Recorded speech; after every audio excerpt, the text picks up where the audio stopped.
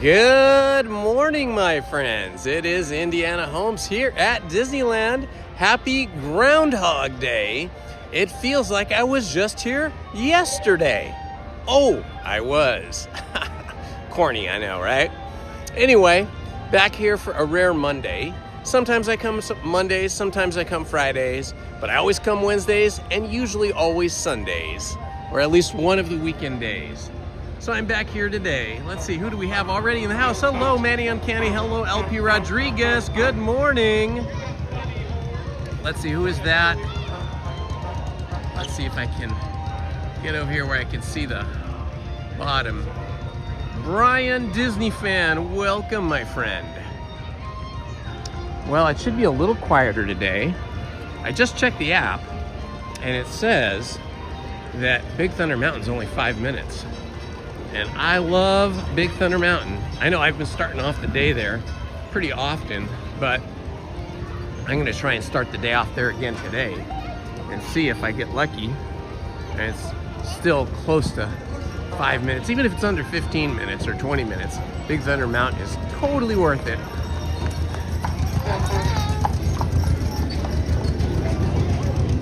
I love all of the trolleys and jitneys and vehicles that come up and down Main Street, USA. Carnation Cafe, a wonderful place for breakfast. If you can get a table, it's always busy there. It looked like today was possible.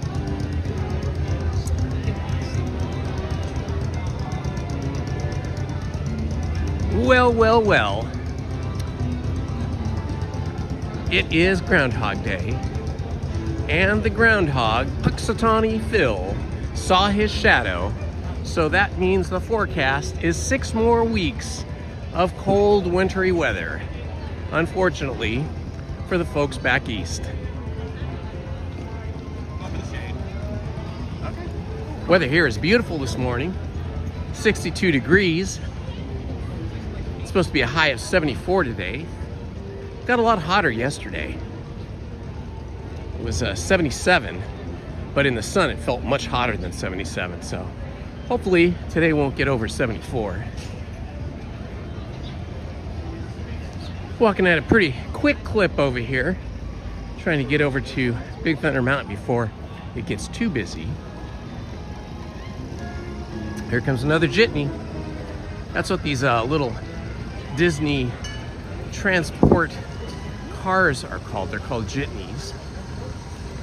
All designed by the famous Disney Imagineer, Bob Gurr, one of the last remaining Disney employees that started working for Walt Disney way back before he built this park, and was put to task by Walt Disney to build many different vehicles here at Disneyland.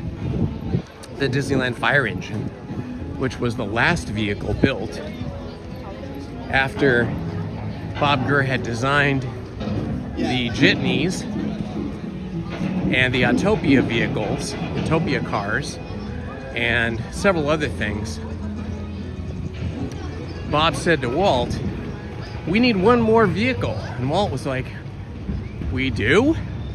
And he said, "Yeah, we need a fire engine." So he let Bob design it, and they built it, and it became Walt's favorite vehicle in Disneyland, and the vehicle that Walt would most often be seen driving in the park. He was driving it himself. And as I've said before, the very last photograph ever taken of Walt Disney at the park here at Disneyland was him sitting in the fire engine. All right, it now says 10 minutes, so that is a win-win-win. When I first entered the park, it said 5 minutes, now it says 10 minutes. I will take that.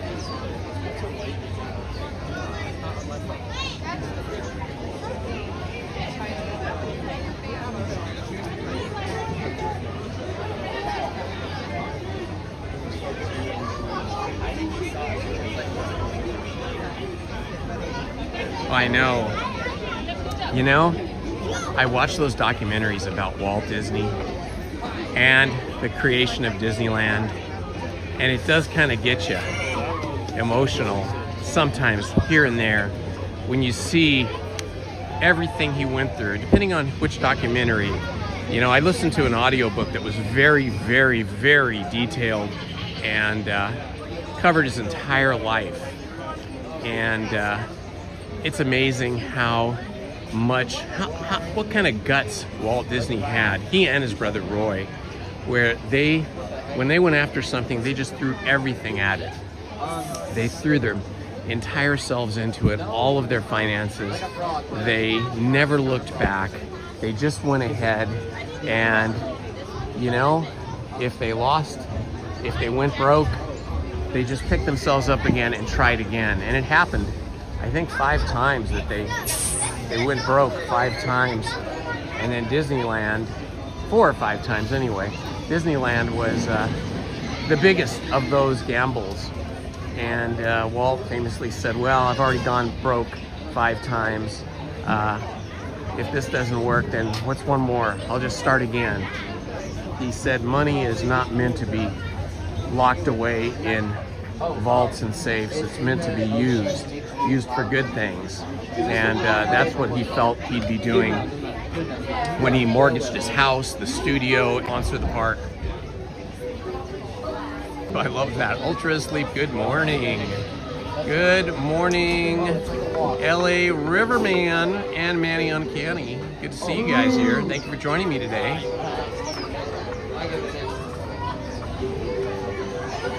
We're gonna get our first ride of the day in by hopping on Big Thunder Mountain Railroad.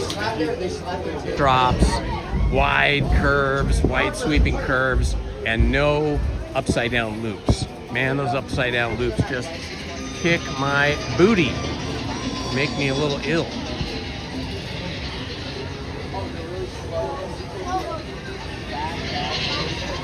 Hello, Leslie Quintas, good morning.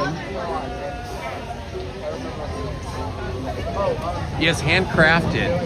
The Netflix documentary, it's a Disney documentary really, but you can see it on Netflix, called Handcrafted. Was actually done by Oob Iwerks, I believe granddaughter. I'm not sure if it's his daughter or granddaughter. I'm guessing it's his granddaughter. Could be daughter though. And Oob Iwerks, of course, was Walt Disney's first employee. The man that helped him create Oswald the Lucky Rabbit. He actually drew Oswald the Lucky Rabbit, came up with that character, and that was their first big hit. But unfortunately, due to the way the contract was written, after the success of Oswald the Lucky Rabbit, they lost the rights to Oswald the Lucky Rabbit. And that's why Walt had to come up with a new character, and he came up with Mickey Mouse. Originally Walt wanted Mickey Mouse to be called Mortimer Mouse, but Lillian, his wife, objected and said that was too stuffy and it needed a more friendly name, and she came up with the name Mickey, and that's how it ended up being Mickey Mouse. Hello, Debbie Diaz. Welcome. The weather is beautiful. Now 66 degrees. Temperature has gone up 4 degrees in just a few minutes, just since I got in the park and walked up Main Street and got to Big Thunder Mountain. It's supposed to be up to 74 degrees today.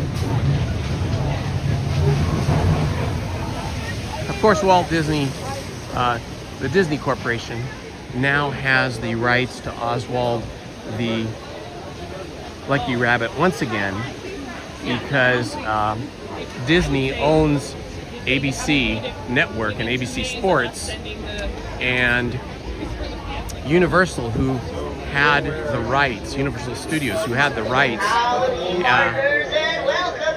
to Oswald the Lucky Rabbit. I'll tell you in a minute.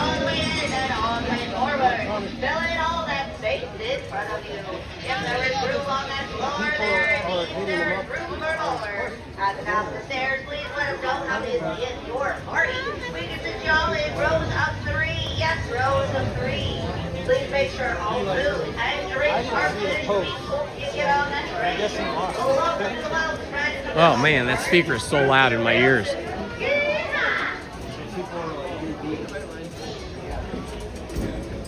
Yeah, so Universal,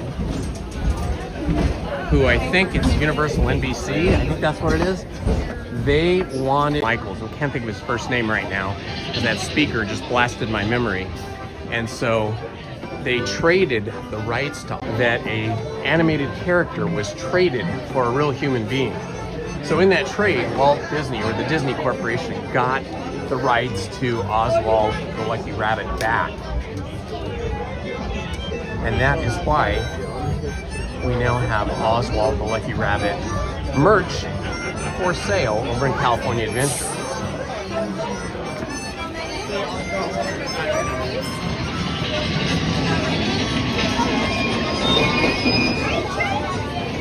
Hello, a classy Ella. 1. 10 and 11. 15, gotcha. Excellent, I get to be in the last row again. I love it, love it, love it, love it.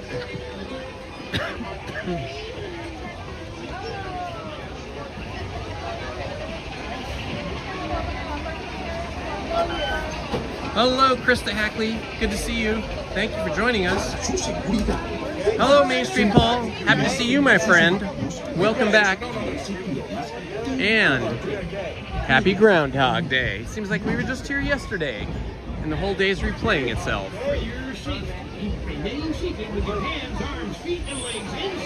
Hello, Ace Ventura. Row 15. The best row in the West.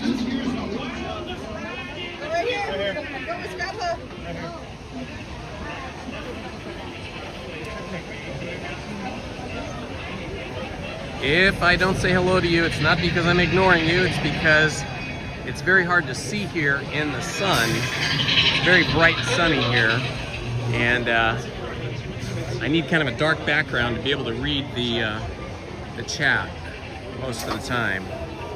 But the wonderful mods that are here this morning will greet you and chat with you. I obviously will not be chatting while I am on Big Thunder Mountain because I will just be trying to hold on for my life. And I will also be turning off the gimbal and hand holding the camera. So it may be a little shakier than normal, but that will just add to the realism of the ride through. Lizzie's not here, Main Street Ball. She is at work. It's just me today.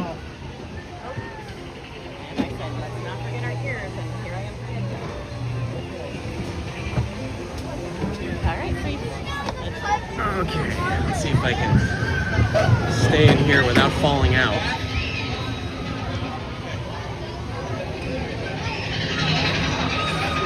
Hey, what about the selfie?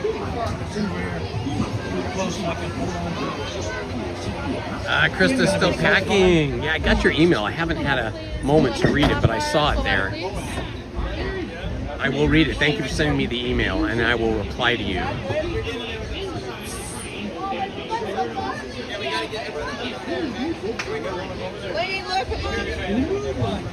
Okay, better turn off the gimbal now. So now we'll have a slightly more handheld kind of view of this ride. Woohoo! Here we go!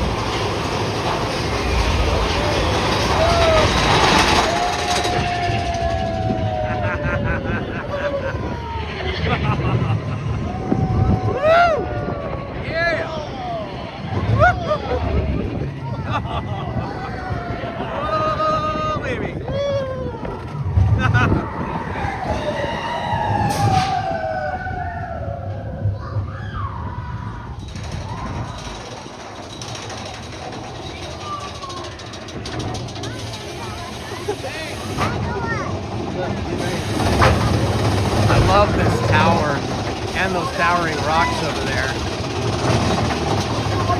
They look like hoodoos. Hoodoos are a type of rock formation in Bryce Canyon in Utah.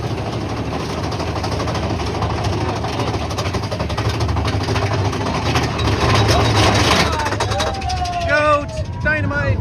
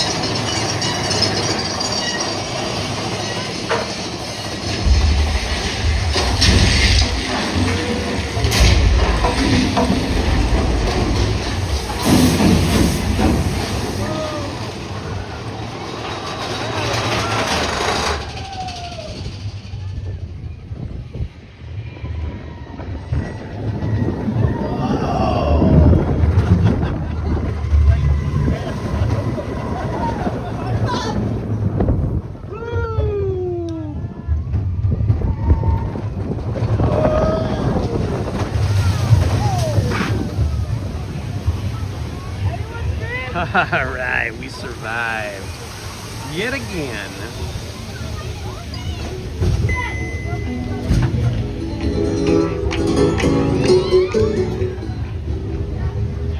That was fun, huh? Yeah. You never get tired of this ride.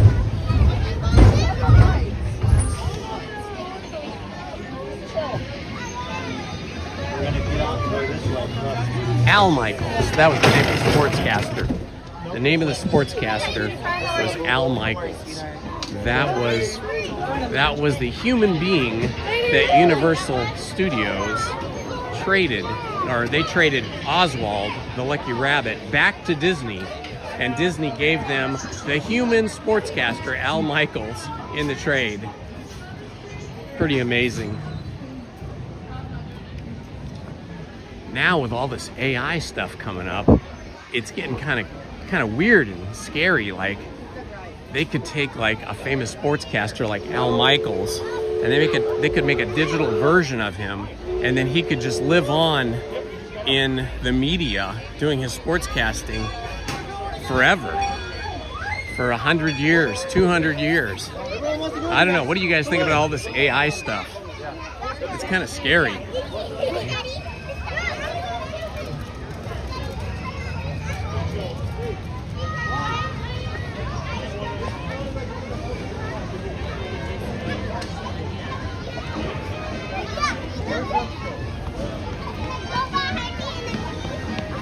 Oh, it's like Indiana Jones is back open. I think I'll wait for Single Rider to open later today at about 11.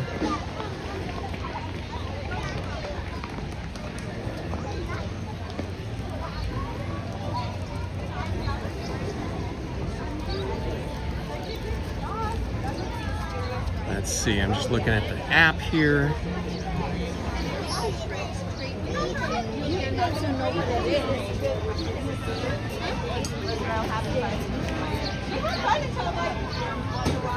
Haunted Mansion is showing 13 minutes. I know we just did this similar thing yesterday, but you know what? I never get enough of Haunted Mansion, so 13 minutes, it's not going to be shorter than that the rest of the day. I'm going to go for it right now. And it helps me get my steps in because I got to walk all the way from over here, at Big Thunder Mountain to the Haunted Mansion, which is not a super long distance, but it's getting my steps started for the day. Oh good, Pirates is open again. Yesterday, Pirates was closed, like the whole time that we were here. I think it probably opened again eventually, but when we were here walking around, choosing between rides, it was closed.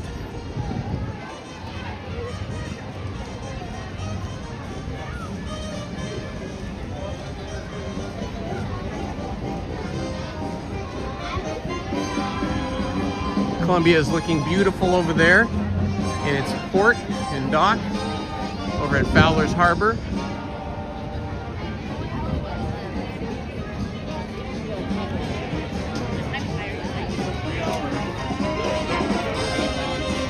I'll catch up with the chat once I get in line for Haunted Mansion. I can't read it when I'm walking this quickly.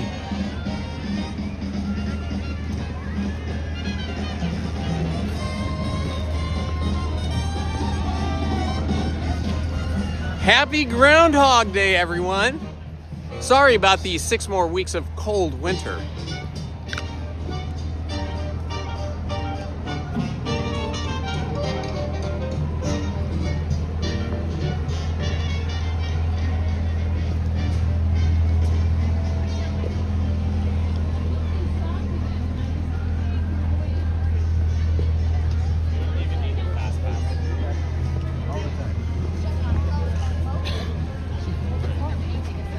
Wow, it looks really empty in the line for Haunted Mansion. This will be amazing.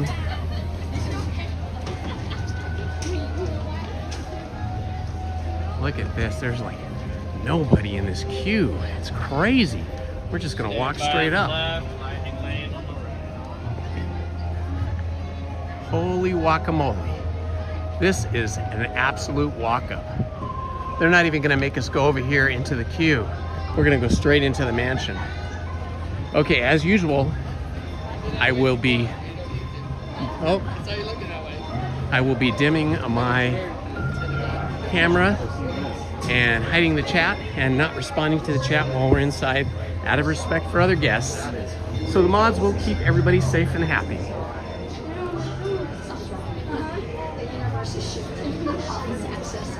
Whatever, if I jump timeline, yeah, I'll take this one right now.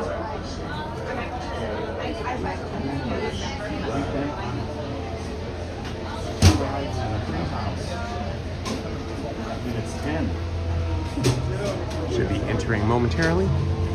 Wow, it's rare that you just get to walk right up to the porch like we just did.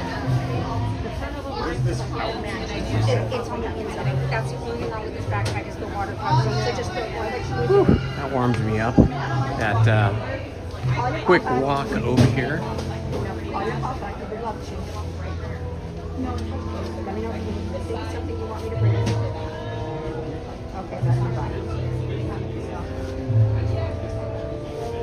I think there's a group just ahead of us that are in. They're waiting to clear that room before they let us in. all the way in, please. All the way forward. Fill up all that available dead space, please. All right, we are heading in.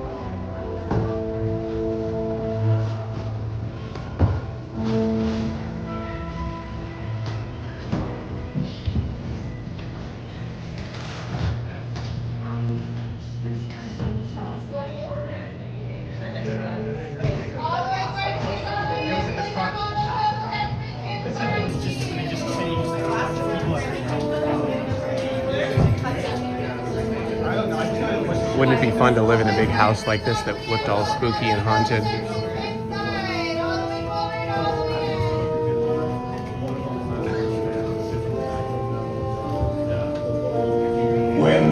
Whenever candlelights flicker, where the air is deathly still, that is the time when ghosts are present, practicing their terror with ghoulish delight.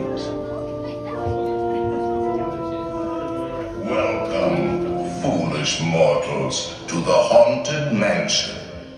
I am your host, your ghost host.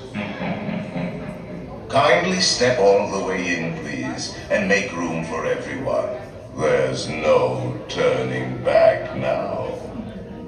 Our tour begins here in this gallery, where you see paintings of some of our guests as they appeared in their corruptible, mortal state.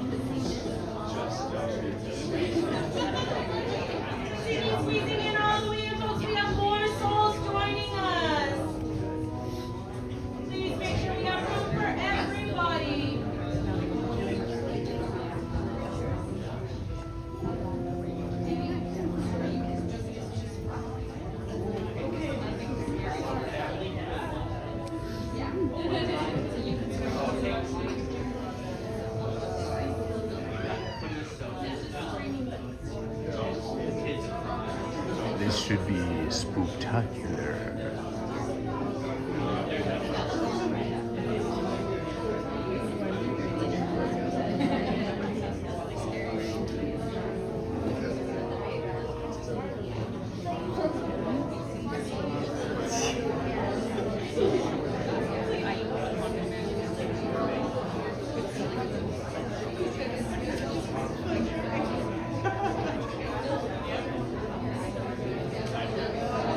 Seems like we're being held up by some dark force.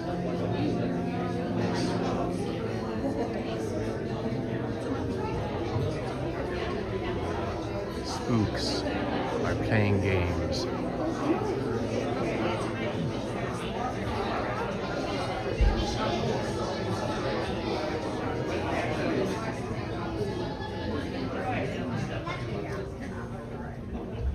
Your cadaverous pallor betrays an aura of foreboding.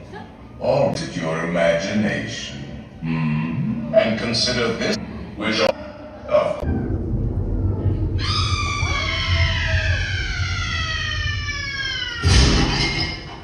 Oh, I didn't mean to frighten you prematurely.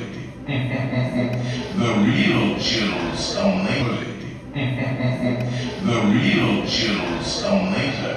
Now, as they say, look alive, and we'll continue our little tour. And let's all stay together, please.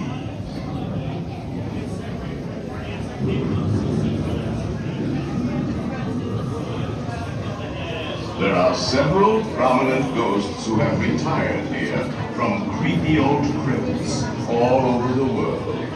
Actually, we have 999 happy haunts here. But there's room for 1,000. Any volunteers? If you insist on lagging behind, you may not need to volunteer. And now, a carriage approaches to take you into the boundless realm of the supernatural. Take your loved ones by the hand, please, and kindly watch your step. Oh yes, and no flash pictures, please. We spirits are frightfully sensitive to bright lights.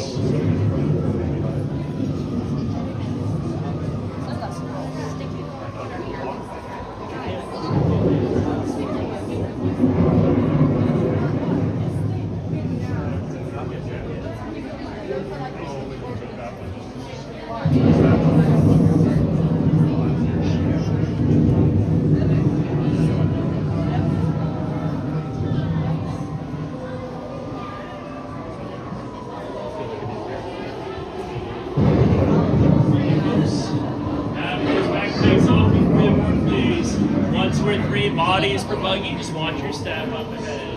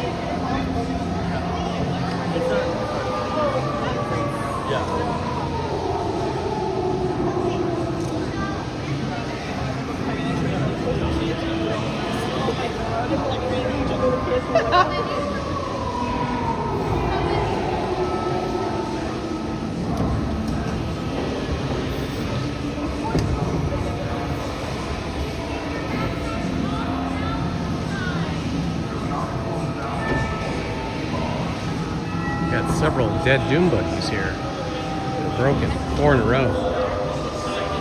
4 doom buggies all strapped down, they were all broken. No loading. Pull down on the safety bar, please. I will no report. And heed this warning. The spirits will materialize only if you remain safely seated with your hands, arms, feet, and legs inside. And watch your children, please. Para su seguridad, permanezca sentado y mantenga las manos, brazos, pies y piernas dentro del vehículo. Y cuide a los pequeñitos y ahora, prepárese.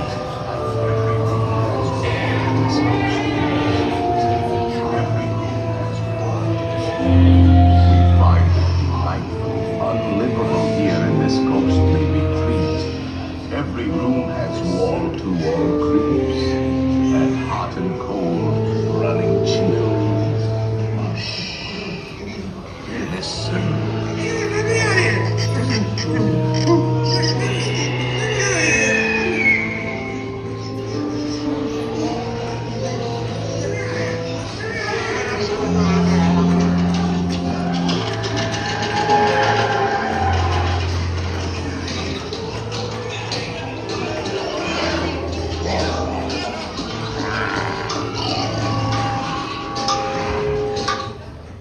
We have been unavoidably detained by Frankie's spirits.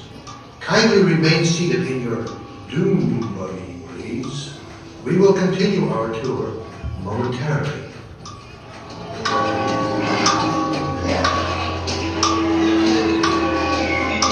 Please remain seated or all the tour will now continue.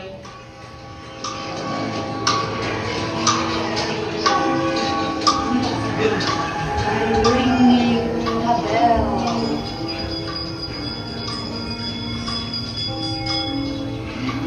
Serpents and spiders, tail of a rat. Call in the spirits wherever they're at. Rap on a table. It's time to respond. Send us a message from somewhere beyond. Goblins and ghoulies from last Halloween. Awaken the spirits with your tambourine. The happy haunts have received your sympathetic vibrations and are beginning to materialize. They're assembling for a swinging wake. They'll be expecting. I'll see you all on later.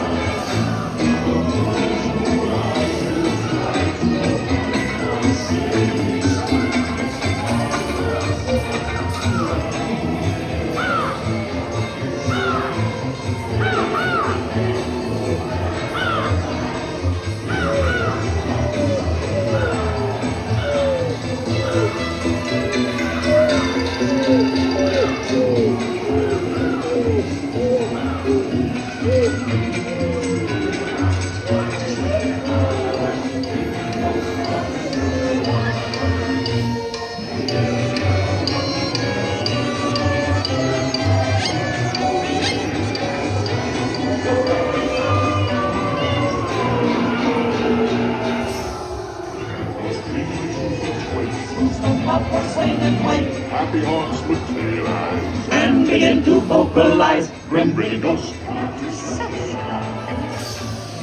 Close your eyes and you'll try to hide for a silly spook. They sit by your side, shrouded in dark disguise. They pretend to terrorize. Through those mountains of the night. At the moonlight fire of the desert trees,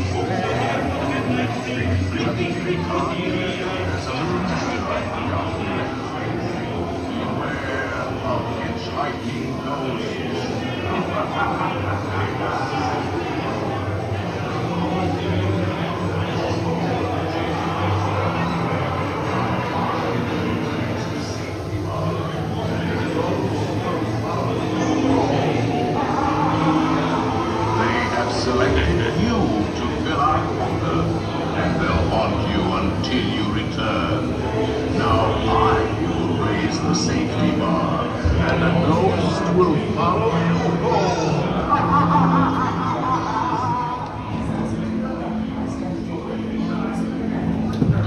Please watch your step. Around your left-hand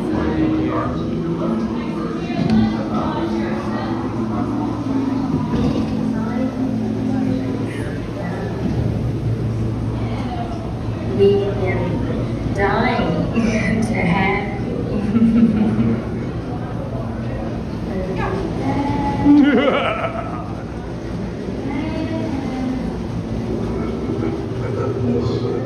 Ah, what a way to start the day. Two of my favorite rides at Disneyland. Big Thunder Mountain and the Haunted Mansion. Okay, we haven't been in Madame Leota's shop here for a while. Let's see if they have any new merch. Ooh, I like that. Jack Skellington hat. And this Tim Burton Nightmare Before Christmas. I wonder if this glows in the dark. Because it's got like a really intense green color. I bet it glows in the dark.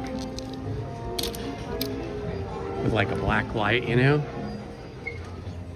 Let's see if there's anything else new here. What is this? Just a doll? Yeah, it's pretty cool. Look at that. It's very soft and plushy. I think they're gone.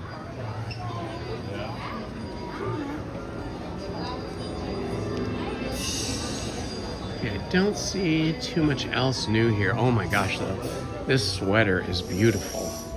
This is gorgeous. It has that wallpaper kind of motif to it. Take a look at this. This is a gorgeous, oh, Lizzie would love this. Let's see what the back looks like. Oh my gosh, Haunted Mansion vibes. This is so cool with the H&M Haunted Mansion logo and the black bow. Whoa, that is pretty sweet. So yeah, they did have a couple new things here. I've never noticed this. They have Madame Leota earrings. Nice.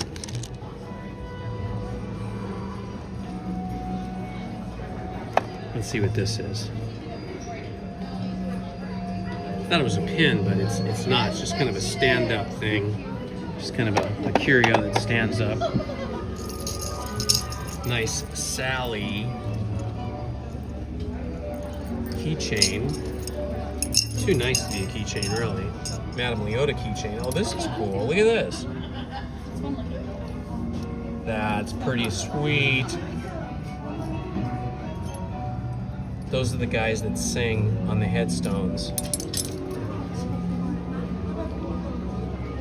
This is new. I haven't seen this before. Far as long as we both shall live. Oh. I like it except for the white t-shirt. I don't really love white t-shirts. Although they are better on hot days than black t-shirts. That is for sure. Okay, we're gonna take a moment here in the shade so I can check my app to see what the wait times are like. I'll get back with you guys and check the chat in a few minutes. I'm not ignoring you, just trying to see what's happening. Also, Wonderland's up to 25 minutes, wow. Autopia, 5 minutes. Big Thunder Mountain, Buzz Lightyear. What about Astro Blaster? Astro Blaster, wow, that's up to 20 minutes. Buzz Lightyear, Astro Blaster's 5 minutes. Oh, I might have to do Astro Blaster. 5 minutes. Chip and Dale, Dapper Dance are coming on at 11. Okay, I'm gonna head over to Astro Blaster. That'll get me some good steps in, you know? I need some steps.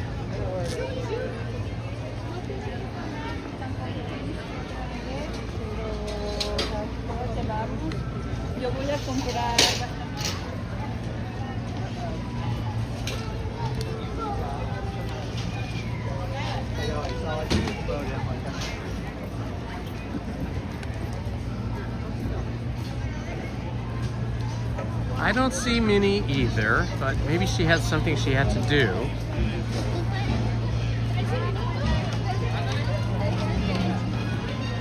I was very lucky for the short line.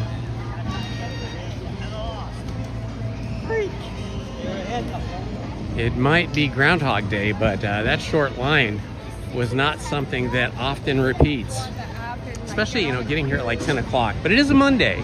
So maybe now that now that most kids are in school, or should be in school anyway, and there's no holiday today, maybe it's a little lighter for that. Hello, thick lady vibes.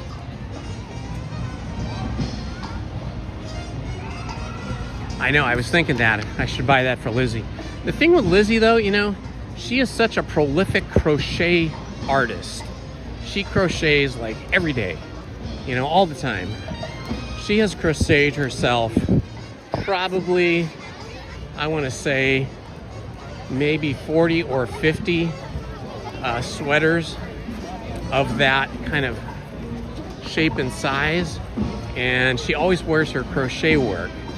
So while I think she might really like the design and appreciate it, I bet she wouldn't wear it that much. But yeah, I thought about that.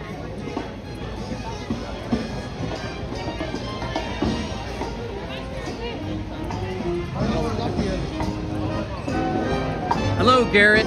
Well, it looks like the Disneyland Band is playing out in front of the Golden Horseshoe. Let's see if we can get a look at them. I don't know how long they've been playing.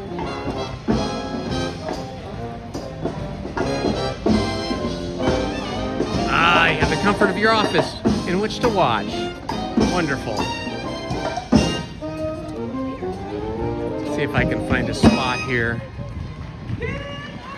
Oh, it sounds like they just played their first song, so I might be able to, if I can find a spot where it's unobstructed, might be able to see a little bit of the Disneyland Band performance.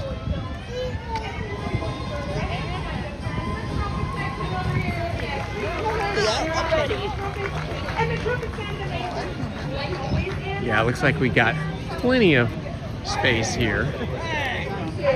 Come on. I said it. You sounded amazing. Yes, we did. All right. Hold on just a second there. We were talking back there. I guess the trumpets were okay. The trombones were fine. It's the saxophones who were amazing, right? That's right. What's up? Hello, Andy. Hello, Krista. Whoa! Hello, Garrett. Oh, man, but I'm putting out bad news for you. Well, look, I heard this crowd of people. You know what I see? I see a crowd full of saxophone fans. You want to do something kind of like this? Hello, J. Roma Baca.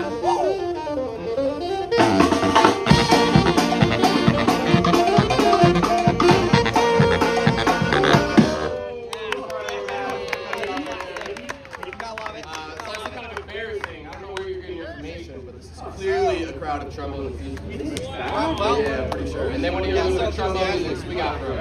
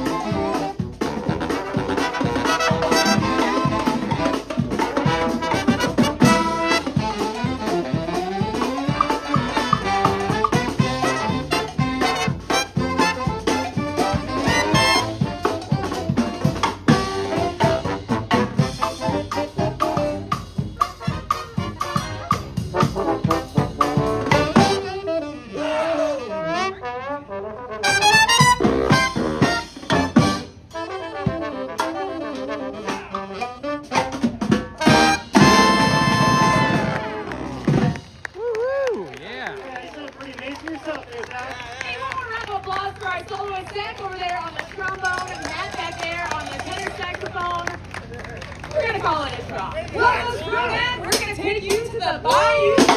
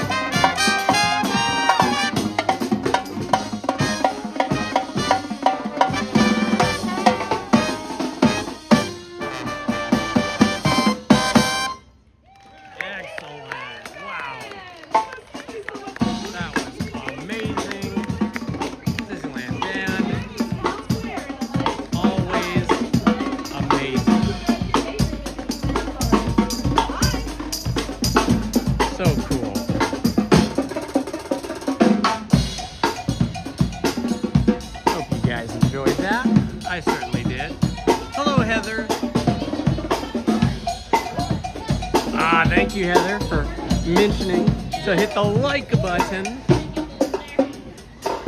Also, subscribe and hit that notifications button. If you're new to the channel, we'd love to have you become a subscriber and join our little family here on the Indiana Holmes YouTube channel, where we all hang out, chat, enjoy some music, some rides, some attractions, all throughout Disneyland and California Adventure.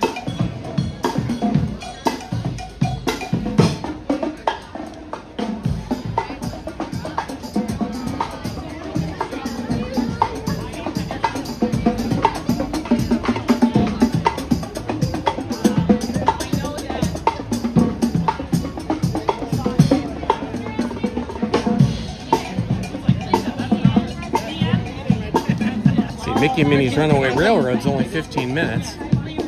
Might have to head up there at some point.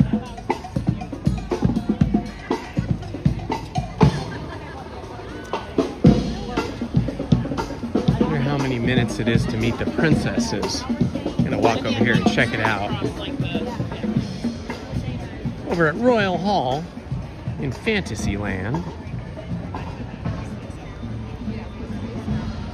It's usually pretty busy. Lots of little kids like to meet the princesses.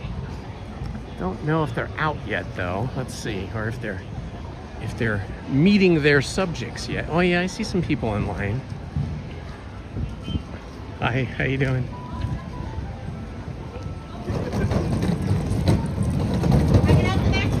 Oh yeah, that's a little bit of a line there. Let's see how long it says.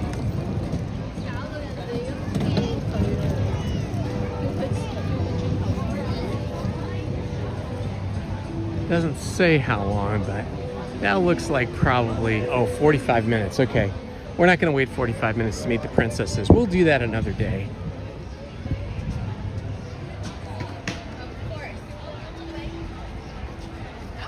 Beautiful little area right here with Maurice's Treats over on the right.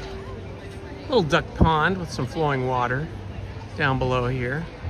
Lots of wonderful shrubbery. Disney shrubbery.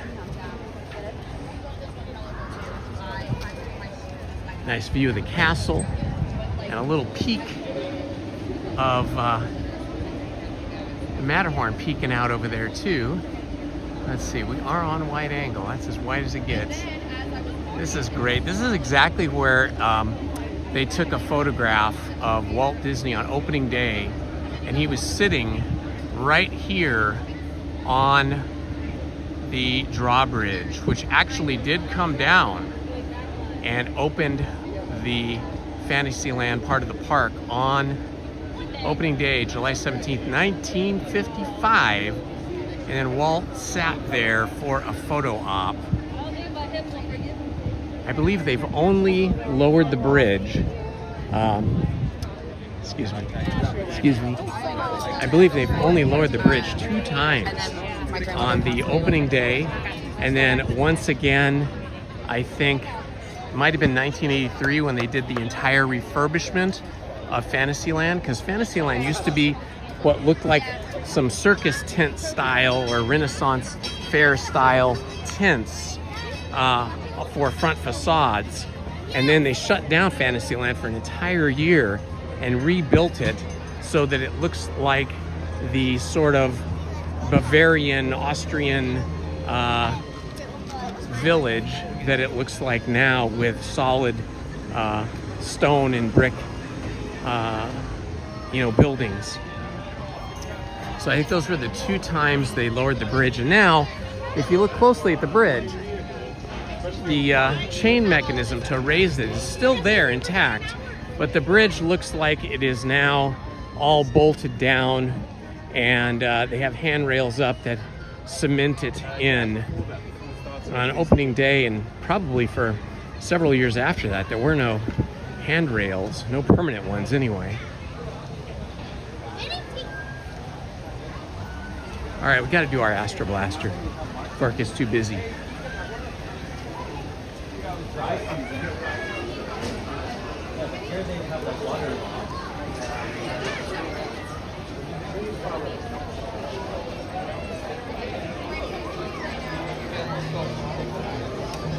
Yeah, all those songs are great. They played Coco music today with the band, Disneyland Band. They played some Tiana music. All good selections.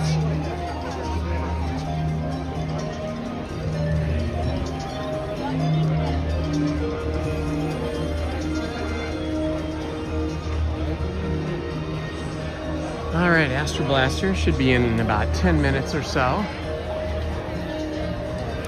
Give me a chance to catch up with you guys in the chat.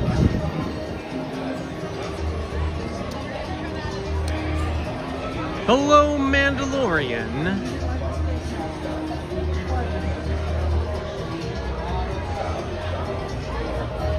Hello, Redlands Redhead. Good to see you. Jambalaya Jazz. I think that's at night on the rafts, isn't it? A Jambalaya Jazz Band.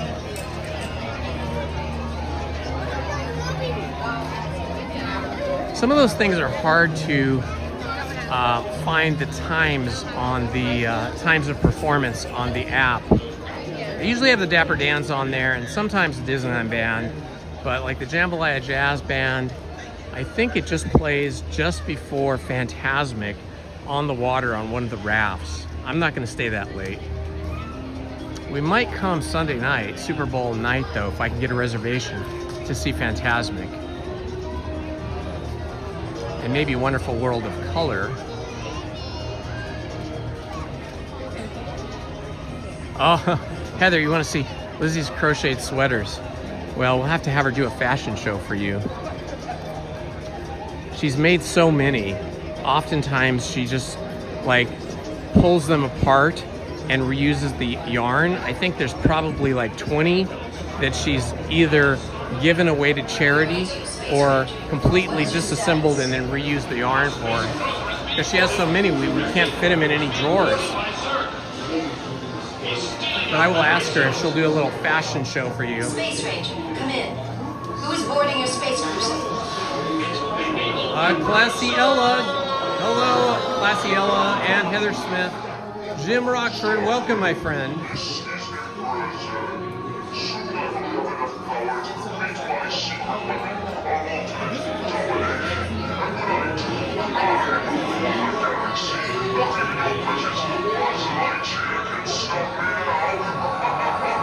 I'm just scrolling back through the chat here to see if I missed anybody. Zerg must be stopped. Attention, If you're new to the channel, report immediately to the briefing. say hello in the chat. Let us know where you're watching from. You can tell us your city, your state, or your country. Always love to know where people are watching from. And if you're new to the channel, please like, subscribe, and hit that notifications button. It helps the channel immensely and helps us grow our community here.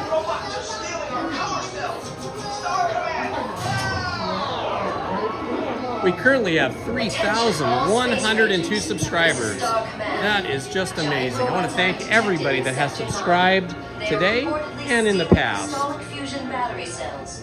Those power cells are vital. Without them, we are doomed. I wonder if we can hit 4,000 subscribers by the end of February. I don't know. It's a short month, only 28 days. Might not be able to do it. Signal from Sector 9.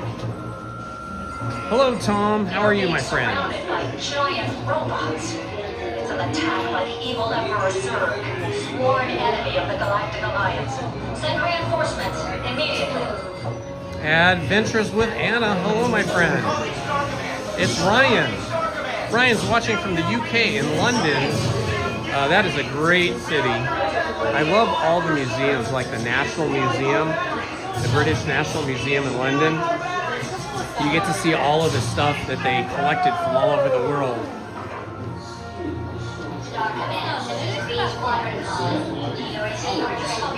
Mercy deserved. Suddenly, I picked a fine time to send a little piece. All right, you junior space rangers, listen up. Zerg is using the stolen battery cells to energize the secret weapon. Our mission is to find his robots and his secret weapon and blast them. Green Squadron will retrieve the power cells, while the rest of you concentrate on those robots. You'll rendezvous at Planet Z.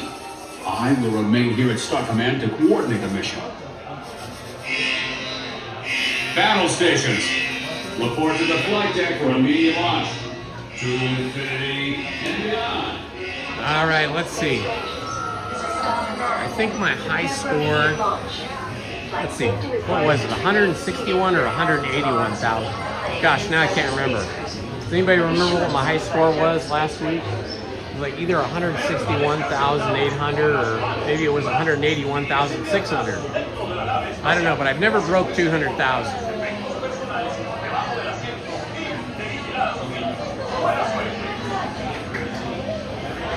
Disney Pass crew member is here. Hello.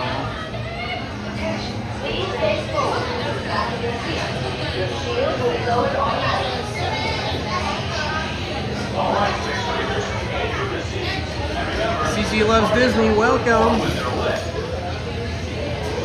Isn't it amazing how so many of us love all things Disney? I saw that Zootopia 2 made a fortune at the box office. Disney released their earnings for the last quarter and they're up 5%. So they've had increased income at the theme parks and at the movie theaters and at the cruise ships. So Disney is doing something right. Obviously, or we wouldn't all be here enjoying it. Okay, we'll go wide angle so you can see me hold my laser and shoot it. Okay. Wish me luck, guys. I'm doing well, Andy. I will say hi to Lizzie when I see her tonight. She's at work.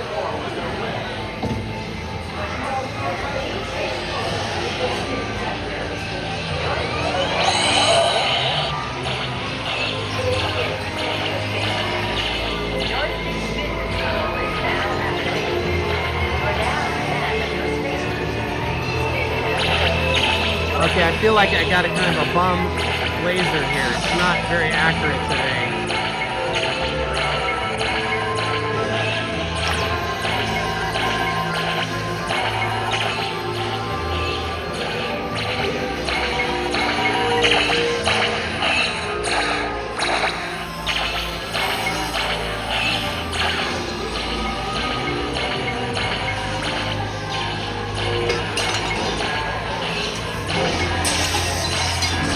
Okay, we're hitting a few, but I feel like I'm not doing that well today. I feel like my laser's not all that accurate.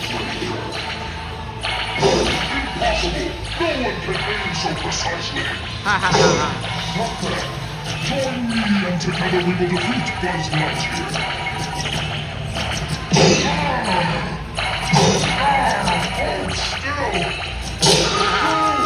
I'm losing control. Oh man, what is up with that? I cannot hit it. Okay, I'm going into the dark tunnel here.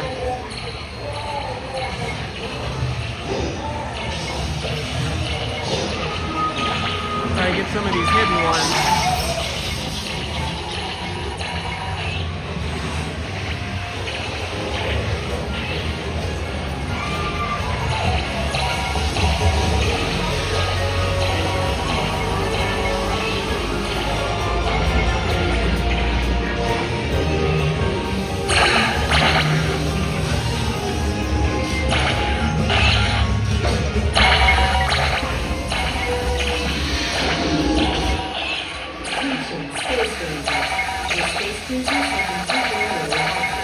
This is good. When they halt the space cruiser, we get extra time.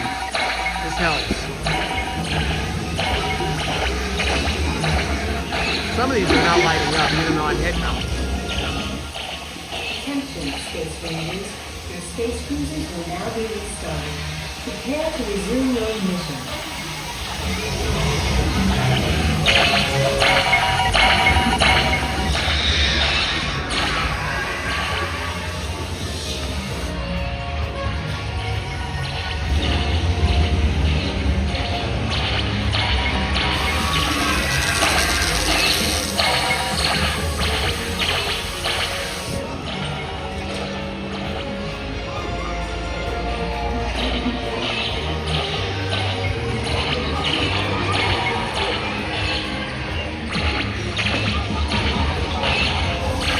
some of these will not light up. I feel like I'm being cheated here. I got one there.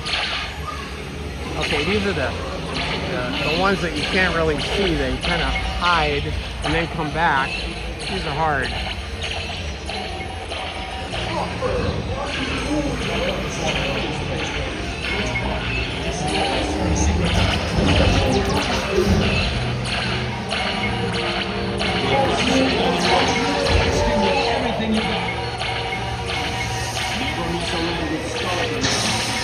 Oh yeah.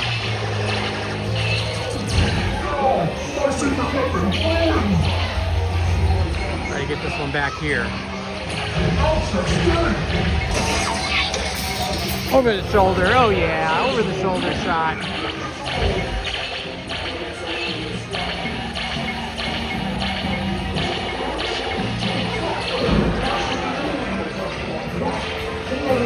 I wish there was more to shoot at in this room. Oh my gosh! I'm at 258, 200. Check this out. This is the highest I've ever gotten. Saved our lives. We are eternally grateful.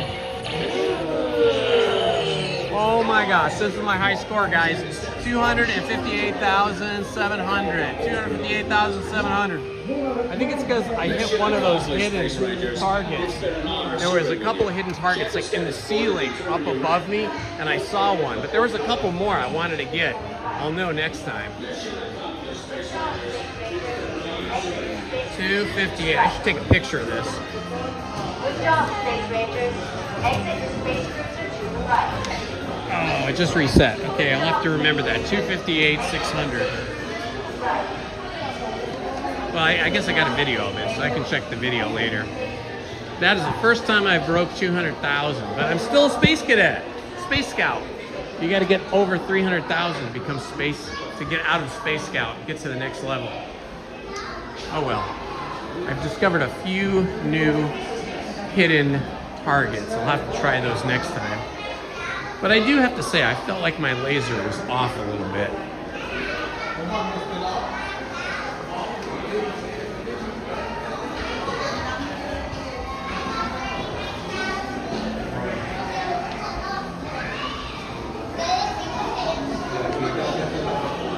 Whew. My hands are a little tired now.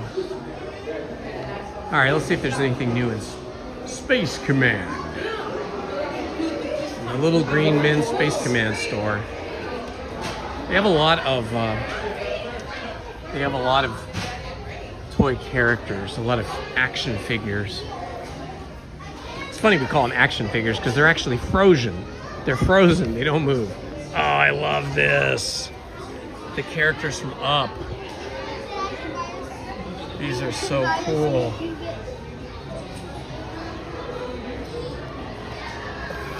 Oh, and check this out. It's sort of inspired by Up. Nice. The Wilderness Explorer. That's very cute. Official. And then you get the Wilderness Explorer hat. Ooh, this is really nice.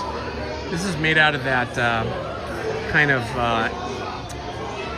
what do you call that? Like, not action fabric, but that kind of, that fabric that wicks the moisture away from you, like soccer players wear. Adventure awaits, choose your path. That's nice. Ooh, and look at the back's even better. Adventure, ready for adventure. Oh, that's me right there. Gosh, that's really nice. That's one of the nicer, unusual shirts I've seen in a long time. I would be up for getting this. It does not have a price, but I'm gonna bet it's something like $80. Oh, here we go. Oh, not bad. It's $65. That is not bad. $65. Do they have large? They have extra large. They have a large one. Wow, okay, I have to think on that. I can't just go spending money willy-nilly, but that is probably the first theme park animated film inspired shirt that I have seen that I would actually love to buy and wear in a long time because it was so unique and I love the fabric and everything. Good for the summer because it'd be cooler, you know? Oh, they got a Slinky Dog shirt. This is new. And they got Dino. I have a Dino, but he's much smaller than this.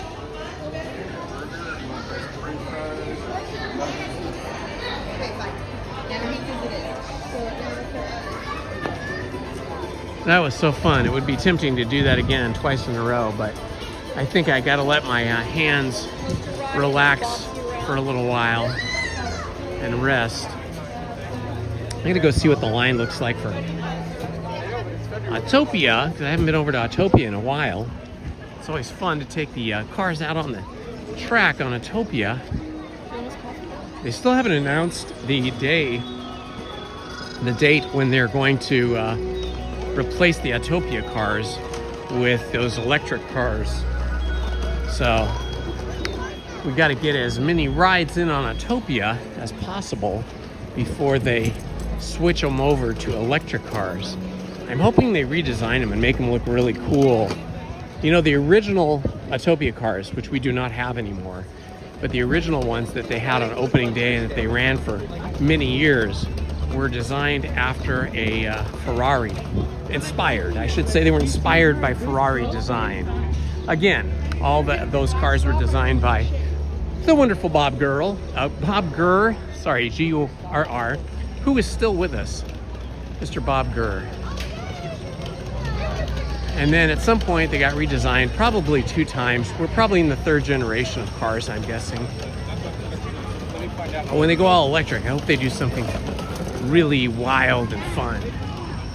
And then I hope they give us some kind of really cool sound. They'll probably have to have speakers and pipe in like car sounds. I hope they make it really racy and like F1 style sound.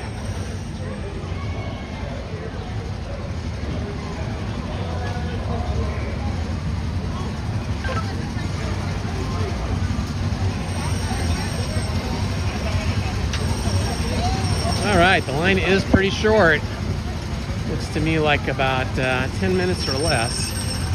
I'll hop into a car and take a drive along the racetrack.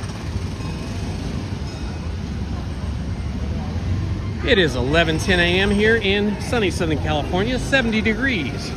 Started the day at 62. About 15 or 20 minutes later, it was 66. And now we've jumped up to 70.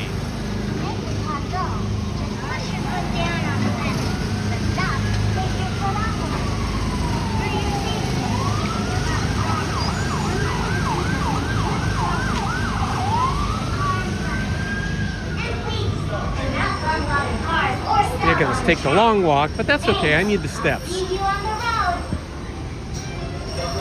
Hola, conductores. Yo soy Bert.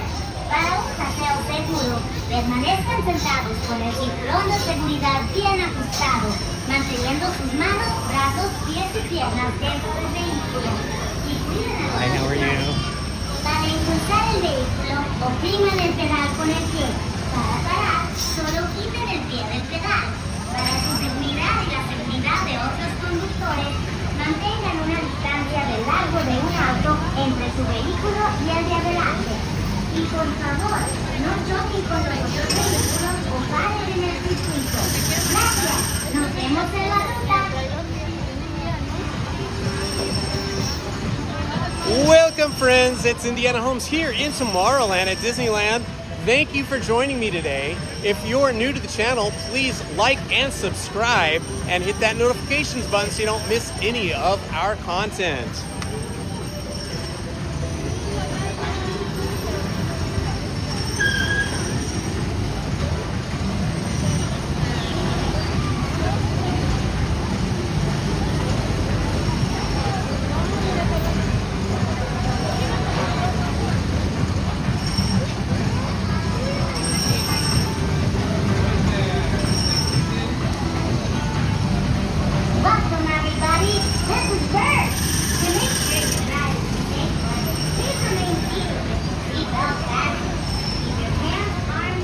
Oh look, a rare view inside the engine bay. There's an inside of the engine bay. I think those are like Honda lawnmower motors. I think that's basically what they are. you and the car ahead of you, and drive carefully. And please, do not bump the car in front of you or stop on the track. Thanks. Have a fun ride. Hello, Spencer. Hello, Cece. Yo soy Bird. Hello, Heather. Hello, Grant. Happy to see you guys here. If you're new to the channel, you can introduce yourself by saying hi in the chat and let us know where you're watching from. You can say your city, your state, or your country, and you can even tell us if you're watching from your office at work or if you're watching from home. Join in the fun and join in the chat. We're all friends and family here, and hopefully I'll meet you at the park one day. I'm usually here Wednesdays and Sundays, and sometimes Mondays, and sometimes Fridays. I am scheduled for Wednesday and Friday of this week. We're also scheduled for Saturday, but we have an event in the afternoon and evening on Saturday, so I think we're probably going to cancel our Saturday reservation and see if we can get a reservation on Sunday night so that we can see the Paint the Night parade and maybe the wonderful world of color. San Diego, welcome. San Diego, the best weather in the country, as voted by, I don't know who, the weatherman, somebody. Every year they say the best weather in the country is in San Diego. Hiya, drivers. This is Bird. For a safe drive, remember to stay seated with your seatbelt fastened. Home on the 65.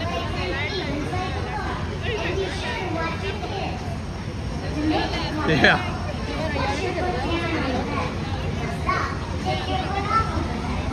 For your safety and the safety of other drivers, remember to keep at least one car length between you and the car in front of you. Andy, we were on the Haunted Mansion earlier, about a half hour ago. So if you want to see the Haunted Mansion ride through, just rewind the live stream. It was fantastic. We walked straight up to the porch and got in right away. There was no line.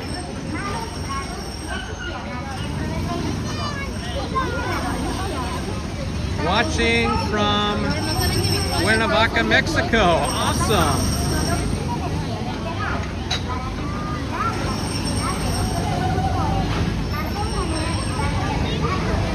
Springdale, Arkansas. Welcome, Stephen.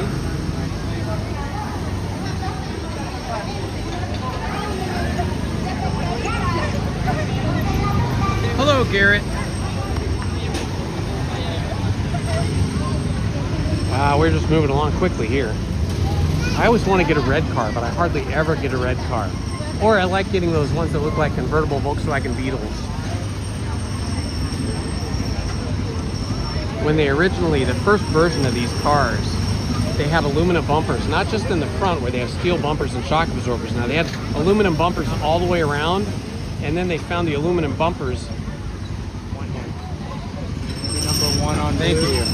They found that when the aluminum bumpers were, when they crashed into other cars, when they got bumped, they completely deformed and they fell apart. So they had to replace those pretty quickly after that first month with different kinds of bumpers. But now we have completely different cars. You can see these are branded by Honda. They have a big H on them.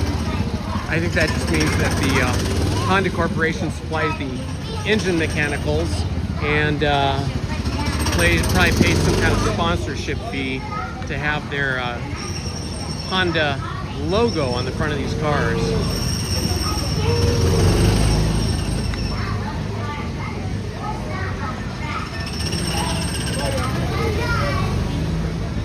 Let's see, I better put my neck strap on so my hat doesn't fly off, because we're going to be traveling at such high speeds, I could lose my hat. The high speeds are, I think, maximum of like 6 miles an hour. I think it's either 6 or 8 miles an hour. That's about as fast as they go. Okay, here's an unusual one. This is a different one, this silver one. We don't see ones like that. It has like air scoops. That's different. These are the green Volkswagen Beetle convertible style ones.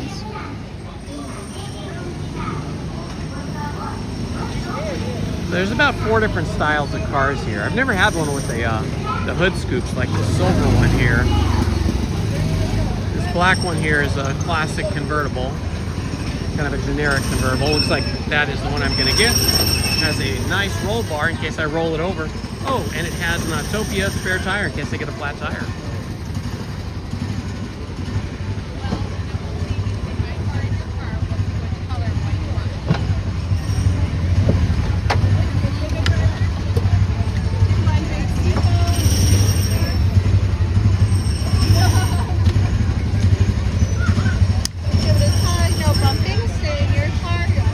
Ready to go?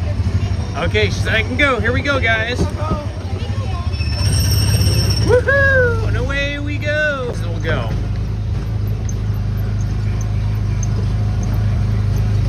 These engines could probably produce more speed, but I think they have a governor on them, which is some kind of a mechanical device that keeps it from going any faster than it's dialed in for.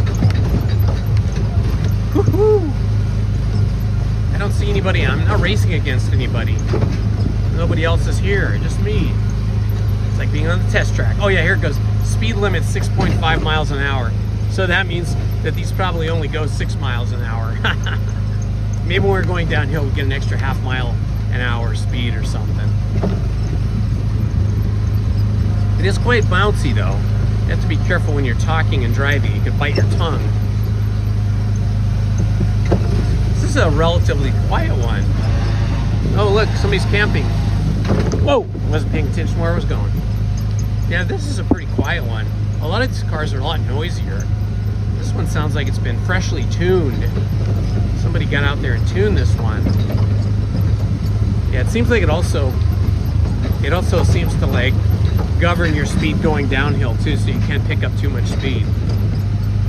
It's so pretty out here though, driving. Here I am, just driving away. Yeah! Woohoo! Driving. I wouldn't call it racing, it's more like driving. When you're racing, you can't really do this one-handed. Racing, you need 2 hands. This is like driving, but this is super fun. Oh, there goes the Matterhorn. I mean, not the Matterhorn, the monorail. Oh, look, there's an orange car crossing the bridge. Oh, we picked up a little speed there. Hey, that was pretty good. I think we actually did pick up a half a mile per hour there. I think we hit 6.5 miles per hour. I like this part here, where it curves kind of off camber. We're kind of leaning out instead of in. All right. Well, I wish we were racing against somebody though. It'd make it more fun. Like over at Radiator Springs Racers. Now those cars go a lot faster.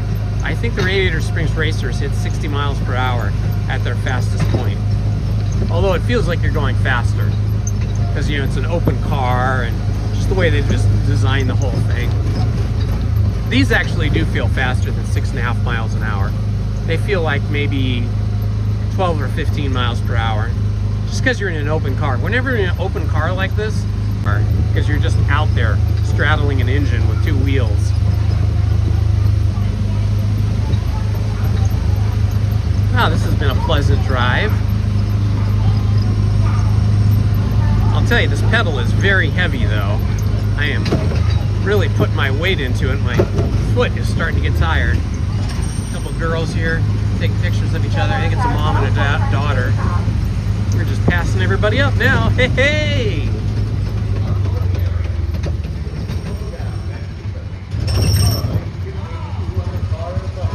You want me to stop?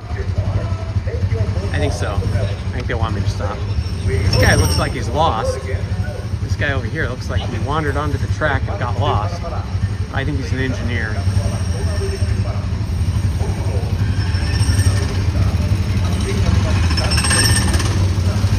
That was fun.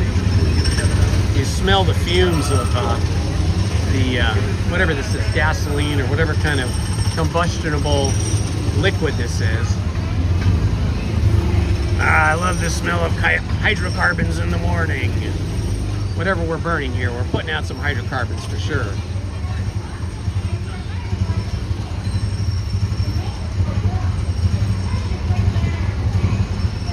hardest part about this driving is getting in and out of these cars because you're only sitting about 6 inches off the ground.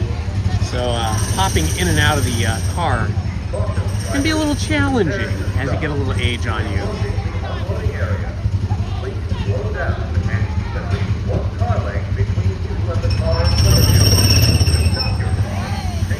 You're making me nervous. You're so close. I don't want to run you over. She was awfully close to the track, but I guess she knew what she was doing. All these people anxiously awaiting my arrival. Yes, thank you, thank you, thank you. Thank you. Alright. Now I gotta try and get out of here. It's gonna be tricky. So getting off the side. Just you two go together? Okay, I'm gonna have you go to number 3, red. Alright, we made it, guys. No accidents, no crashes, no speeding tickets, no caution signs, just straight through. Feel like a racetrack hero.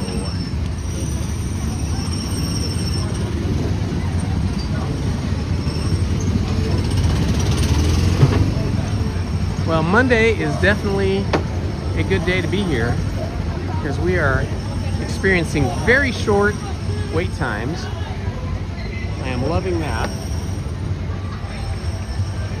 Number one.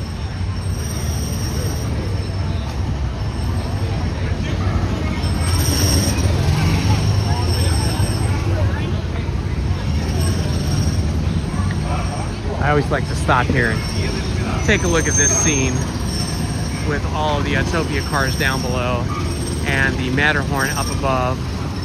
And right now the monorail is in, but I like to see it when it comes along in here. But it's already here, so we're not going to get to see that today.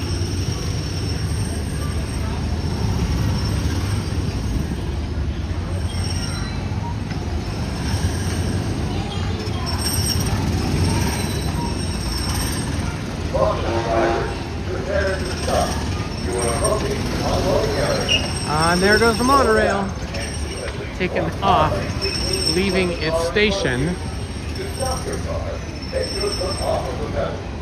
I think I'm gonna go take a ride on the monorail because it's so quiet here today. I might get a decent seat. It'd be fun to be able to be in the nose cone.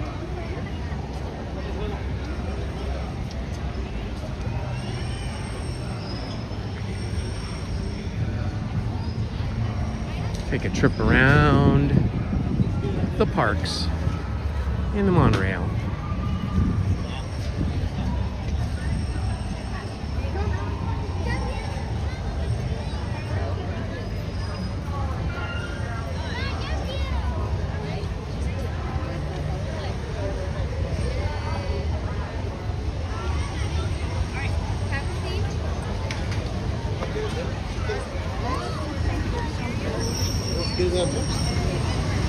Monorail entrance. I've been on the monorail in probably 2 or 3 months now. It's always fun to cruise through. And it's helped me get more steps in today. 11:27 in the morning. And it is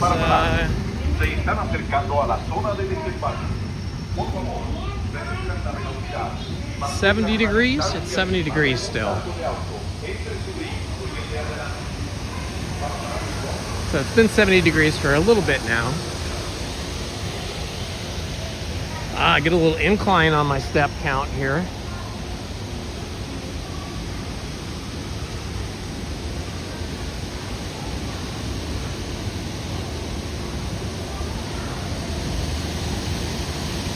I get a shot of these guys coming down here.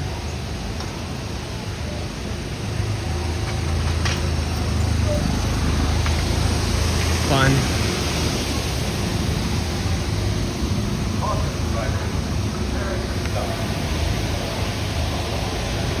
Here's the submarine bay, finding Nemo submarines.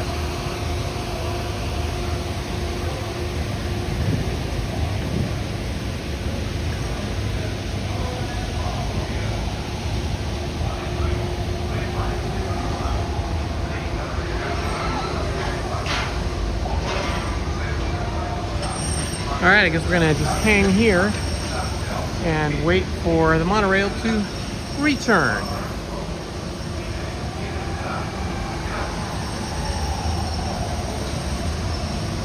See if I can catch up on the chat here while I am waiting.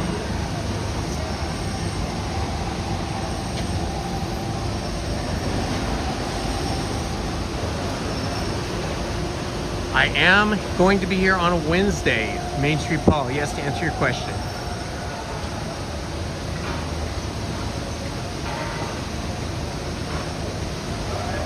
I'm hoping I can sit in the front. It depends though. There might already be people in the front. They don't always let you do it, but I will ask. Yep, I'll be live streaming Wednesday and I believe Friday as well.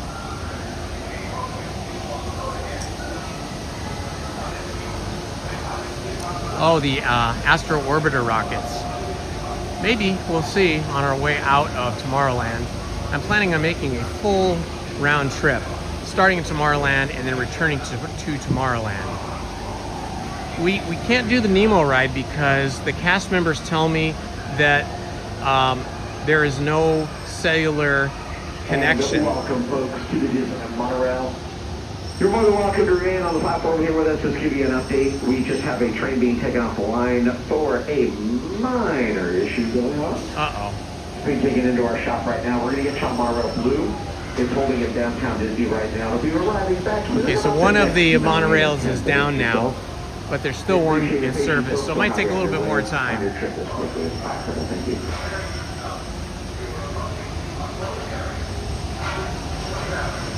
Ha! Main Street Paul, you are so funny. All 4 mountains in 1 hour. I am gonna pass, my friend. I'm gonna leave that to the youngsters. That sounds like a lot of running around and then also standing in line. I'm gonna pass. That would be Matterhorn, Big Thunder Mountain, Tiana's Bayou Adventure, and then Space Mountain. Yeah, I don't think we could do those in 1 hour, even if there was no line. I doubt we would be able to get those done in an hour, but I will wait to see you do that, my friend Main Street Paul, and I will watch you when you do it and cheer you on.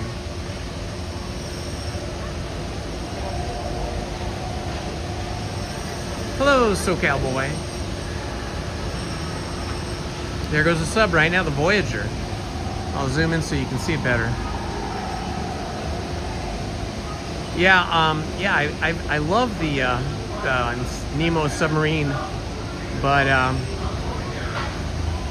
you know, you are in a steel and fiberglass enclosure, and I've talked to a couple of cast members about this, and they said that live stream will not work there. It'll just go dead. So probably won't ever do that. The hills are alive with the sound of music. Those are the only words I know. I'd have to look them up. Yeah, in the Matterhorn, that would be pretty funny.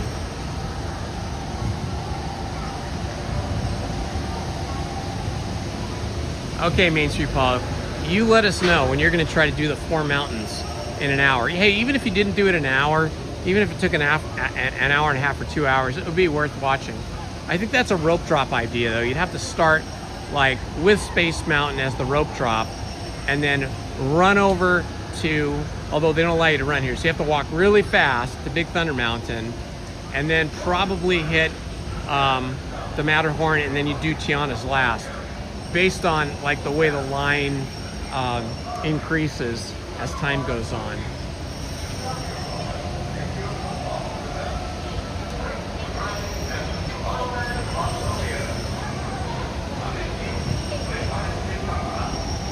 Yeah, it's starting to fill up here now. I don't know if I'll get to be in that nose cone.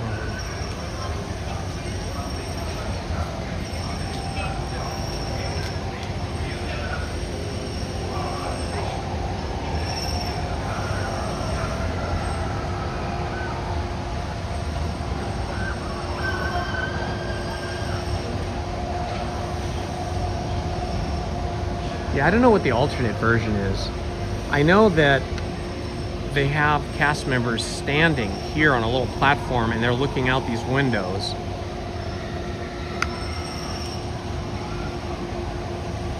So you're saying there might be like a room where they just run a film and it looks like you're going underwater? That's interesting.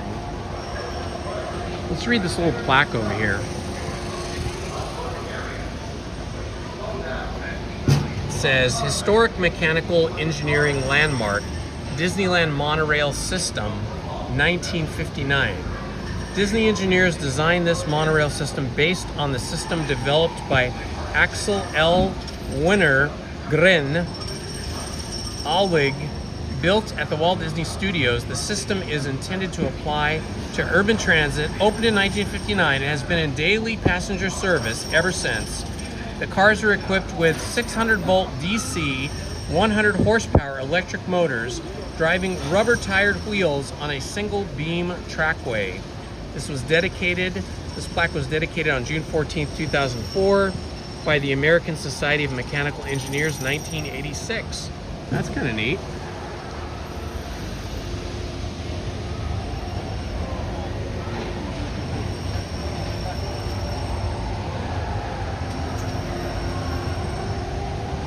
Yeah, the Yellow Submarine of the Beatles album.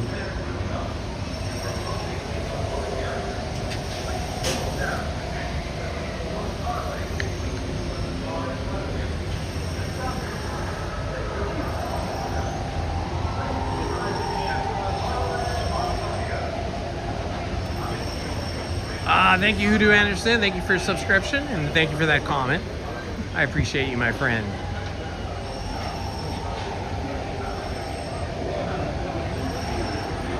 The original version of this attraction was I think it was the Jules Verne 20,000 Leagues Under the Sea interpretation. And they originally had women, real life human women, in mermaid costumes. They used to be out here in this shallow area right here. And that's really shallow right there. And they used to sit there and wave to the guests and swim around a little bit, but they had to get rid of the mermaid women pretty quickly after the park opened because they had several incidents of men jumping into the water to go talk to the mermaids. That is a real thing. That is true. And it wasn't just one or two times. It was like many, many different times people did that. So they got rid of the mermaids pretty soon, I think during that first year that the park was open in 1955.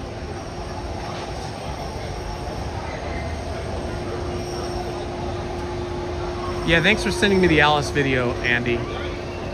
We got home yesterday and we were kind of tuckered out. We were spent. And then we had a lot of things to do when we got home, like walk the dog. And you're gonna laugh at this, okay? But don't shame me.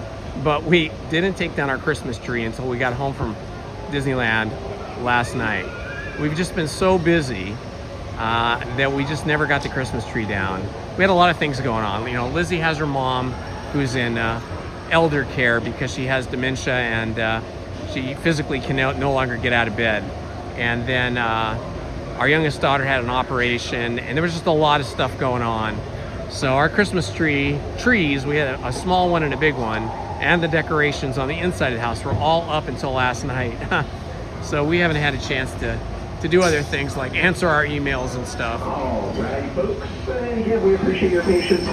We're resuming operation with one Monorail. That's Monorail Blue. It's already on its way from downtown. It'll be arriving here in less than 3 minutes. Less than 3 minutes to your next Monorail arriving here in the station. Walk down here so I get a good view of it coming through. Feel free to fill in any amber number gates. Those are yellow numbers on the dark side of the dark blue post, 1 through 5. We'll be opening up all gates when the next train does arrive. That's Monorail Blue. Just coming into Tomorrowland airspace, about 2 minutes out. All right, we are at gate 1, so hopefully that will give us a shot at getting the nose cone. Everybody wants the nose cone, so I don't know if we'll get it, but we'll try.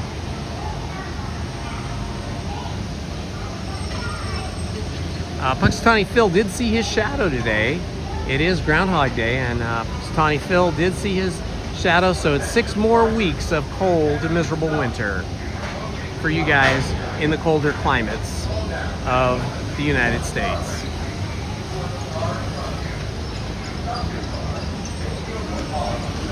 This is a pretty view of the Space Mountain across here. The palm tree and the beautiful flowers.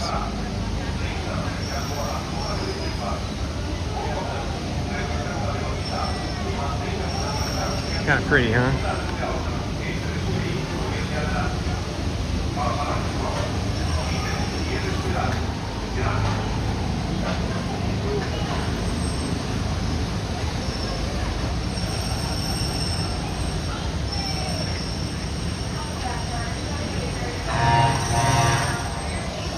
Oh, there it comes.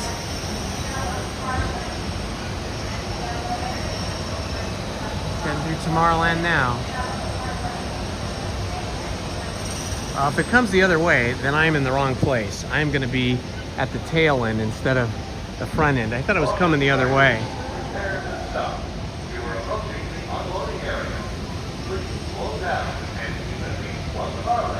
I don't know, maybe it goes back around that way. I'm pretty sure that this is supposed to be the front.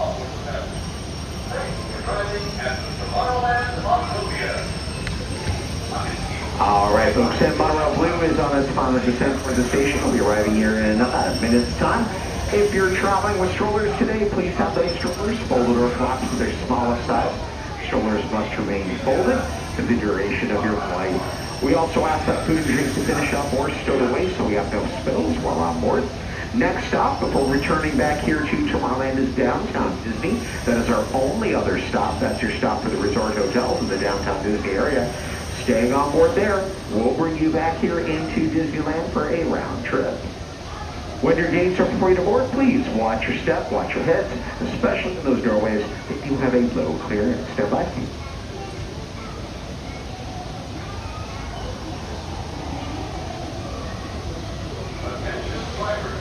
Alright, we're just waiting for it.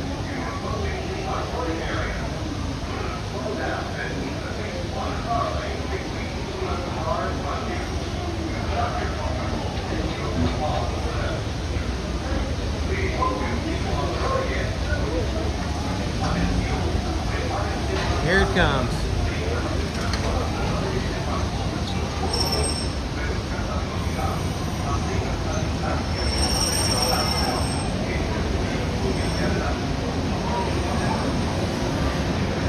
There was nobody in the nose cone. Folks, Monorail Blue will be taking you to downtown Disney. If you are doing a round trip, that train will be holding for about 8 minutes or so in downtown Disney Station. We're going to bring Red right back out after its repair is now done. So again, if you're doing a round trip, please be advised, this train will be holding in downtown Disney for about 8 minutes or so before we bring Monorail Red back out onto the main line. Thank you.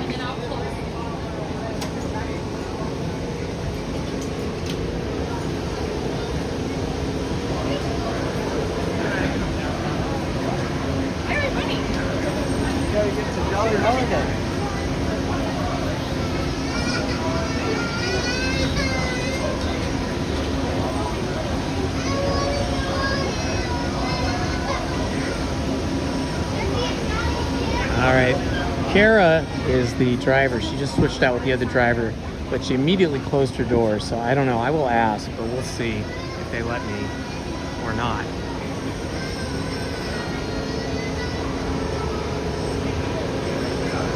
Looks like we're all gonna have to go in gate 3. So they're not letting us in gate 1 where I was standing. Gotta go to gate 3.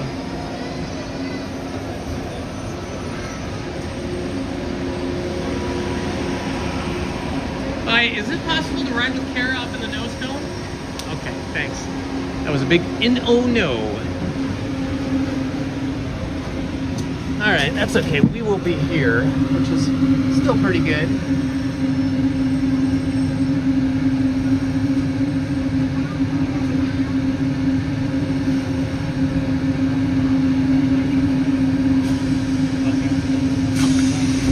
We'll just be looking out this clear window here.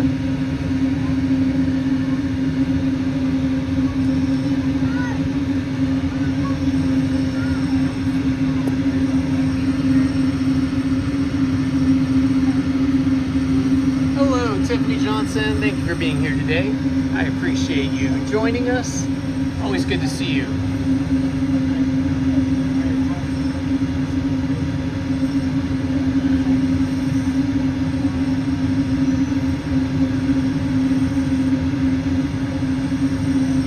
Okay, okay, Main Street Paul. Have a good time at the gym. You're doing better than I am. I need to get to the gym. But thank you for helping out this morning. We'll see you again soon, my friend.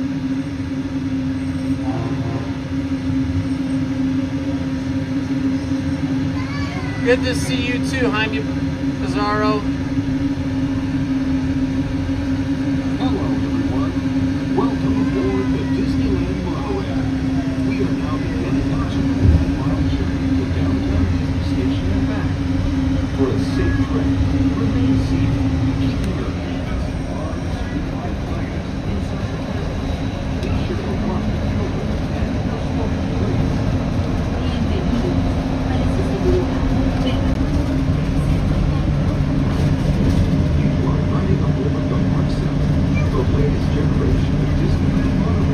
Hotel Row here.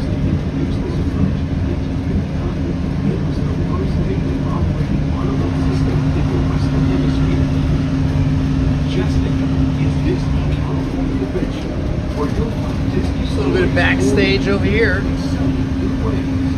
Backstage California Adventure.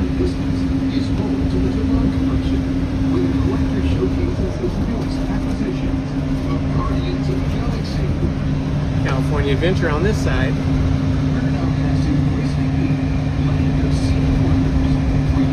And we are going to be coming up to the Grand California Hotel momentarily.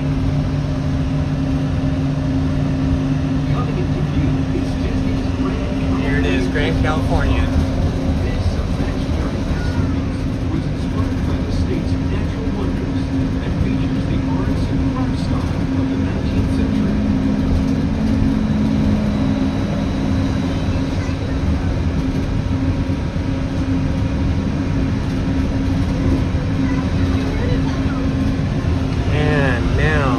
Disney Way here, and that's the Pixar Hotel.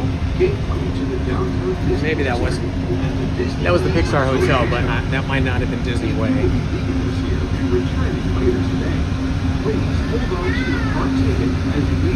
Yeah, I think we're pulling into downtown Disney Station. Yep, downtown Disney Station. That's a Star Wars shop right there.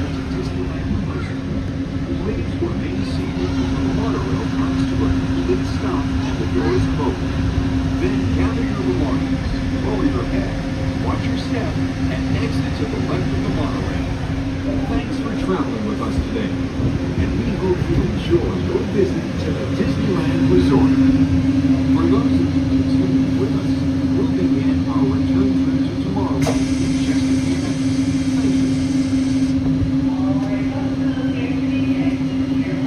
Yeah, they look like Hollywood sound stages. A lot of the attraction buildings, the show buildings, are really built like sound stages, and then the ride mechanisms and the props and all of the decorations are then designed to be built inside them, assembled inside them. That way it keeps the sounds of the squealing and screaming guests as they enjoy the attractions from getting out into the park. Creates a little bit more pixie dust for us.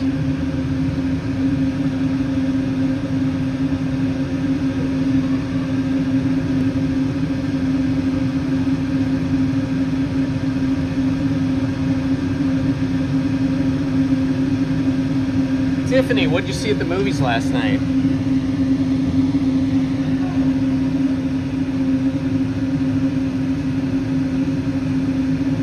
Mercy, the movie Mercy. I don't know what Mercy's about. That sounds intense. What is Mercy about, Tiffany? Look at this beautiful California scene out the window here.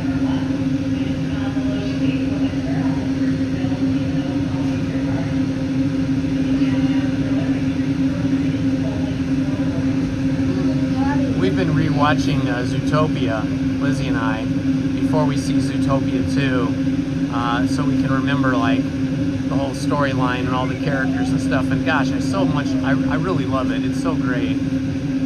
I really wish they'd make a Zootopia land here in Anaheim.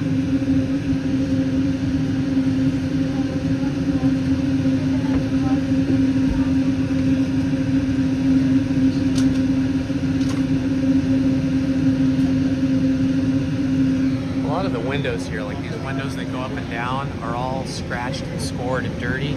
But luckily, these quarter windows, which are up front, are made of glass. See, these are made of plastic, and these, for some reason, they made them out of plastic and they get damaged and dirty and scratched.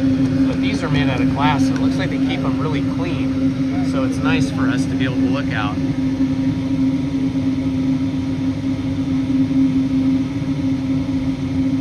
Michael Jackson biopic, okay.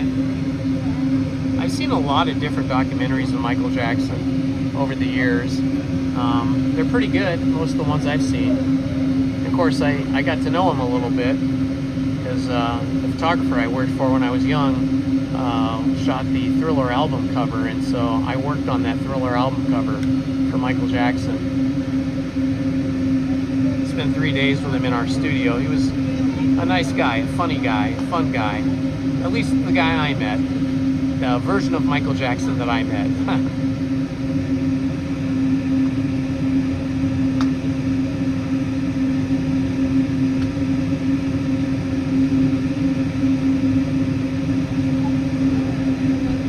Oh, his nephew's playing him. Oh, that's interesting.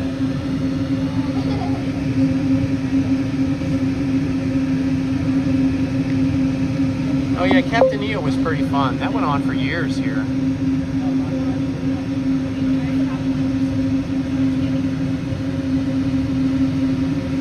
We're sitting here at the downtown Disney station for quite a while. Looks like the monorail is getting pretty packed full of people. A lot of people loading from the monorail to get into the park. I don't know if you know that, but if you have a ticket to get into Disneyland, you can actually enter the park at downtown Disney and take the monorail into the park. But you have to show your ticket, of course, your barcode from your phone.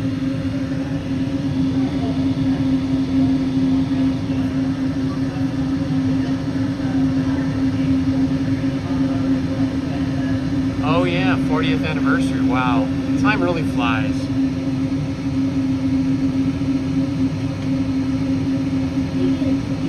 Hi Garrett, how do I know so much? Well, my wife Lizzie was a Disney animator, and she worked on 10 feature animations, beginning with The Lion King. Her last film was Princess and the Frog, and she worked on some shorts as well. So when she was working for Disney feature animation, you know, that meant that I was part of the Disney family, and I was invited to all of the company Disney events that the public doesn't get to see, like movie premieres and previews, and I could go to the studio anytime I wanted to go see my wife for lunch or just hang out for a bit. Got to walk through a lot of the rooms at the studio where they had the storyboards up on the walls for future films, and got to meet John Lasseter and have dinner with him a couple times at the studio. Well, actually not at the studio, at movie premieres. And then I just became a big Disney fanatic because of that. Lizzie and I, the studio had given us, like they give all their animation employees, they gave us silver passes, which allowed us to go to Disney parks anywhere in the world for free as many times as we wanted to go, and bring guests with us. So that kind of kicked off my passion for Disney, and then I just stuck with it. And I was a film professor. I taught film history and film production, and so one of the classes that I researched, wrote the curriculum for, and taught was animation history. And so in researching and writing that class, I learned everything there was to know about animation as it started out and came to the present with computer animation. And I've also read many books about Walt Disney and the Disney Corporation, and I've listened to some audiobooks on it, and I've seen a lot of Disney documentaries, so I guess I'm just a little bit of a Disney fanatic. So I guess that answers your question.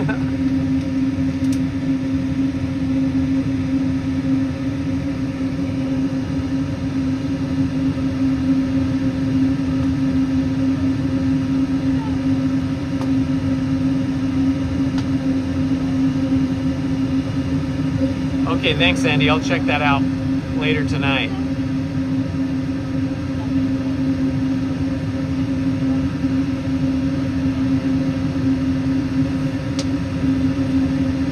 Okay, maybe that's why we're waiting so long. Yeah, I know, because one of the monorails went out of service. So then there was just the one. So maybe they're waiting for the other monorail to come back on the track ahead of us.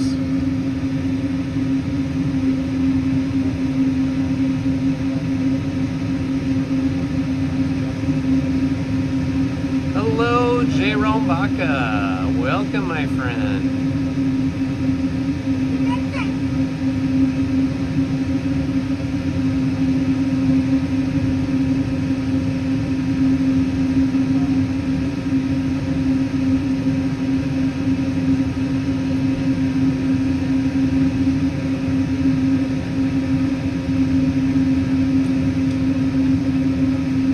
Yes, Stephen. While we're sitting here, let me see if I can look them up on my other phone.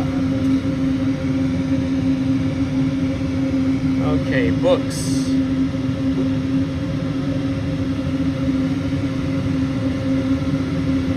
Let's see if this will work here in this train. So, I've read the Disney Encyclopedia. And that's just kind of a lot of facts and stuff. And then, let me see, I think they're in my other book library here on my phone. I've read the Disney Trivia from the Vault by Dave Smith.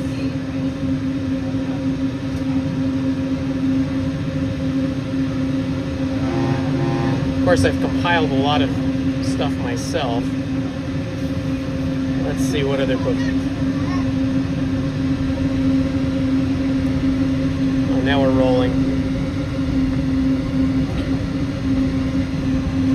It's my library here. To those of you who have just joined us, welcome aboard the Disneyland Monorail.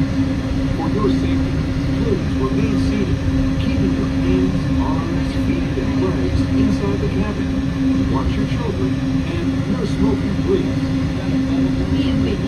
There's The Magic Journey by Kevin Rafferty. The Women of Walt Disney Imagineering.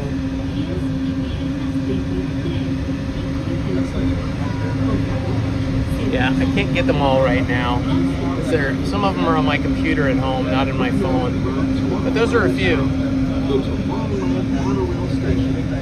Along the way, you can get a bird's eye look at the downtown Disney District, Disney's Grand California Hotel and Spa, and Disney California Adventure. We're looking down at the Esplanade now. Oh, you can see over there the giant construction zone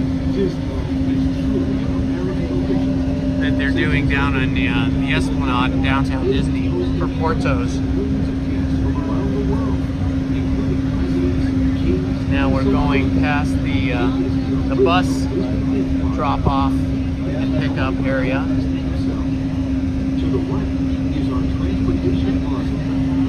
Now we're going to be coming back into Disneyland. Harbor Boulevard right there where the hotels are across the way.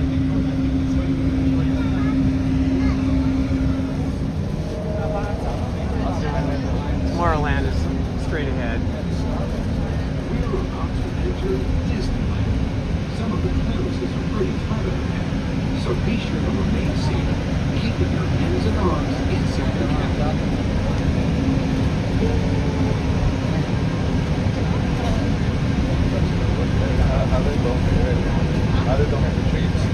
There's Tomorrowland down below us.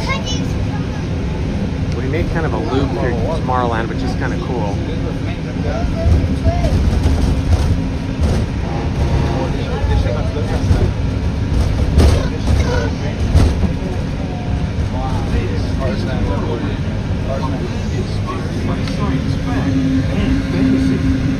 Below us is the submarine lagoon, where you can dive into a fantastic underwater adventure aboard the Finding Nemo submarine voyage.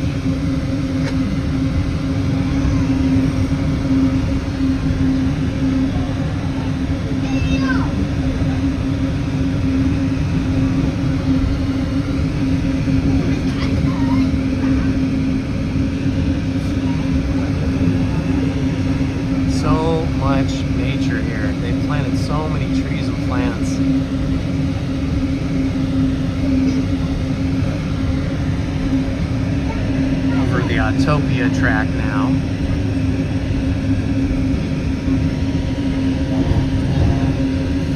And I'm coming back past the station that we will be coming back to in a moment. Kind of make a big loop around Tomorrowland. That's what's cool about this particular trip. When you start in Tomorrowland, you come back through it. I think we're going to see a little bit of Fantasyland here. I think we should be able to see It's a Small World here momentarily. We're at the top edge of the park right now. Yep, that's where they keep the trains back in there.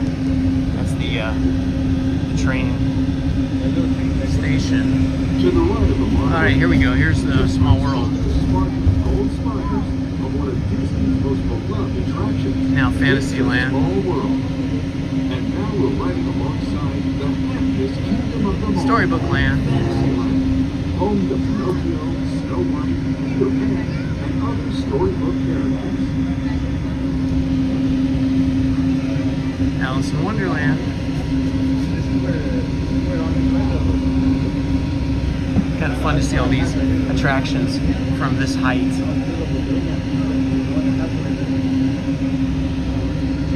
There is the main hub up there at the top of where the land's all split off.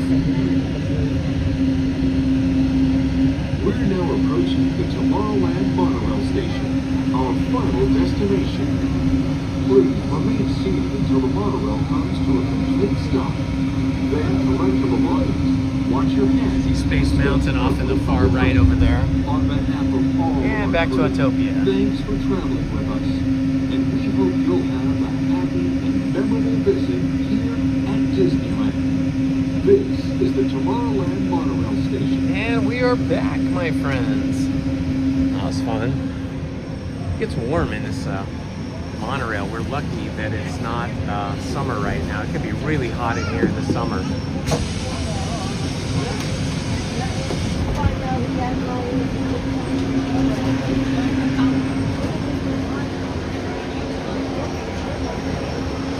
All right, we made it. You like this, huh? This is your favorite.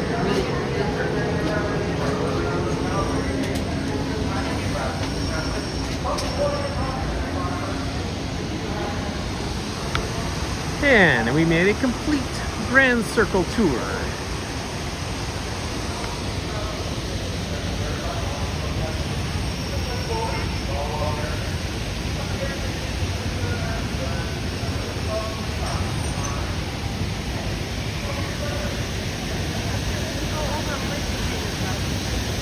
Hello, Luis Reyes. Good to see you, my friend. Welcome.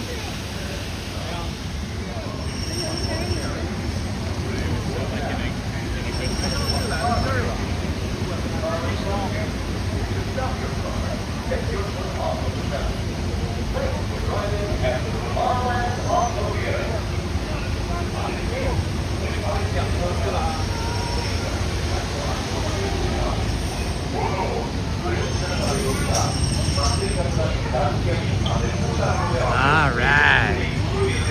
That was super fun. Now, there's a great shot right there.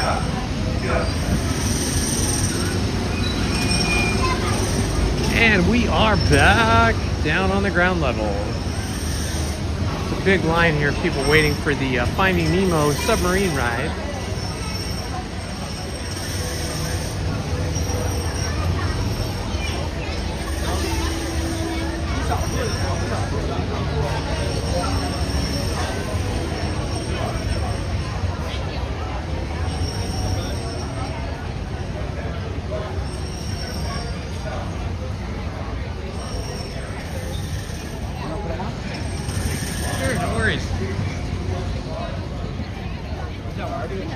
It's always nice to hold the gate or the door for somebody. I try to do that whenever I can, especially when you see somebody in a wheelchair or somebody like a parent with a stroller. It's always good to help them out.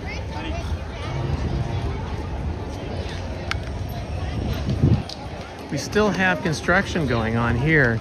Okay, so The Tomorrowland stage is no longer covered by a wall, but the seating area for Galactic Grill is completely covered up on this side. So they must be doing some renovation, maybe painting of the rails, maybe doing something with the ground. Who knows? Maybe they're going to replace the tables with some other different kind of table. Cheeseburger in paradise.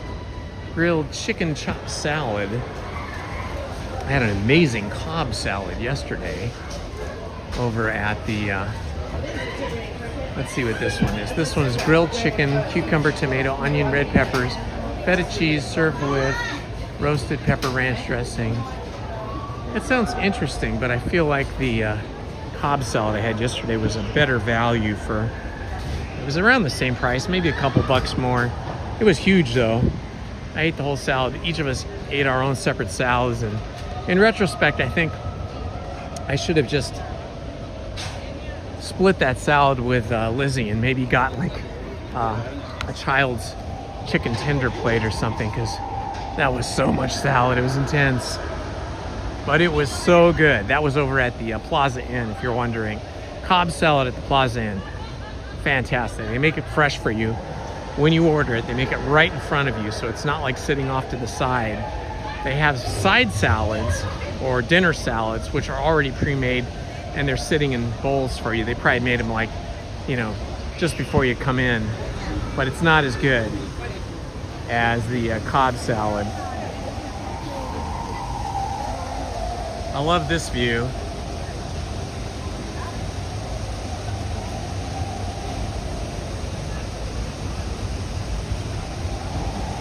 Hey, Jacob Herring, do I have a plan today? I don't know. Do I ever have a plan?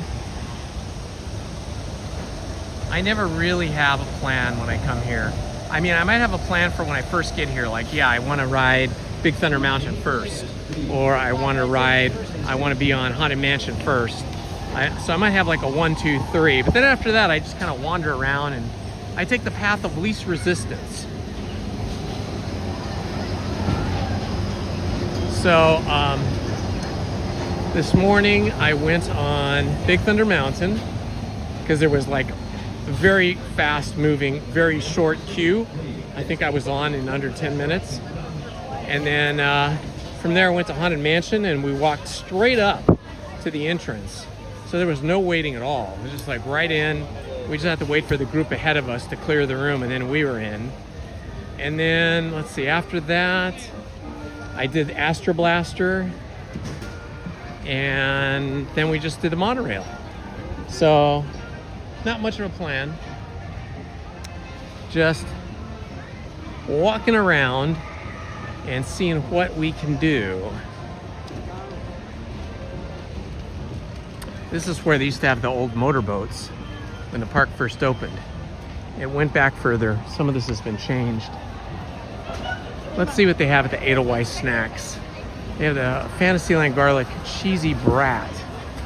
And then they have the Garlic Cheesy Pretzel. And you get a Cheesy Brat for $13.79 and turkey leg for $14.49. But for that kind of money, you can get a real meal for like $15, $16. So I'm gonna pass on that. But look who we have here. It's Pinocchio and Geppetto. Hello, guys. That was fun. Usually you see Pinocchio or Geppetto, but seeing them holding hands and walking together is more rare. You don't usually see that. That was pretty fun. I bet they're coming over here because the Pearly Band is probably playing. Yeah, Pinocchio and Geppetto are dancing to the Pearly Band music. How fun! Check it out.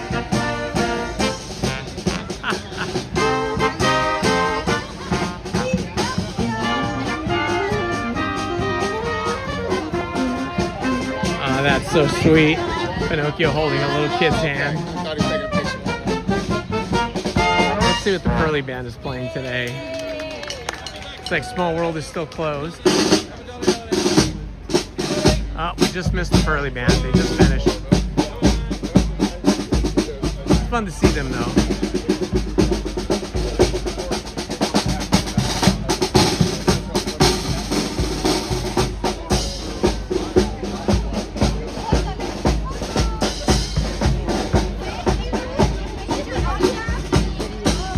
going backstage. That's fun. This is a great day. It's so chill here today.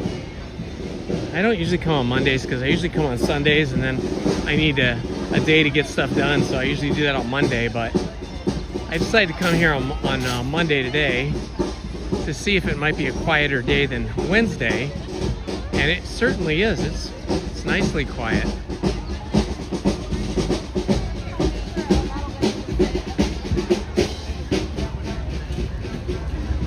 Let's see what the wait time is for Mickey and Minnie's Runaway Railroad.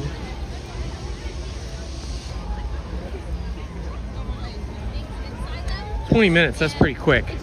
Okay, we're gonna make a quick pit stop to the bathroom here, and then I think we'll go to Mickey and Minnie's Runaway Railroad.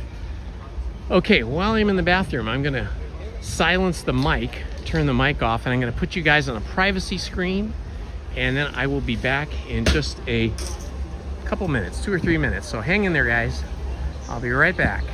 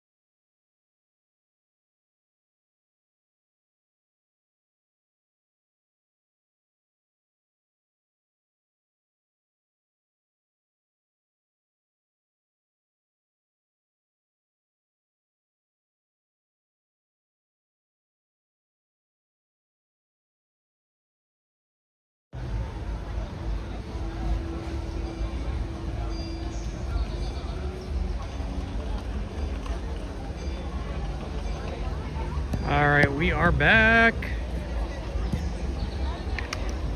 All right, we're gonna head up to Mickey and Minnie's Runaway Railroad. It's tricky though. They've got a new rule where they don't want you to live stream or hold anything in your hand while you're on Mickey and Minnie's Runaway Railroad. So supposedly they say if you have a wrist strap on, it's okay. So I do have a wrist strap I can put on my gimbal, but it kind of depends on the cast member you get.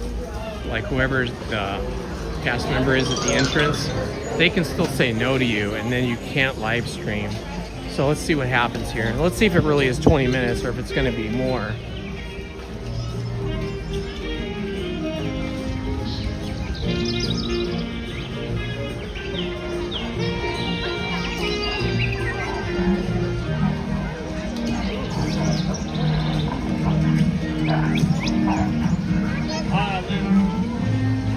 Let's see what it says. That looks like a pretty big line up there.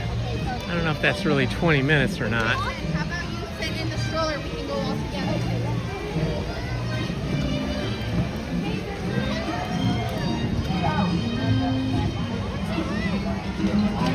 I'll be right back. I wonder if it broke down. Now it says no minutes, and the line is all the way backed up here. Okay. So it looks like Mickey and Minnie Runaway Railroad just broke down because it's backed way up outside and there is no wait time. It's just a blank screen. We'll go over here and check out Roger Rabbit's Cartoon Spin, see if this is operating. It says wait time's 30 minutes. Let's see if it's a little quicker. It's very dark in here. And the, thank you. Dark in this queue. I'm kind of claustrophobic. But we'll see if maybe it's faster than 30 minutes.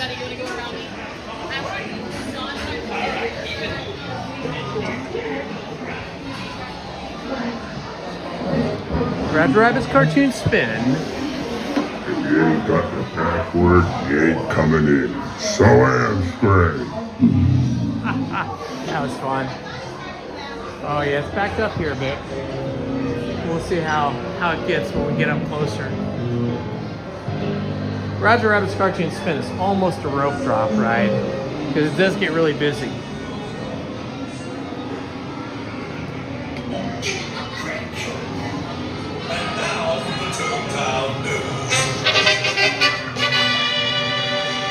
Just in, flash. Those crooked weasels were seen halfway out of the fireworks factory. Okay, we made it to this room, so that's not too bad. Now this will give me a chance to catch up on the chat with you guys.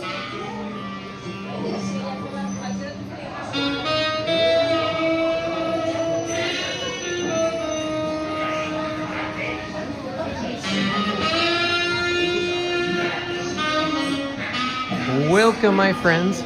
This is Indiana Holmes here at Toontown in Disneyland, Anaheim, California. Thank you for joining me today. If you've missed any of the live stream, you can rewind the live stream to see us do the ride through of Big Thunder Mountain, the Haunted Mansion, Astro Blaster, where I got my high score, and we just got off the monorail. Oh, we also did Autopia. And if you're new to the channel, please do me a favor and please hit that like button and subscribe to the channel. It would be really awesome of you joining our family here. We currently have 3,121 subscribers. We're going to try to get to 4,000 subscribers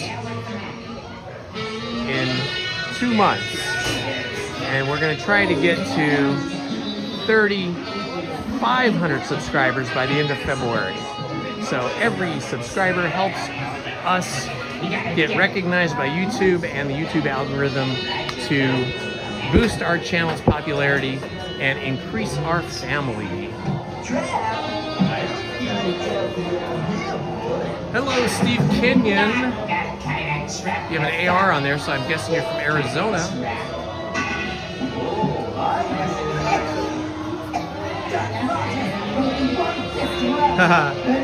How is the TNT box? That is the question. So many dangerous things in here. TNT and dip is the worst thing for all of our tunes. Thanks, Classiella. Over 3,000 is pretty awesome, isn't it?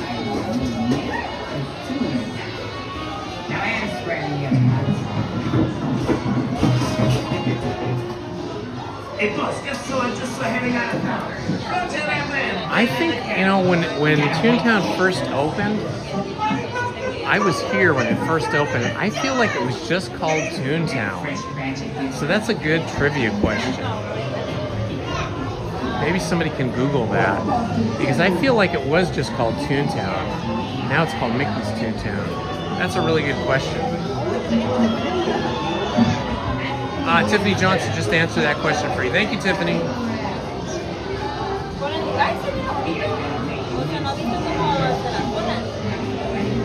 Well, thank you, Andy. I appreciate you resubbing.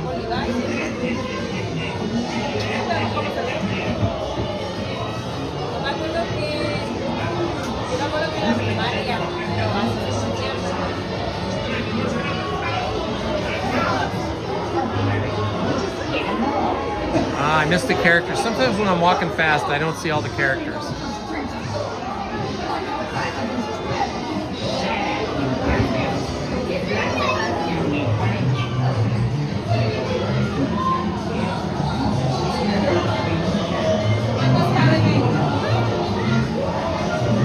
Okay, Steven, I'll give you a try.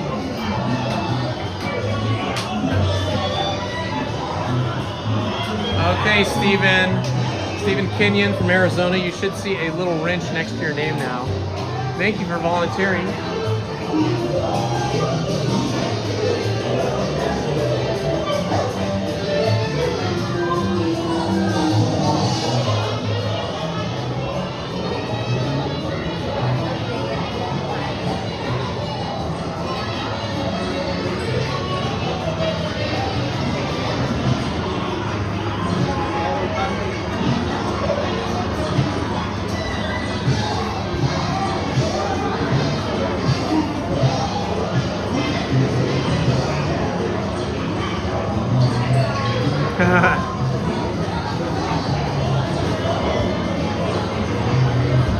Oh, here we are.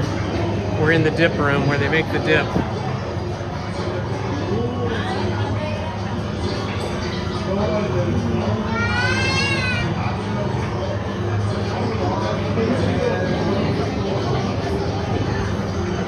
Yeah, usually I won't ask for a picture with a character unless they are, you know, free and there aren't a lot of little kids around them, because I always want the little kids to get their opportunity to interact with the characters, because I'm here all the time and a lot of times families only come one time and this is their one chance to get a photo with their child or children and a character. So, you know, like Pinocchio grabbed the hand, or a little kid grabbed the hand of Pinocchio, I'm not sure which, and they were walking. I wasn't going to interrupt that.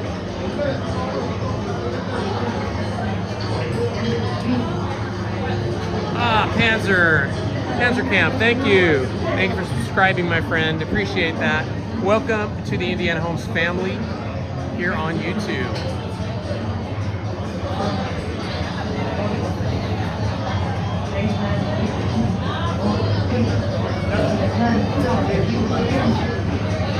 Thank you for subscribing, Spencer Walker. So we've got some new folks in the house today, and we've got one new mod. Just to remind you guys of the rules, we stick mostly to Disney and Disney-related theme park talk in the chat.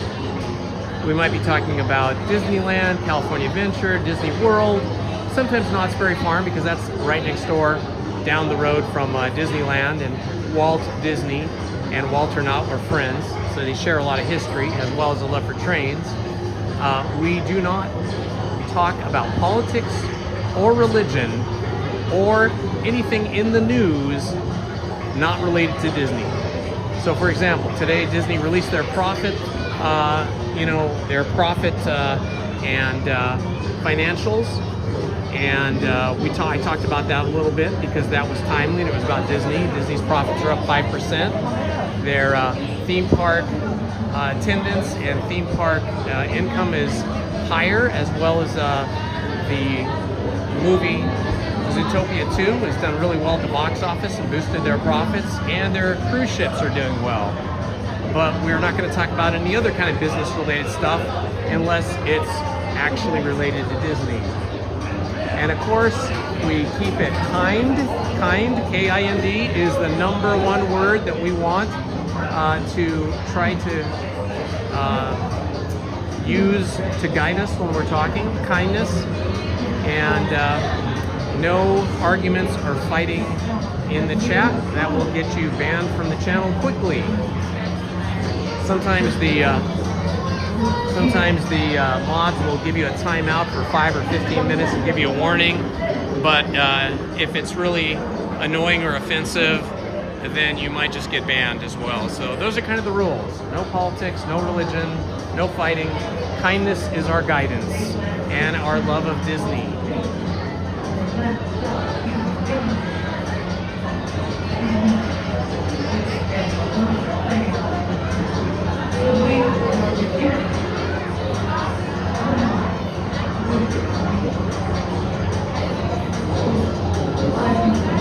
We sometimes will talk about Universal Studios.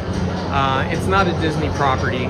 They're the competition, but they're also a theme park that is located near Disneyland here and in Orange County in Orlando, Florida. There's a Universal Studios there, and it's all about storytelling through movies and through rides and attractions, so that's fair game.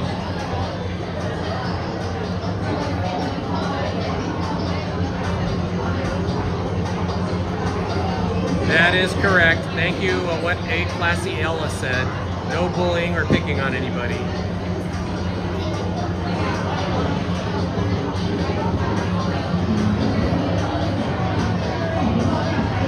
I have not streamed from Hollywood Studios, no.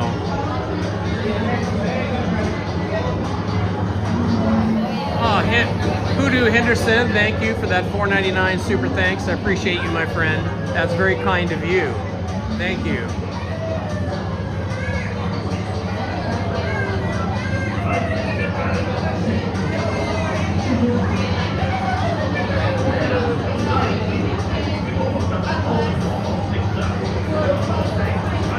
Understand, everybody, that the mods have full discretion to monitor and to take action against behavior in the chat. So they don't need to ask me. They know the rules. And most of them are very experienced.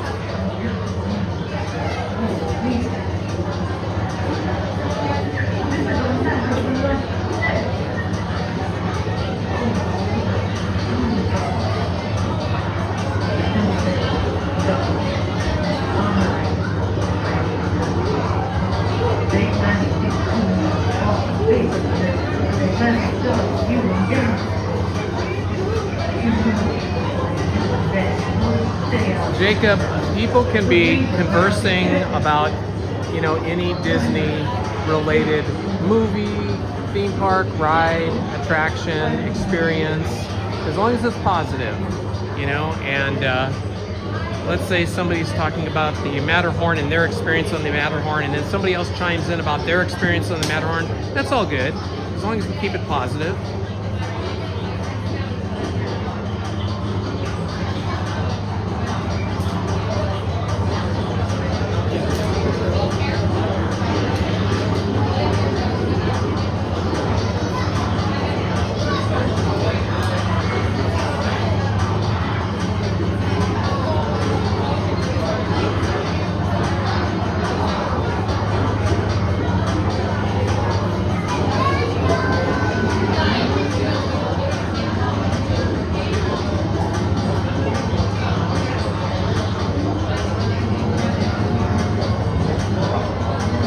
Making lots of dip here.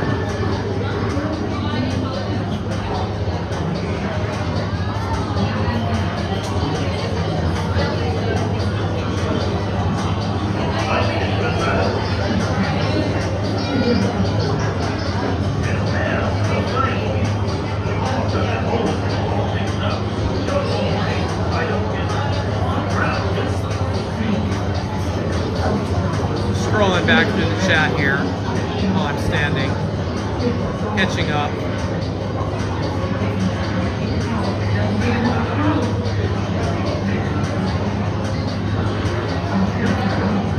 And everybody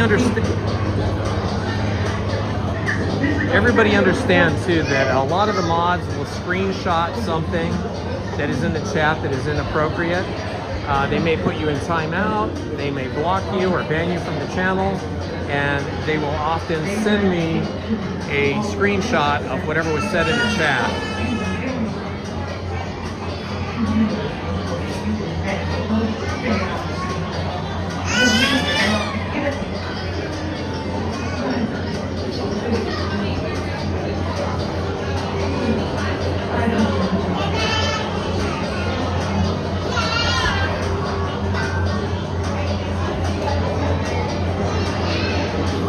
Alrighty, we are now kind of stuck in the middle of a big giant line. A lot of people in behind me, people in front of me, but we're not too far from the loading dock or the loading zone to load into Roger Rabbit's taxis. We are passing through the danger zone where it says keep out.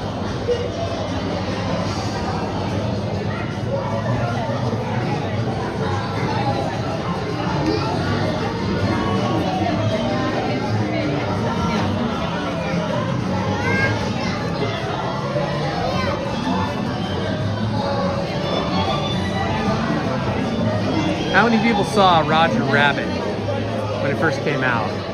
I remember when we saw it, it was fantastic the first time.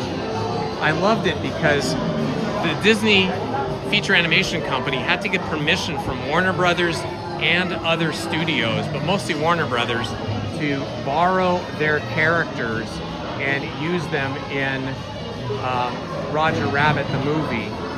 And then it was really amazing that the other studios agreed to let them borrow these.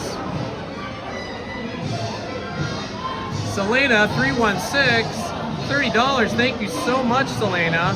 That's a really nice and kind thing to do. Thank you for the super chat, Selena. I appreciate it so much. Oh, I'm glad. Thank you. You're very sweet. Thank you. That's very kind of you. Yeah, so Disney Feature Animation was able to borrow all kinds of characters that they did not own, that was not their intellectual property. And that's really kind of what made this really fun and cool, because when you think about it, a lot of the characters in the Roger Rabbit movie are not typical Disney kind of characters.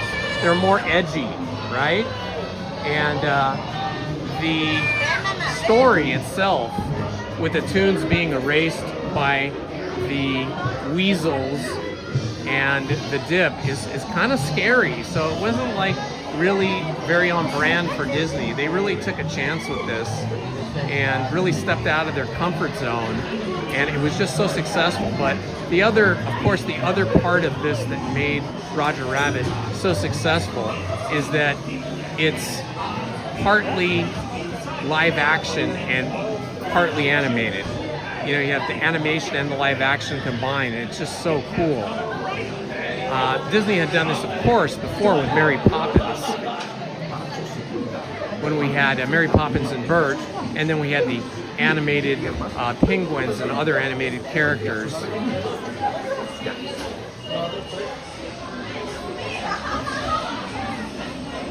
So I'm so happy that Disney decided to celebrate Roger Rabbit with an attraction here in Toontown. And it works perfect too, because Toontown is all about the character tunes, and it just made it perfect. And then the way this ride is like so wacky, and you're spinning around, and you know, there's like a storyline to this, like there is in most Disney attractions. Unlike a lot of other theme parks, you know, there really was never a theme park before Walt Disney built Disneyland. Before, they were like carnival parks, right? More like state fairs. But parks were like thrill rides, and they were just kind of like parks with like crazy rides and carnival barkers. Really, they were carnivals. And Disney really created the idea of a theme park, where the whole park has a theme that deals with stories that are inspired by the Disney animated movies. And then each of these attractions is inspired by a Disney animated movie. And those movies, of course, are inspired by famous stories, like the Brothers Grimm stories, Alice in Wonderland and so forth, Pinocchio, Alice in Wonderland, you know, those original Fantasyland rides. All of those came from, you know, famous fairy tales. Alice in Wonderland, Sleeping Beauty. How many? One down to row 2, please. Row 2, will do. Yeah, we had Alice in Wonderland, Sleeping Beauty. Mr. Toad's Wild Ride is actually from The Wind in the Willows.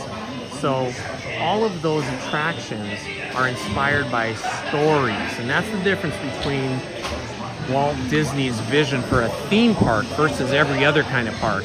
Now, of course, Universal is catching up now with their attractions based on stories, books, or movies, with things like the Harry Potter land and several of their other lands they have going now, based on stories from either movies or from computer games. But it was Walt Disney that did it first. And Roger Rabbit's Cartoon Spin is a great example of that tradition. Looks like we're going to get 19A.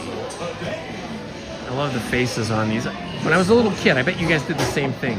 I used to draw cars with faces like that and eyes. No, we're getting 19B. The hardest thing to do is to turn these cars when you're holding a gimbal. I like their ears. They're cute. You see this now, we're gonna see now. Holy smokes, Roger! We missed it! Boys, while finding some cake is done. Oh no, don't knock over the china. It's a bull in the china shop. No! Oh no! The power pole. Everything's falling and spinning. The powerhouse. Ah, electricity. Danger. Warning. Warning. Danger. Danger. Oh no. This looks dangerous, that's for sure. I was only worried about the dip, now I gotta worry about electricity. Everything looks like it's gonna eat me. Like I'm gonna be devoured by some mechanical monster. Hey! My car,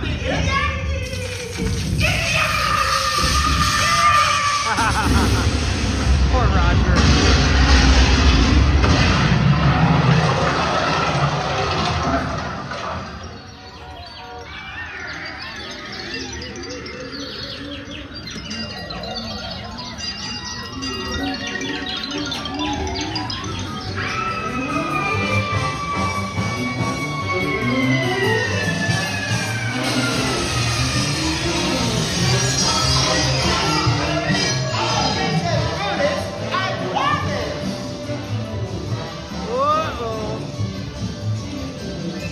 It's one of those punching bag clowns we used to have when we were little itty bitty kitties.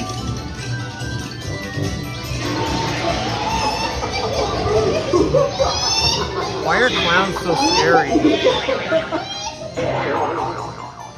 Uh-oh. Almost got hit with a cream pie.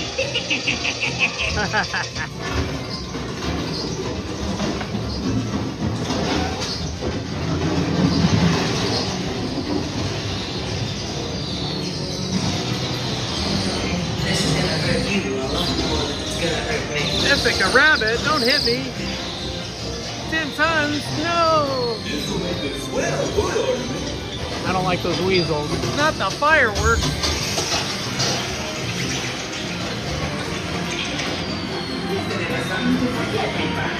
Uh-oh, the worst of the weasels. All right, Roger Rabbit to the rescue, saving me.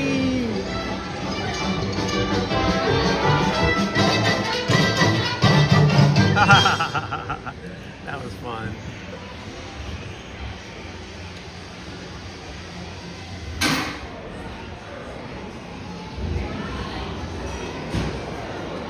I hope you guys had fun with that. It's been a while since I've been in there.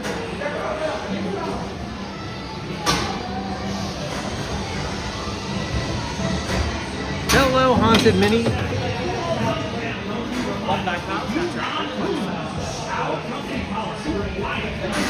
Good to see you, Haunted Minnie. Welcome. Just enjoying our little party here today.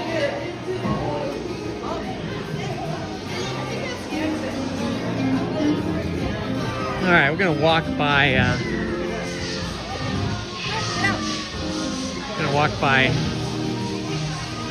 Mickey and Minnie's Runaway Railroad again and see what the time looks like now. Oh wow, 30 minutes. A lot of people going in. I remember I had picked up on. I don't know if it's really 30 minutes or not. Let's see what it's looking like in here. Decide if we're gonna stick with this or not.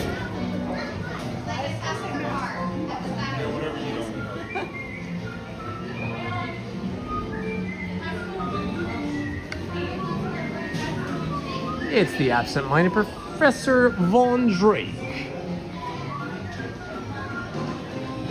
Okay, it looks like it's not as busy in here as it said. It said 30 minutes, but looking ahead, the queue looks pretty empty.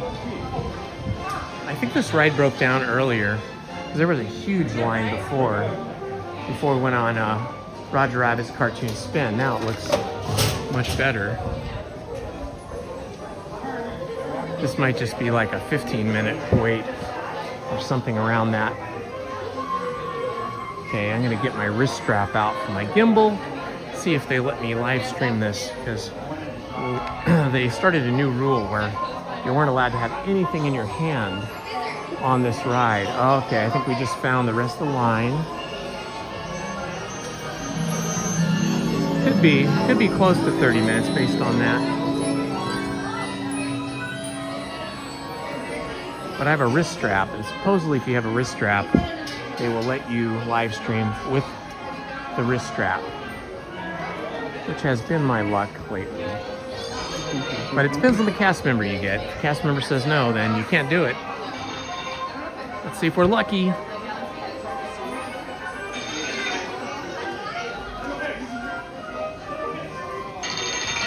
Hey guys.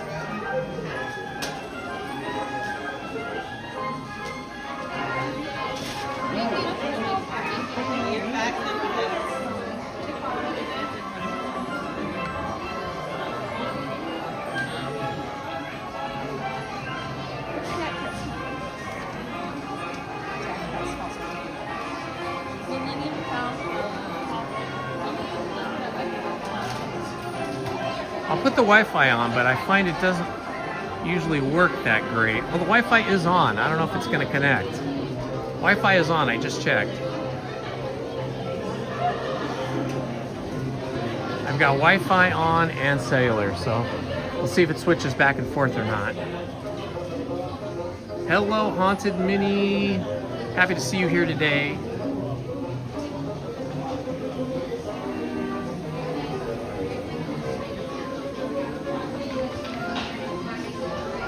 Walt Disney's Mickey Mouse Little Whirlwind. Most of these posters, if not all of them, are all just made up. They don't really, there wasn't really a movie by that name. They're like riffing on other films, kind of pretend, you know?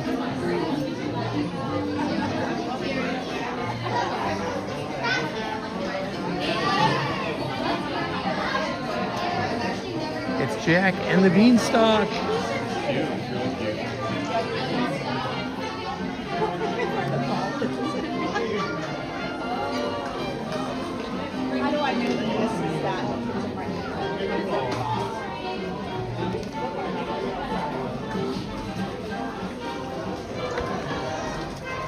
Hello, my friends.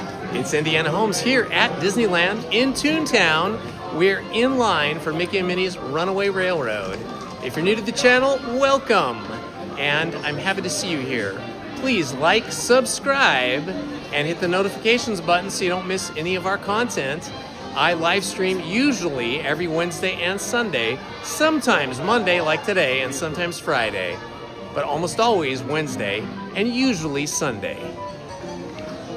We have a nice group of people here on our channel.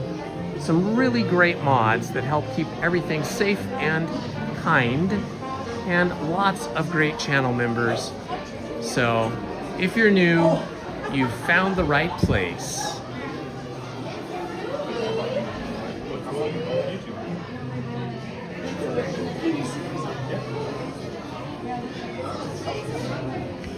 Yeah, this next room, as we get close to the popcorn stand, is usually where we have some loss of cellular connection, some lagging and stuttering of video. So it'll be when we get over to the concession. When we get over there, that is usually where we have our trouble. It could start in this room, but it usually always starts in the other room.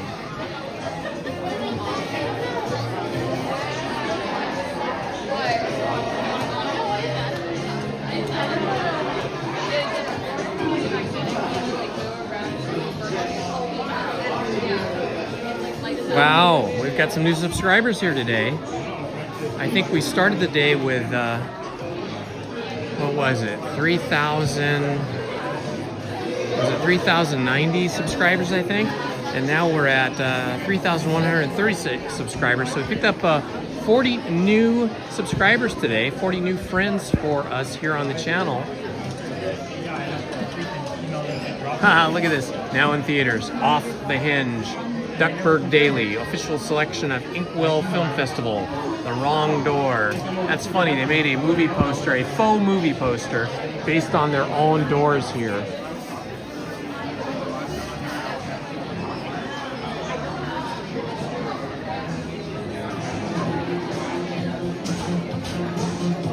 And Main Street Paul is back from his workout at the gym.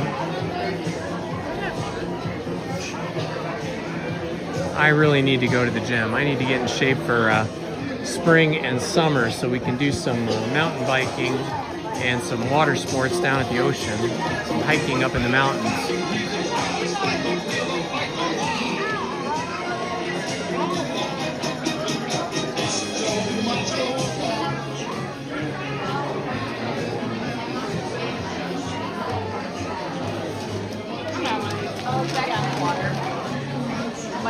Disco Duck, absolutely. I remember Disco Duck, the song. That was fun. That whole disco era was pretty fun. I know a lot of people didn't like disco, especially if you were like in the heavy rock camp, rock and roll camp. But you know what? It was still fun. It was fun to dance to that music. And, you know, dancing music, whatever kind it is fun. Rock music, I love rock music, but it's very hard to dance to.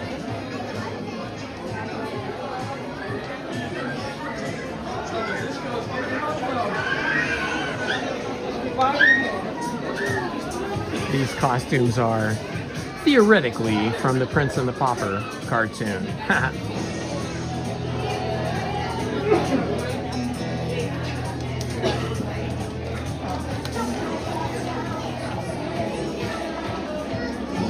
Are you live?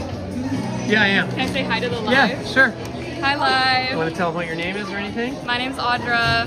This is my third time at Disneyland. I haven't been in 5 years though. So I'm having awesome. a lot of fun. Oh, that's good. And my whole family's here. Oh, that's nice. Bye, live.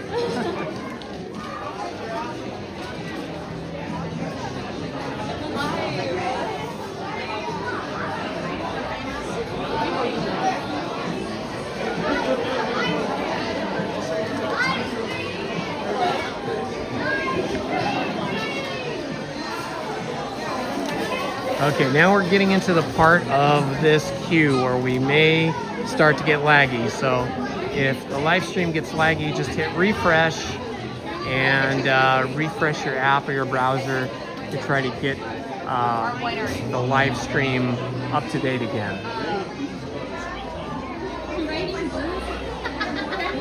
You know, how can you be in a bad mood when you're at Disneyland? I always think that. I mean, sometimes people are. Sometimes people get cranky. They get a little hangry, right? Like they missed lunch or breakfast. They get a little hangry. But aside from that, you know, it's a great place to be. And so, you know, you see a lot of people with smiles on their faces. A lot of people enjoying the pixie dust here at Disneyland.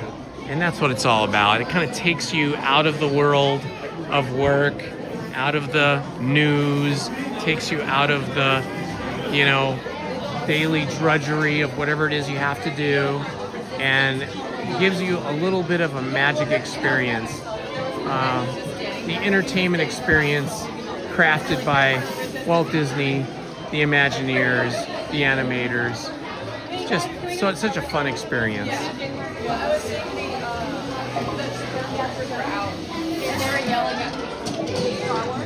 Very good, Andy. Yeah, it's always nice to, even if you're having a bad day, to try to find the good things in any given day. Try to think positive, because whatever's troubling you today will pass, and there'll be another day and a better experience another time.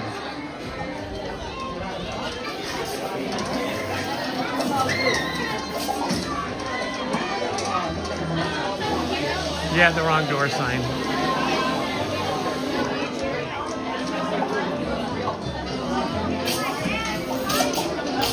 I feel like this concession stand here always makes people hungry. And right when you get out of the ride, you're kind of let out right into where all the little snack stands are.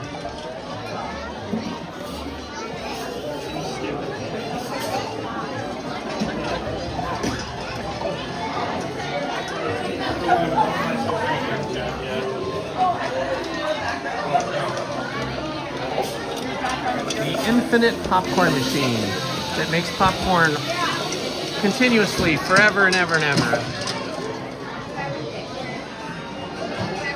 I love this style of Mickey cartoons.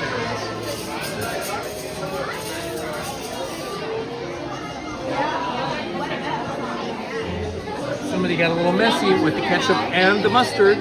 Yeah.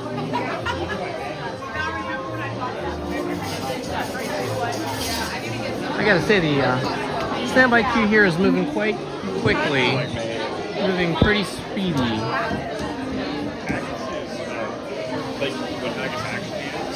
It's like a Scottish dish. It's like I had popcorn last night, and I make like really great popcorn. I have like mastered the ratio of popcorn to salt to butter, and we've been eating this for years. Lizzie always wants me to make it because I make it just perfect. But I've decided I'm going to cut back on butter and salt for health reasons. And so I asked her last night when we sat down in front of the TV, do you want popcorn? She said, yes. I said, okay, but I'm going to make it without butter. And she was like, no. And she goes, make mine with butter. So I did make hers with butter. And I didn't have any butter on mine, just some salt. And she didn't think I put enough butter on it. And so she went and melted more butter and put more butter on her popcorn. I love butter. Butter on toast, butter on bread, butter on tortillas. You know, butter on popcorn, butter on everything.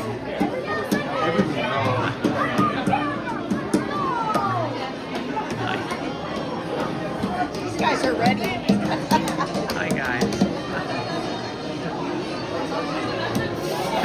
So cute.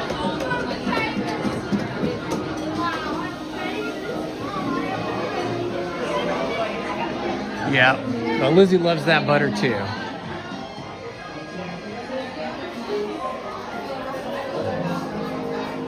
I don't know if butter is exactly grease. I'm not sure. It's you know, it's from a cow. It's like a byproduct of milk from a cow. It's just that it's very high in saturated fat. And you know, when you get to be my age, the cumulative effect of having a lot of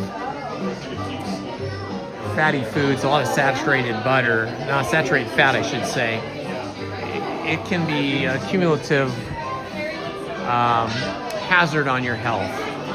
And I just went to the cardiologist, and everything was fine, except they found some cholesterol deposits in my carotid arteries, which worried me a little bit, because if your cholesterol breaks free from your arteries, it can go to your brain and cause you to have a stroke or die.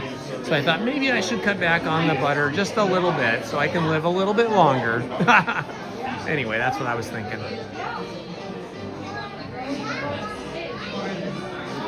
So probably more salads and less bacon and hamburgers for me in the future here. Yeah, fried oil's the worst. And I love French fries too, and fried chicken. You know, like everybody, we're all normal. We know what we like. What tastes good, but not everything is good for us.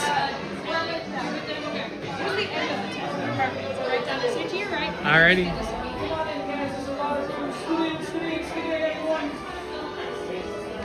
Alright, we gotta pack in over here. Wait right in the front, and we're welcome to. Just make sure you're behind the wheel. Go ahead. Are you live? Yeah, I am. On YouTube.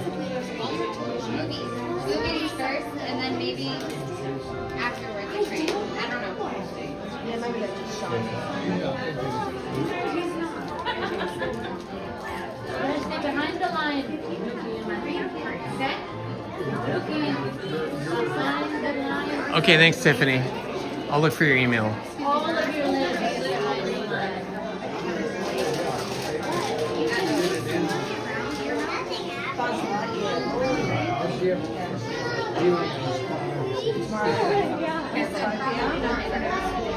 Like if you're reactive to moves, and if you can figure out I know, I love to eat all the bad stuff. All the sugar and all of the greasy food and all that stuff. I mean, who doesn't, right? But at a certain point, you gotta choose health over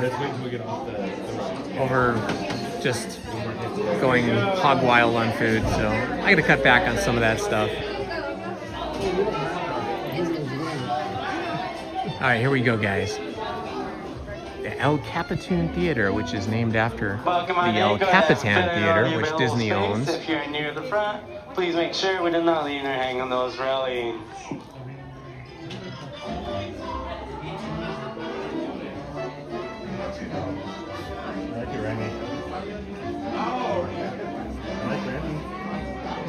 I love cauliflower too, and cabbage.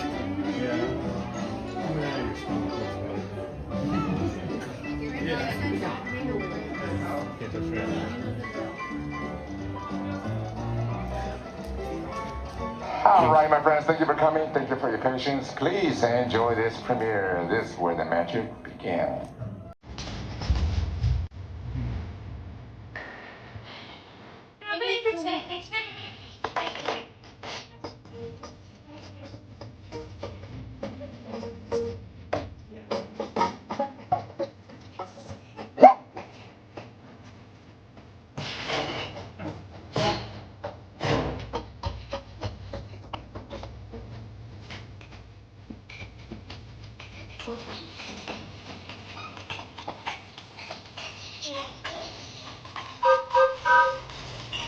Hi, Goofy! Well, beautiful day for a picnic. Yep, we're off to the park. See you all there. Nothing can stop us now. I don't know how. But I'm very trouble.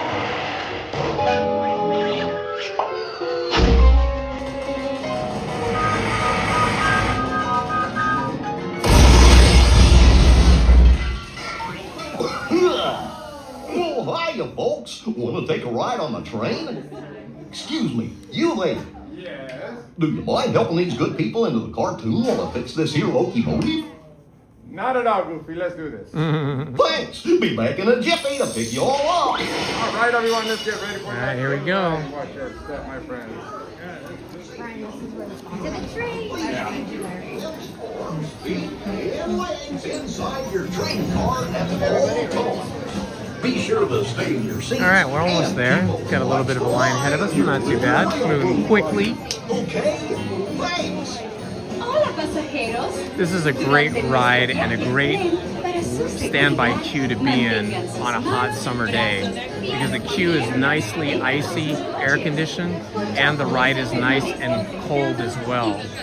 Not really necessary today because it's not that hot today. It's 73 degrees right now outside. Feels warmer in the sun, of course, but it's not bad.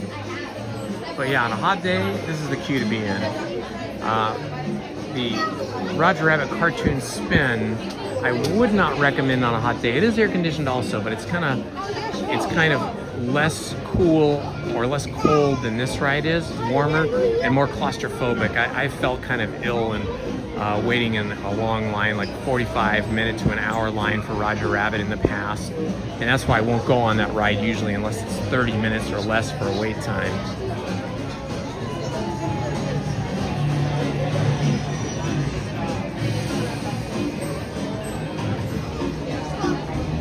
Well, hey there, Run-a-Hunt Railroad Rider.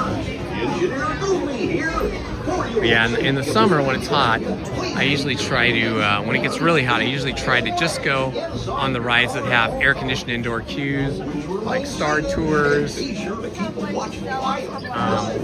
Space Mountain's not bad, although that queue is kind of claustrophobic as well, but it's nicely air-conditioned. Once you're on the inside of the queue, if it's a busy day, then there's a huge wait standby queue outside that's out in the heat and the sun. But once you're inside, it's nice and cool.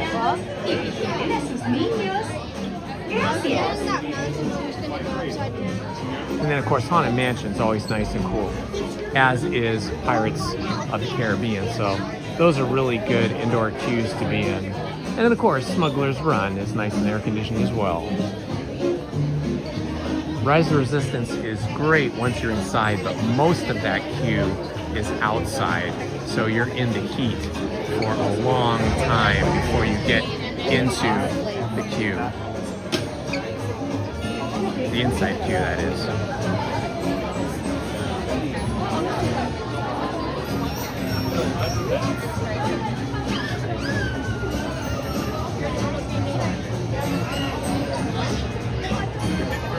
Hey Spencer Wallace, how are you?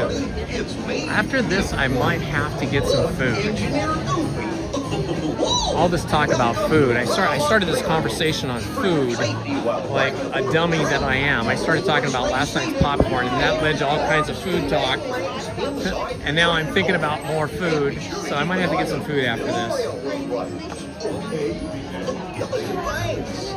Hola pasajeros. Durante nuestro viaje en tren, para su seguridad, That is the one thing we all have in common. Every person on the planet needs to eat. So we have a common habit. All of us must eat.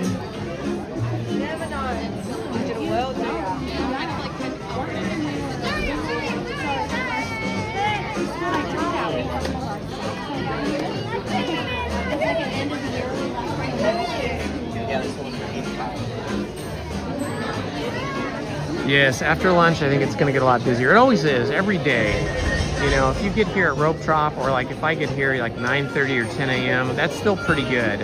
I feel like I don't really need to rope drop, because when you rope drop, you end up getting here and you get in line to get into the park around 7:30, and then you're in kind of big lines to get in, and then you got to wait in a big group on, you know, on the rope line to get past the rope line. So that's a lot of waiting around, and the lines to drive into the parking lots are kind of brutal in the morning if you're rope dropping. So I kind of feel like the rope drop is usually not warranted. It's usually not an advantage for me. Usually if I get here like to the parking lot by 9 o'clock, to be in the park by 9:30, or get to the parking lot as late as like 9:30 to get into the park by 10, then I don't have a big, huge line of cars in front of me getting into any of the parking lots. And then it's usually a pretty quick wait, you know, standby wait to get into the actual park, either park, California Adventure or Disneyland. And then once you're in, I find that the lines are relatively short between 10 a.m. and 12 noon, even 12:30. But yeah, after 1 o'clock, more people come, because a lot of people will take a half day. They'll work a half day and take half a day off so they can get to the park early. And then, you know, of course, after 2:30, 2:10, 2:30, most schools are out by 2:10 or 2:30, and so then a lot of times kids who have annual passes, natural keys, they'll come to the park. So it gets busier and busier from 12:30 on, and especially after about 2:15, 2:30. And be sure to keep the watching light while we escape. Okie dokie. Hola pasajeros. Durante nuestro viaje en tren, para su seguridad, mantengan sus manos, brazos, pies y piernas dentro de sus coches.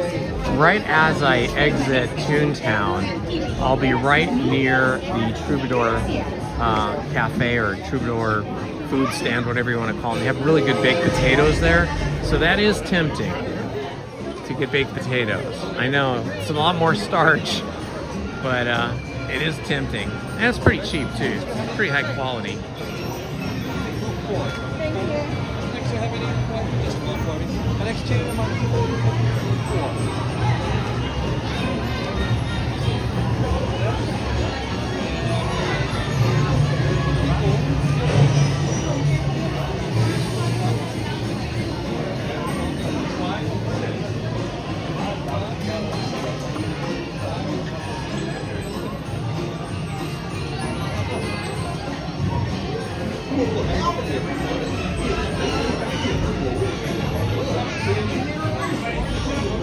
Okay, we'll see if they're gonna let me live stream now when we get on the ride. I've got my big heavy wristband on so they can see that I have a wristband on my gimbal, so it's not gonna fly off. Super, thank you.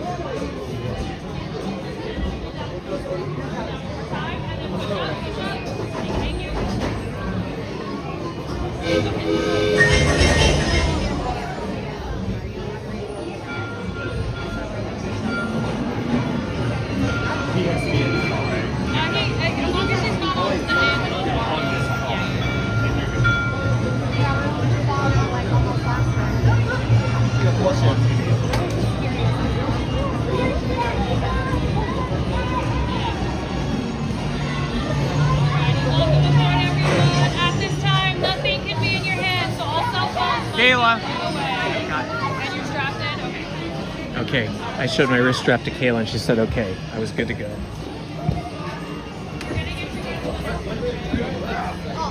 Okay, you guys ready? Hi, how you doing? Ready? Go ahead and pull down that lap bar for me. All right, there we go. And then push up on it. Thank you.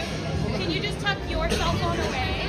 And she's making people put their cell phones away, but because I showed that I had a wrist strap on, she let me go with the wrist strap.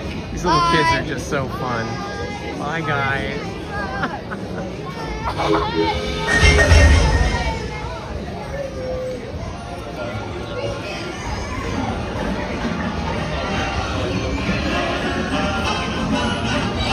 right, here we go. Ta-da-ta-da, ta-da-ta-da-ta-da.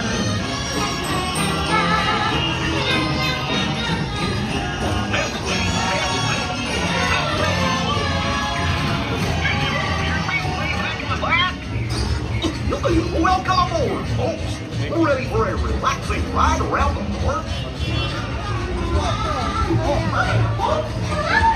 How do you do? You sure you can good care of our friend.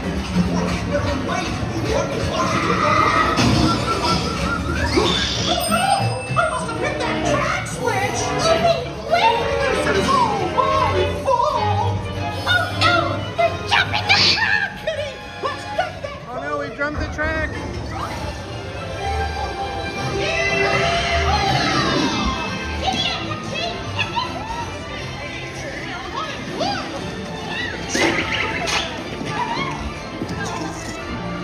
Let's head him off at the pass. Don't let him get away. Not a chance. There's the crab.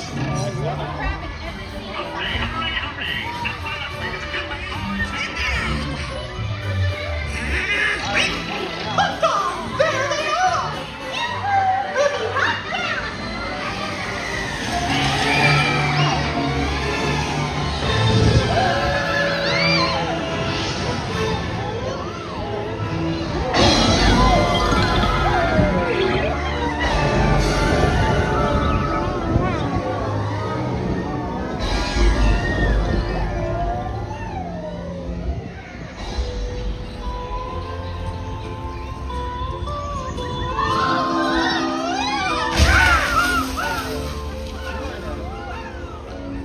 Oh boy. We made it. Nothing can stop us now. Wait. We have to stop them before they go over the...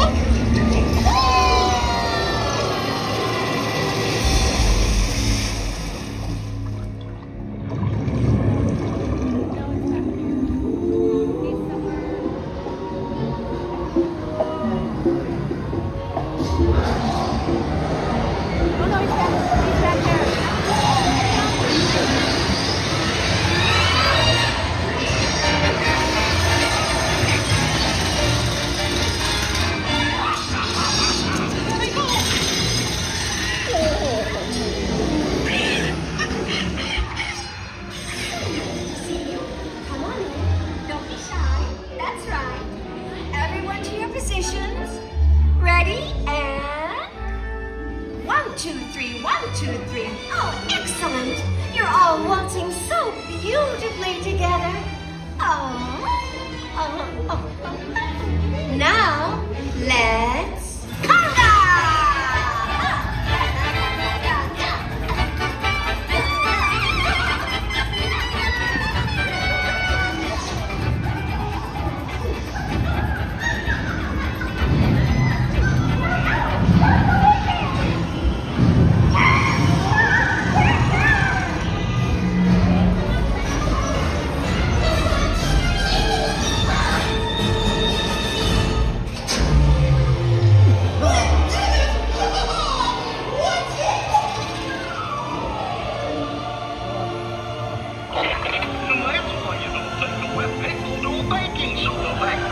Hope you had a relaxing time, and thanks for riding around the park with me. Now, how do you stop one of these things? I'll just check my trusty man. Let's see. Oh! Ow! Ow! Yes, I'll just press all the buttons and see what happens. You don't have any other plans? Well, hey! Okay, now we're gonna look in the lake to see if we see the, what is the abominable snowman? I forget, the swimming monsters.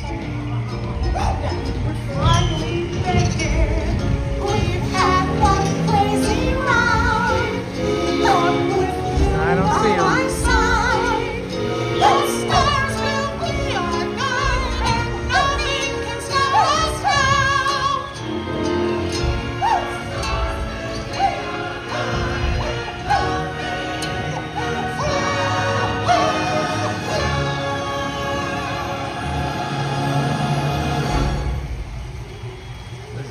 Is it Bigfoot or the abominable snowman that swims through this lake?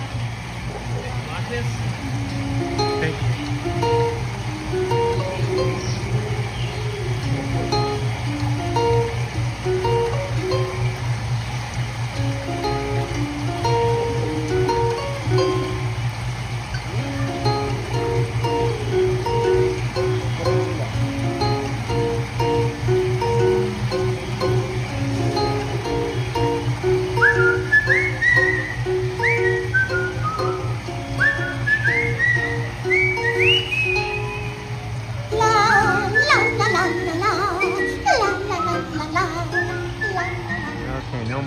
In the water today. It only happens like once every 1,000 or 3,000 rotations through here. There's our bird. That's what was in Lizzie's ears yesterday. She had the Lizzie was wearing the Minnie's Runaway Railroad inspired ears yesterday, and that little bird is right in the middle of the bow in her ears.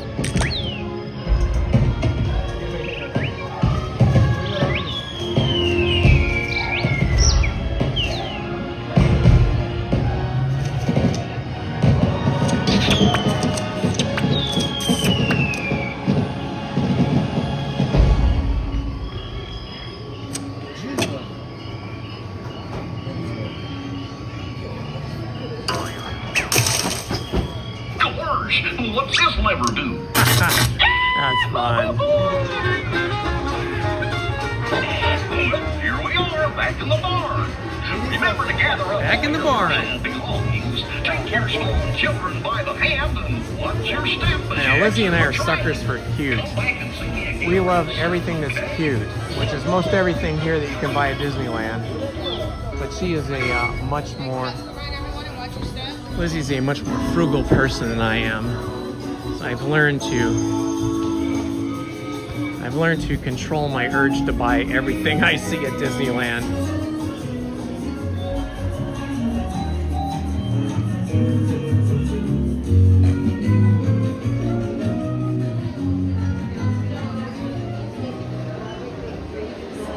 Well, that was super fun.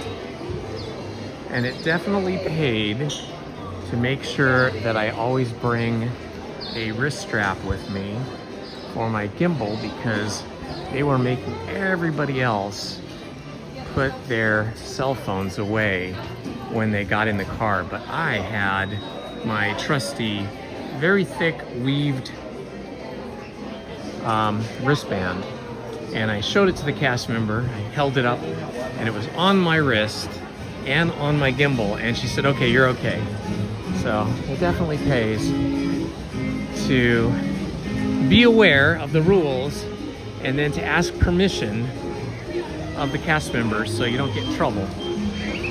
Looks like we got Pluto out here. Ah, he's leading all these little kids. He's signing autographs.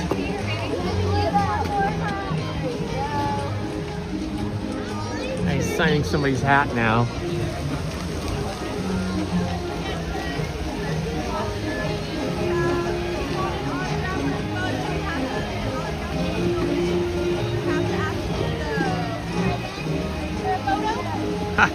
That is so cute. So cute. I hope you guys enjoyed the Mickey and Minnie's Runaway Railroad. There was a while there where I wasn't going on it very often, because when they first instituted that rule, about nothing in your hands, they weren't making any exceptions. And then I don't know if it's because cast members said something or if it was because guests complained. I don't know what the rule change was, but they clarified the rule about 2 weeks after they instituted the rule. And then they said, as long as your camera or cell phone has a sturdy wrist strap on it and it is strapped to your wrist, then you could ride through and record. So there was a little while there where I wasn't live streaming that ride or recording it at all. And then even after they changed the rule to where you could do it with a wrist strap, not all cast members knew about that rule. And so even then, some people were getting told that they couldn't have anything in their hand and were being made to put their phones away and stuff. But everybody's got the message now. So as long as you follow the rules and make a point like I did of showing the cast member that you're following the rules, then it works out. Okay, we're gonna go up here to the Troubadour, which has a temporary scaffolding and walls up. Must be repainting. We're gonna take a look at these potatoes. Troubadour baked potato, butter, sour cream, bacon, cheese, green onions. El Pastor is chicken, cheese, avocado. That looks like the hot ticket. Our number? Hi, yeah, I hope that drink's all there. Yeah. Just need one more cold brew and then 1, 3, 4 strawberry lemon. 6:13.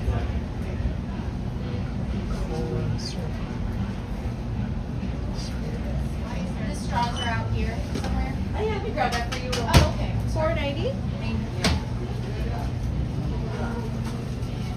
Okay, I think I'm gonna get the burnt ends baked potato. It's got brisket, burnt ends, tossed in barbecue sauce made with Coca-Cola. That's weird. Served with creamy slaw, pickled spear, onion, flavored snacks. Yeah, of course. Hopefully it'll be one of the first ones. Hello, our number? 449. Hi. I'll have the barbecue burnt ends potato.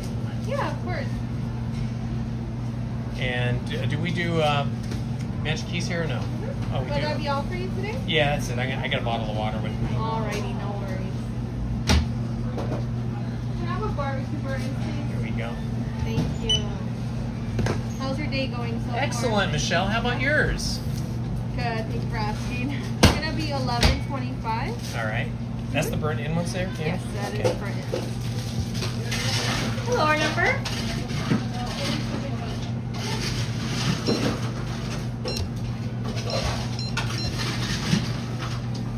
Are you looking forward to try anything? Like, have you tried the cheesy bread from oh yeah, I've had all that stuff. I'm trying to cut back on the bread. I know the potato is sort of like that, but do you like the one with the sausage or without? without the sausage, yeah. I like the garlic cheesy bread. I recently tried the one with the sausage and it was like so big. I'm like, oh my god. Oh, was it really?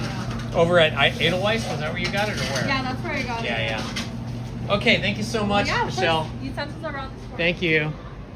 All right, get our utensils around the corner over here somewhere. Ah, here we are.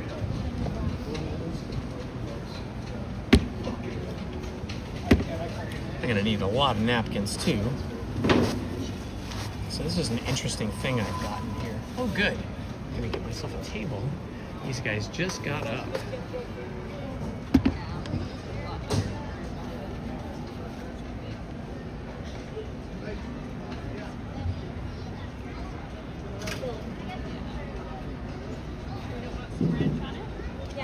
All right. Okay. This looks pretty yummy, guys. Look at this.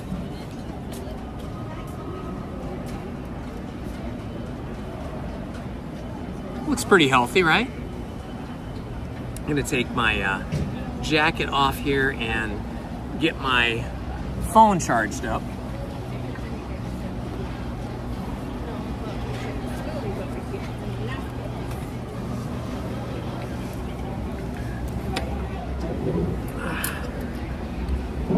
So it looks like they have burnt ends. They call it burnt ends brisket here. So they've got some yummy brisket. Okay, I got my charger and my charging cord. Usually whenever I sit down to eat is when I will charge up my cell phone. Let's see what we're at right now. 30%. 30% of full charge. I don't like it to get lower than 20%.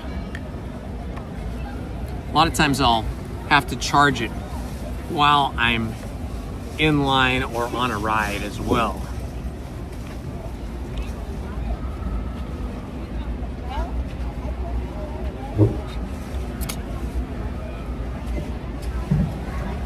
All right, let's see. Oh, and I brought my own bottle of water so I don't drink so much soda.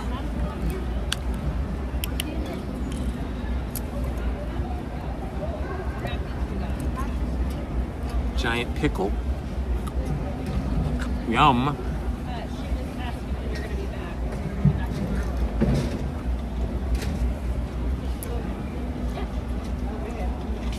And check these out. These are the burnt ends brisket.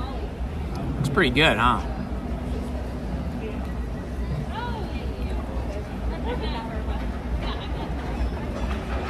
It is, it's slaw. And barbecue sauce.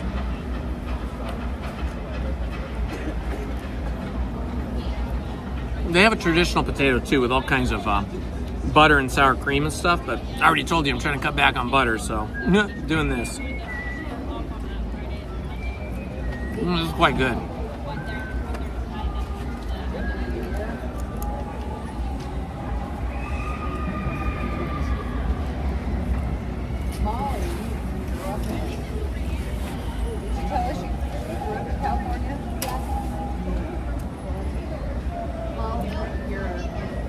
Pretty yummy.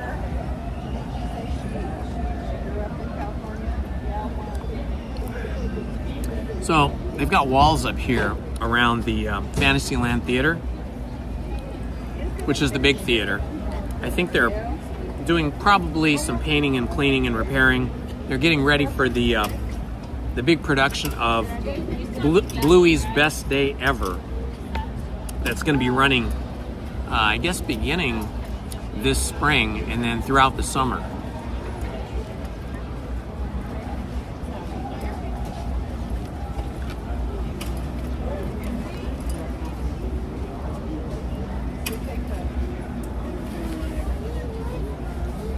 Well, this is a little better than eating French fries, even though I love French fries.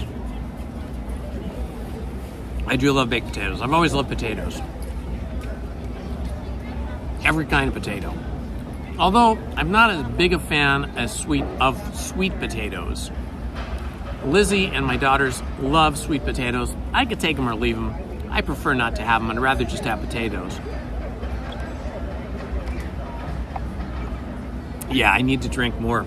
I should carry 2 bottles of water with me, but I don't like carrying all the weight of the bottles of water in my pockets, no less. I put it in my pocket. So I just carry the 1 bottle. Try to stay hydrated.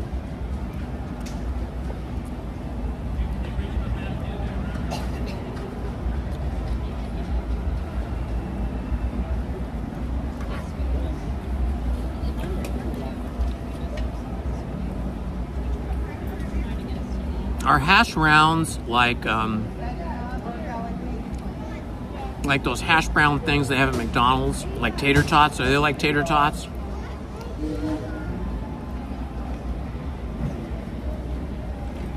Oh, absolutely. That's why I'm having a baked potato. Because baked potato is much better for you than anything fried. There's nothing fried here with this.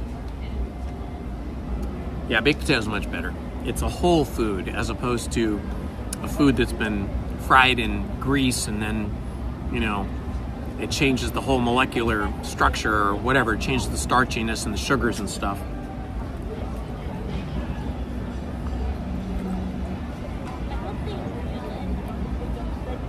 I've never been to a Hardee's. I don't think they have them out here in Southern California.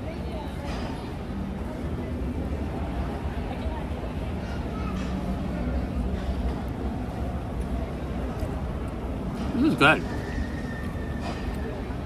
The potatoes are cooked perfectly.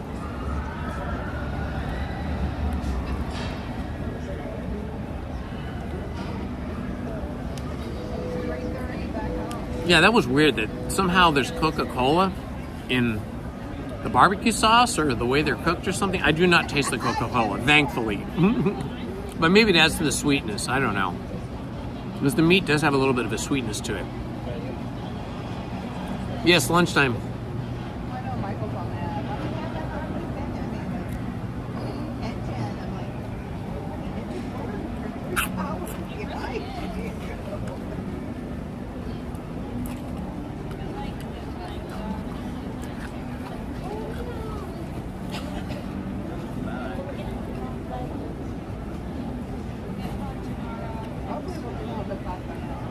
What is Stewart House in Medway?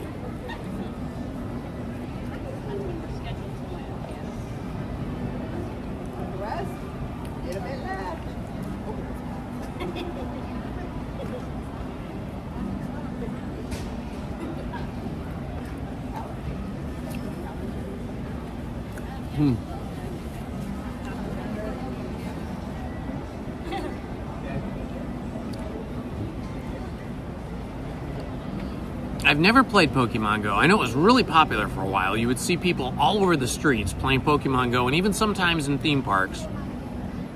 I've never played it, but it looks really fun. It looks really interesting. I do not know how to play it, but I think it has something. You have to have like an app on your phone, and then you're trying to find different types of Pokemon out in the world. It looks super fun. I just have never played it.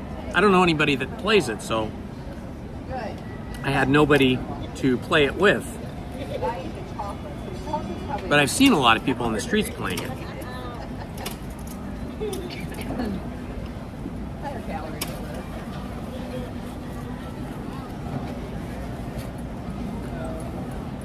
I am dining at the Troubadour. I don't know if it's called cafe or restaurant, but it's just the Troubadour. It's a walk-up food stand just outside Toontown, across from It's a Small World, and right next to the Fantasyland Theater. They have construction walls up right now here at the Fantasyland Theater because they're doing some kind of renovation.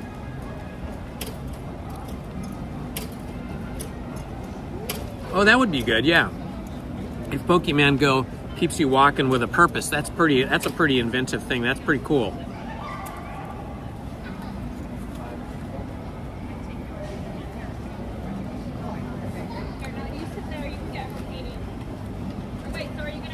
I guess I'm going to wait a little bit. I hate to have her. Yeah.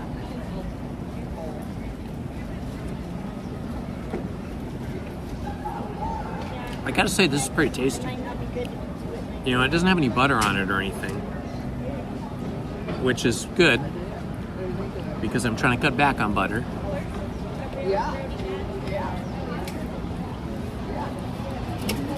It's just beautifully cooked. And the taste of the marinade that they put the brisket in is super yummy. Oh, we have Carl's Jr., yeah. So that's probably the same company. I haven't been to Carl's Jr. in a long time, but when I would go there, I would usually get like the chicken sandwich. They had like different chicken sandwiches, like Santa Fe chicken, I think.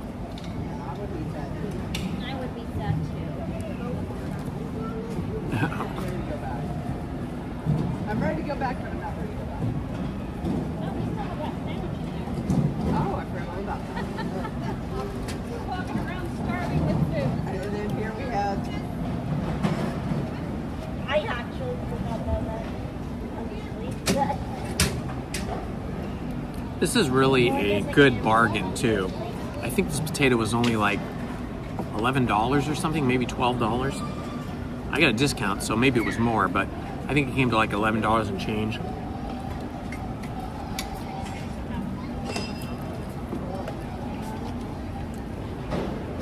I mean, that's a lot of money for a potato. You could make your own potato. What are potatoes? Like 33 cents, 50 cents a piece, if that, maybe less. And then get the meat and everything. You could probably make the same thing for probably $3 with the brisket, $3 or $4. But for Disneyland food prices, this is one of the cheaper things you can get. And if you bring your own water, you're saving more money.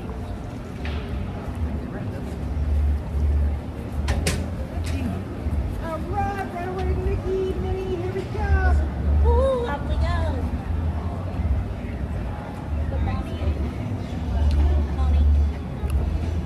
You know, my baked potato has brisket in it, which is a pretty nice cut of meat. You know, if you're trying to save money when you come to the parks, bringing your own bottles of water or a big flask of water, you know, canteen or whatever you want to call it, saves you a lot of money because it's about $6 on up for any kind of drink. A bottle of water is, I think, maybe $5, and then any kind of soda is like $6 or more. And if it's a hot day, you're going to drink 2 or 3 of those, maybe more. But if you have your bottles of water, which cost you like, what, 20 cents or something, you save a lot of money.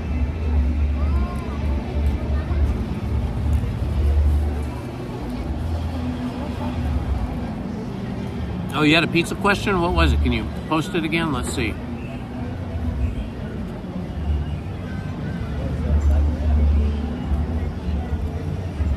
No, I have not. The only place I know to get pizza at Disneyland is Pizza Planet in Tomorrowland. And it's either cheese pizza or pepperoni pizza. So I never get pizza here. I think I've had it once, maybe twice in all the years I've been coming here. I think when my kids were younger, we would have to get them pizza, so we get pizza then. But I'm not a big pepperoni fan. I like the taste of pepperoni if it's high quality pepperoni. But a lot of times, most of the time, the pepperoni you're getting is very greasy and oily when it goes through the oven. And so then you get a slice of pizza with just tons of greasy oil, like all over the top of your cheese pizza. And usually the pepperoni you get at most places, most like walk-up type of places, not just here at Disneyland, but anywhere, is not the greatest pepperoni. I prefer sausage pizza myself, good Italian sausage, but I've never seen it here at Disneyland. I know I'd probably eat too much pizza if they had the sausage pizza, because I'm not a big fan of just cheese pizza. I mean, I'll eat it if I have to, but I like sausage pizza. I like pizza with green peppers or yellow peppers, red peppers, for the flavor, not necessarily hot ones. And then I like mushrooms, like mushroom and sausage with green peppers is my favorite. If we're making pizza at home, I like to make pizza with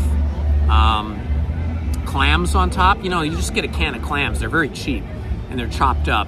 So clams on top with artichoke hearts. And then maybe some green or yellow peppers on top. And then sausage and mushroom is always great.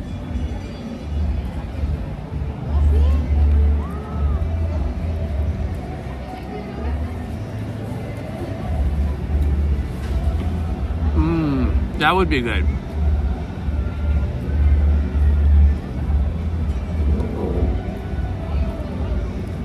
Yeah.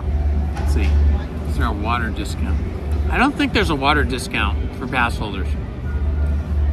The thing with pass holders is any place where you walk up and get food and then walk away, like the carts, there's no discount. I was surprised they had a discount here. Maybe because it's a building that you're walking up to and not a cart. But any cart, you're getting ice cream, you're getting soda, you're getting pretzels, you're getting any snacks, you're getting turkey legs, no discount. Water, soda, no discount. But if you're going into a restaurant where you're sitting down, then you do get a discount on the whole meal.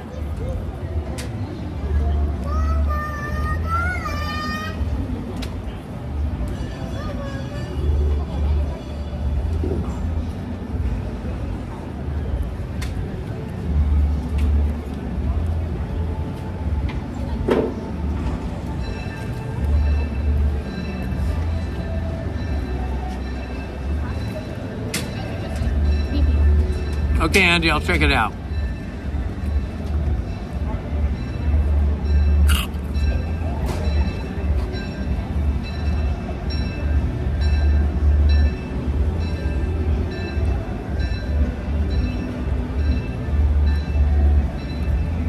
It's so much cooler here today than it was yesterday. Yesterday got pretty hot by this time of the day. And it's nice I found a place to sit that's in the shade.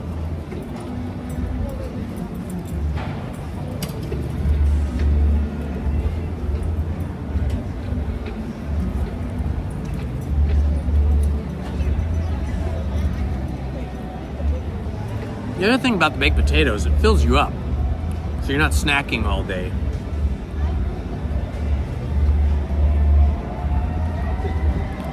I love ice cream so much, like, it's hard for me not to, like, buy a Mickey head ice cream sandwich and then buy another Mickey ice cream popsicle later and then go to Golden Horseshoe and get a chocolate brownie ice cream sandwich. It takes a lot of willpower for me. There was about 2 years. I got really sick at one point. And I lost like 20 pounds in 10 days, 20 pounds in 10 days, and then I kept losing weight. And it was around the COVID time, so I don't know if it was COVID or not. This is before COVID was a thing, before it was in the news, before we had a pandemic. I got sick with something really bad. My cousin did too. We both lost a ton of weight. And so then I got really skinny. I was like skin and bone. I didn't have this. My cheeks were all sunken in. I looked bad. And I felt really weak. I lost a lot of muscle. So after that, I could just eat like a teenager, trying to put the weight back on it. I went for 2 years eating ice cream almost every night, 6-7 nights a week. And eating pizza, and eating all the junk food. The problem is once I gained the weight back, which took about 2 years, I kept eating like that. Now I'm a little overweight.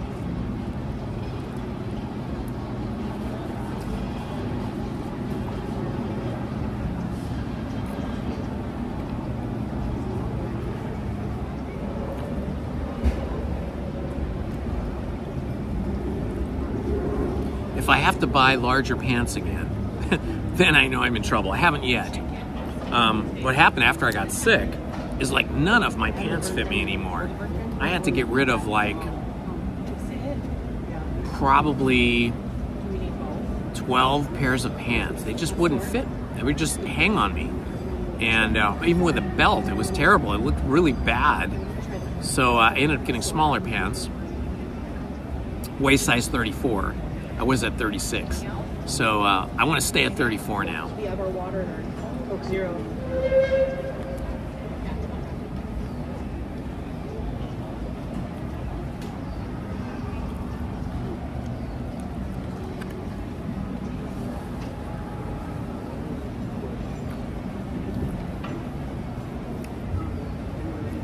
Hormel sausage crumbles. Ooh, that sounds good. Where did they have that?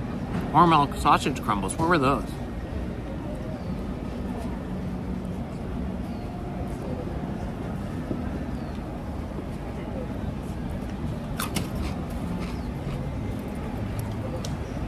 This is so filling. I've eaten about 2/3 of the potato and I'm already kind of full. But I don't want the potato to go to waste. The potato gave its life for me, so I'm going to try and eat it.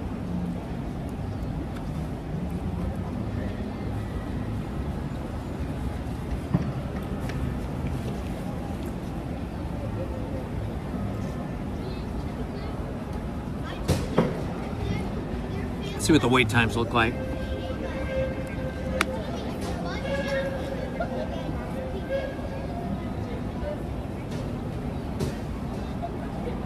What's my favorite time of day or night at Disneyland or California Adventure? My favorite time of day is like 10 o'clock to 12 noon because I don't have to get to the park too early, but it's not very busy from 10 to 12. I ordered it and I was like, wait. And at night, I would say, depends on the season. When I come at night or when I stay, it's usually because I want to see a parade at night, like Paint the Night or Wonderful World of Color, or whatever it's called now. So probably would be like an hour before a parade and an hour after.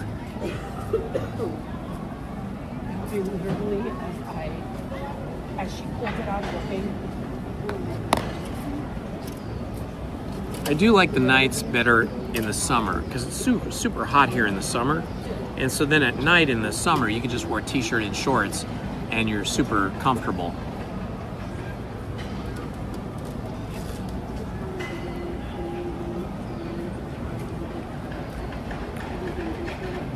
Everybody's lining up for a photo booth. They're all taking pictures in a photo booth straight ahead of me.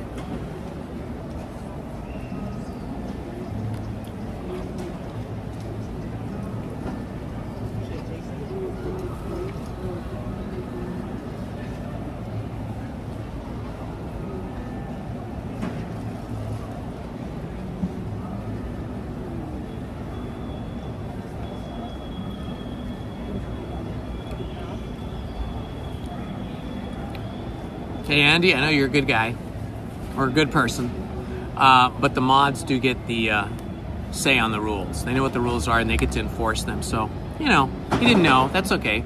Now he knows. Yeah, we don't usually do all caps. I didn't mention that earlier, but you know, all caps in social media is like yelling at somebody, like when you're angry at them. So we don't want to do all caps.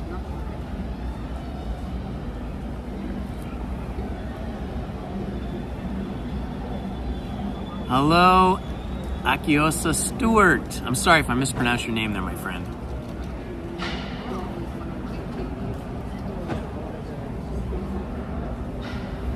And then we also don't want to go crazy with emojis. You can do 2 or 3 emojis, that's fine. But if you start doing a lot of emojis over and over again, then it starts to become what a lot of the mods will call spam. And then that might get you a warning.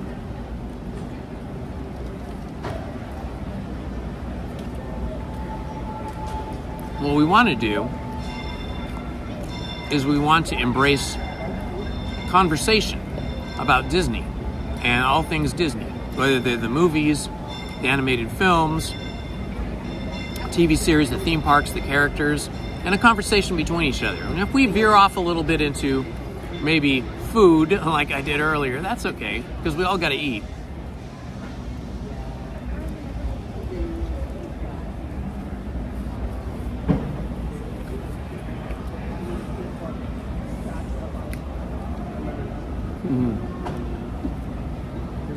Well, I'm having my last bite here, so sorry. I managed to wolf it all down while chatting with you guys.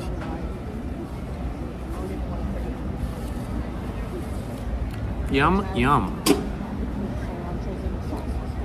It's nice to eat and feel like you made a healthy choice. I feel like I made a pretty healthy choice there. I can easily fall into junk food land and be happy. I know my body suffers for it later.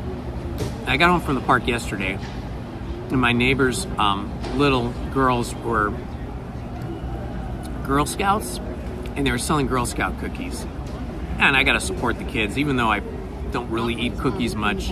I like cookies, but I know not to eat them too much. But I bought 4 boxes and I promptly ate 2 of the, what were they? Snickerdoodles. I ate 2 Snickerdoodles, those were good.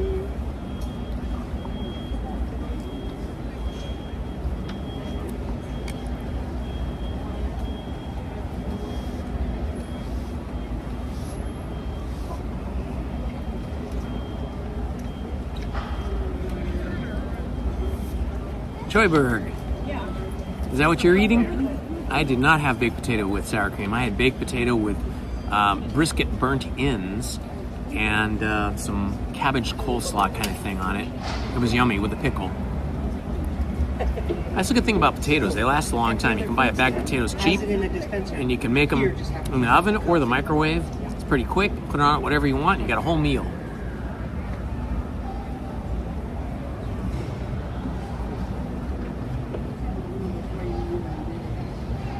That is a good question, Cinemagic. Maybe somebody can answer Cinemagic's question. I don't buy popcorn here. I don't look for popcorn here. I pass those stands and I don't really pay attention to them. I know the popcorn stands were open this morning when I got here at 10, but at rope drop, I'm usually so focused. I got my blinders on and it's like get to the rope, get to the hub, and get to Rise of the Resistance usually is what I'm going for. So I don't know the answer to that. Oh yeah, the Thin Mint. We definitely got a box of Thin Mint cookies. 2 boxes of Snickerdoodles, and they had a new one I'd never seen before. It's like a brownie, chocolate and peanut butter cookie. So I got a box of that. But I'm gonna try and have some self-control and try not to eat more than 2 a day. If I hadn't bought them, I would have eaten none. But I want to support my friends and my neighbors, so I bought the cookies, and I will enjoy eating them. I'm not going to eat any of the Thin Mints. I leave those for Lizzie, because those are her favorites, so I'll let her have the whole box, and it'll take her a while to work her way through them. Did anybody here in the chat ever sell Girl Scout cookies or See's candy bars in school or in your scouting troop or like a youth group or something to raise money?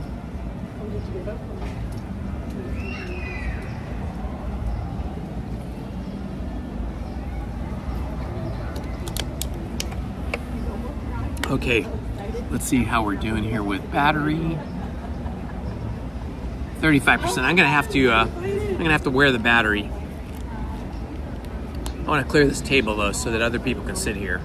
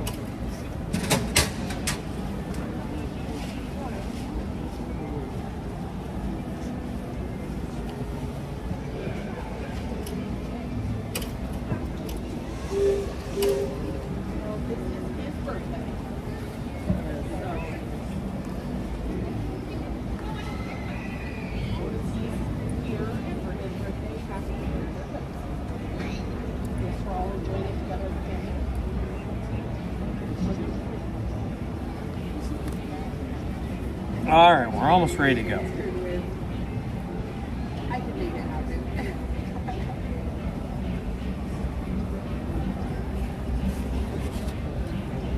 Let's throw our trash away.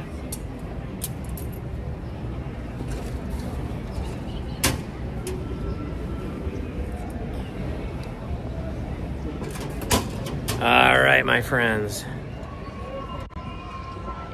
All right, that was good. It was filling. It was relatively cheap. Let's see, how much were those potatoes? I think I paid for the... Yeah, it was $12.29 for that potato. That was a good deal. And then I got a discount. So with tax and all, it came to like $11 and change. So if you're on a budget or you just want to save some money and not go crazy spending money on food here, that is a good deal.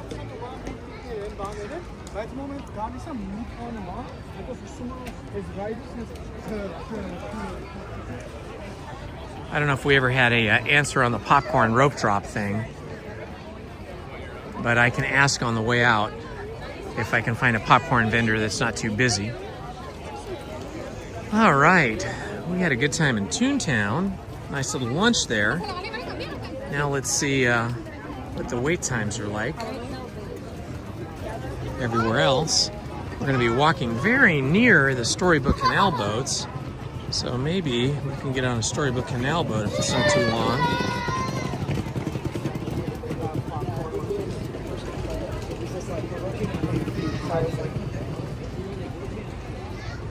Excuse me, do you know, Sophia, if, you know, when you rope drop the park, are popcorn vendors open at that early? I believe the only one that might be open is going to be on Main Street. Yeah, on Main Street. Disneyland, we don't open until 9. Okay, thank you. Okay, so Sophia answered my question. She's a popcorn vendor, and she said that the popcorn vendors do not open until 9, but down on Main Street near the flagpole area, they may be open, but she wasn't really 100% positive on that. All right, Storybook canal boats are only 10 minutes. Let's see if we can hop on that, because I love everything about Storybook Land, the canal boats, and Casey Jr. Boy, I feel tubby now. I feel pretty full from that potato. I can't lie. But that was a really yummy potato and a good value for the money. Fills you up. It was really tasty. Okay, let's see. It says 10 minutes, but it looks pretty busy.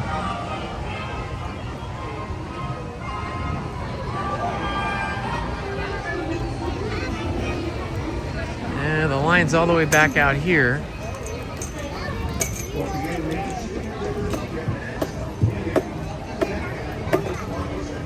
Maybe we can wait for it though.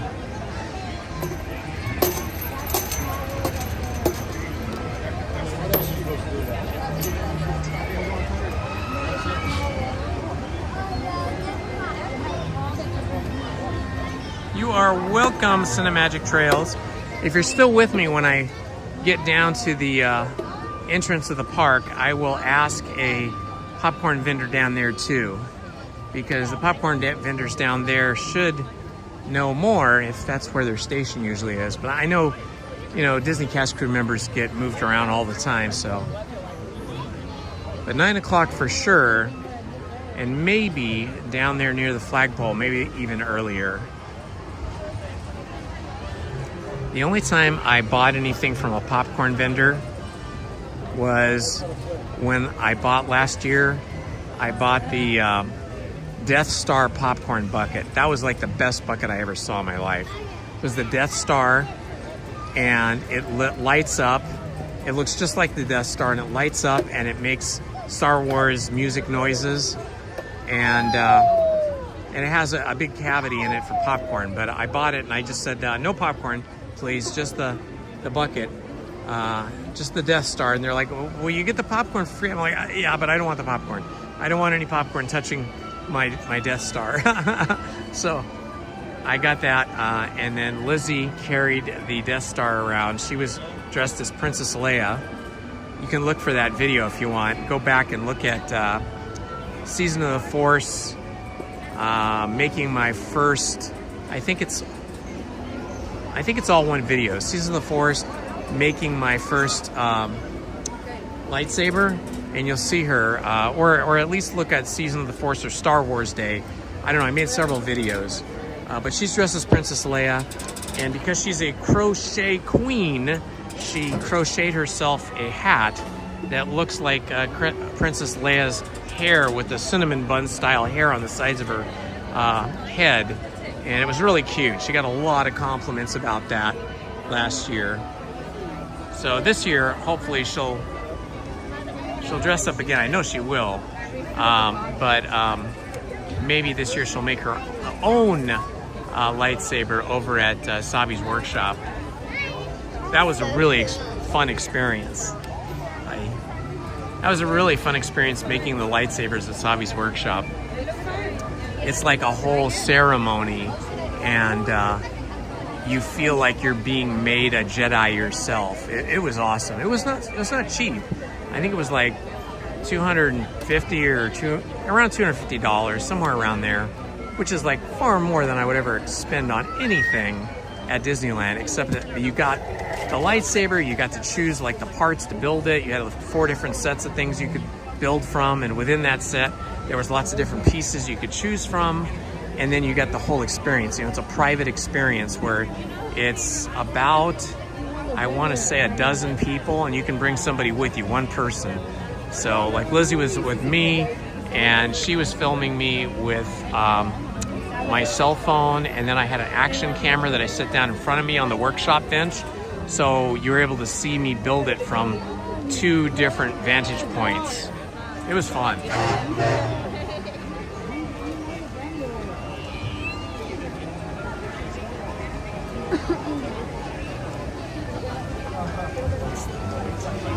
What's the wait time on Pinocchio? I don't know right now. It's probably like 15, 20 minutes. Let's see. Pinocchio. Yeah, we should have brought our pins. Pinocchio's only 5 minutes right now. That's crazy. 5 minutes for the Pinocchio's Daring Journey.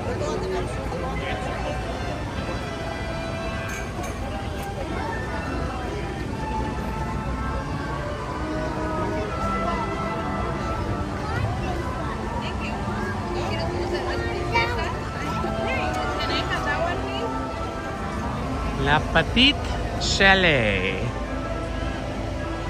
Over here. It's La Petite Chalet souvenir shop. There's a popcorn stand right there. There's so many popcorn stands. You know, I never really pay attention to them because I don't buy popcorn here. But now that I'm looking around because you asked that question, Cinemagic asked that question, now I'm seeing popcorn stands everywhere.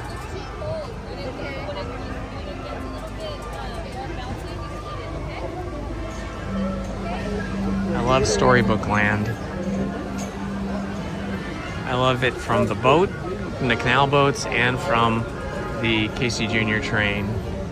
Either way, it's just so cool. Daddy said they'll get off the bus, okay?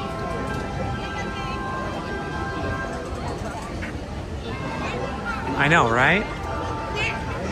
Maybe we'll catch Pinocchio on the way out of Fantasyland. I'm always down for a boat ride though, so Storybook Land boat ride is the hot ticket for me.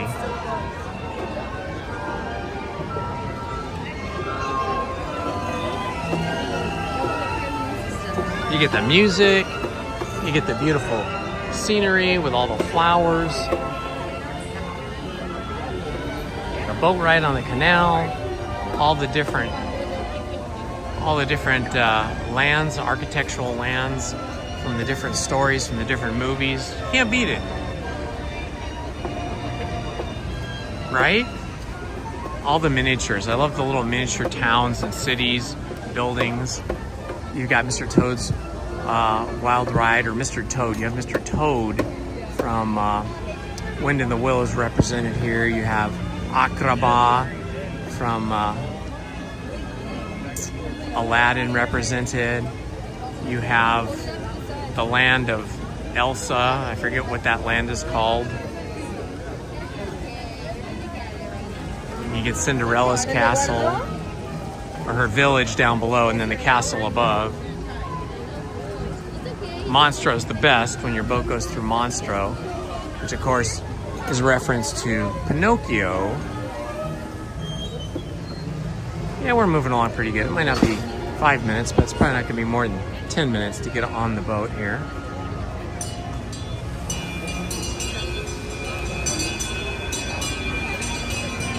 Rapunzel, right?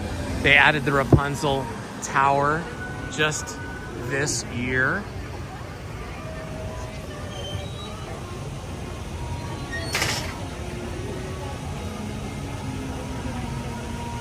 Now, here is the penalty you pay for eating the baked potato. Now the potato is starting to make me sleepy. Suddenly, all of a sudden, I started to feel a little wave of sleepy exhaustion kind of wash over me. And my body said, oh, we have a starchy potato we must process. You will pay for that in energy.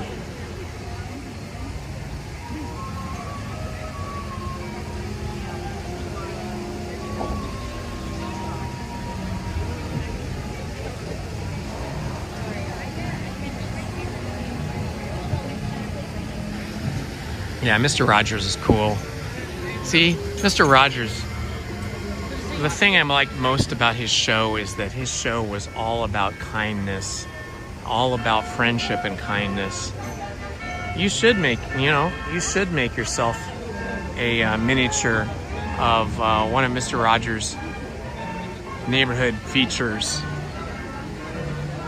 I have a friend who has a little HO model railroad, and he's building quite a little miniature experience of the railroad with the buildings and the flora and fauna and people and all that kind of stuff. There's some really big model railroad clubs here in Southern California. There's one up in San Pedro that's like an entire 2-story building. I mean, a huge building with several model railroad layouts on the 2 floors. And then there's another big one. There's another big one. It's the Pasadena Railroad Club, and they have their own building as well. And anybody can join that. And then they'll teach you how to run the railroad, and they'll teach you how to run all the trains and all of the switchers and all that stuff.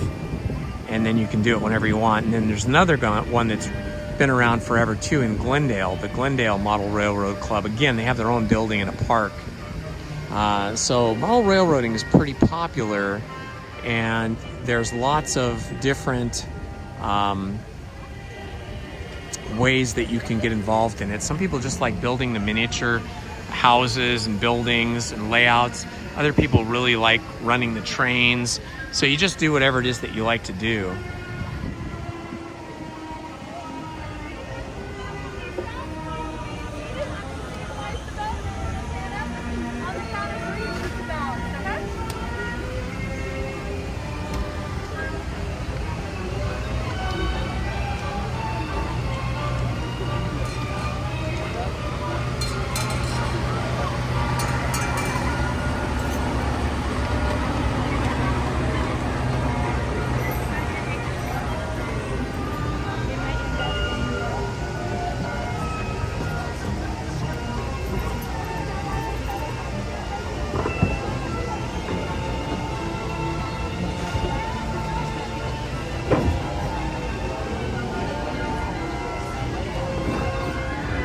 This music is hypnotic, listening to the Storybook music.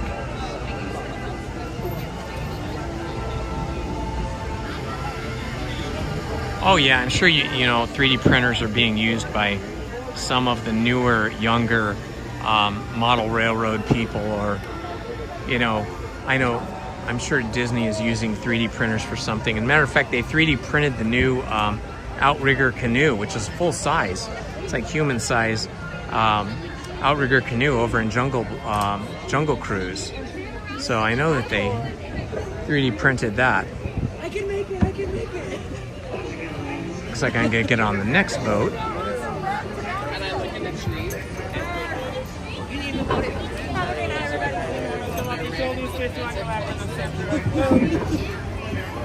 All right, for those along the cross, I want Autopia.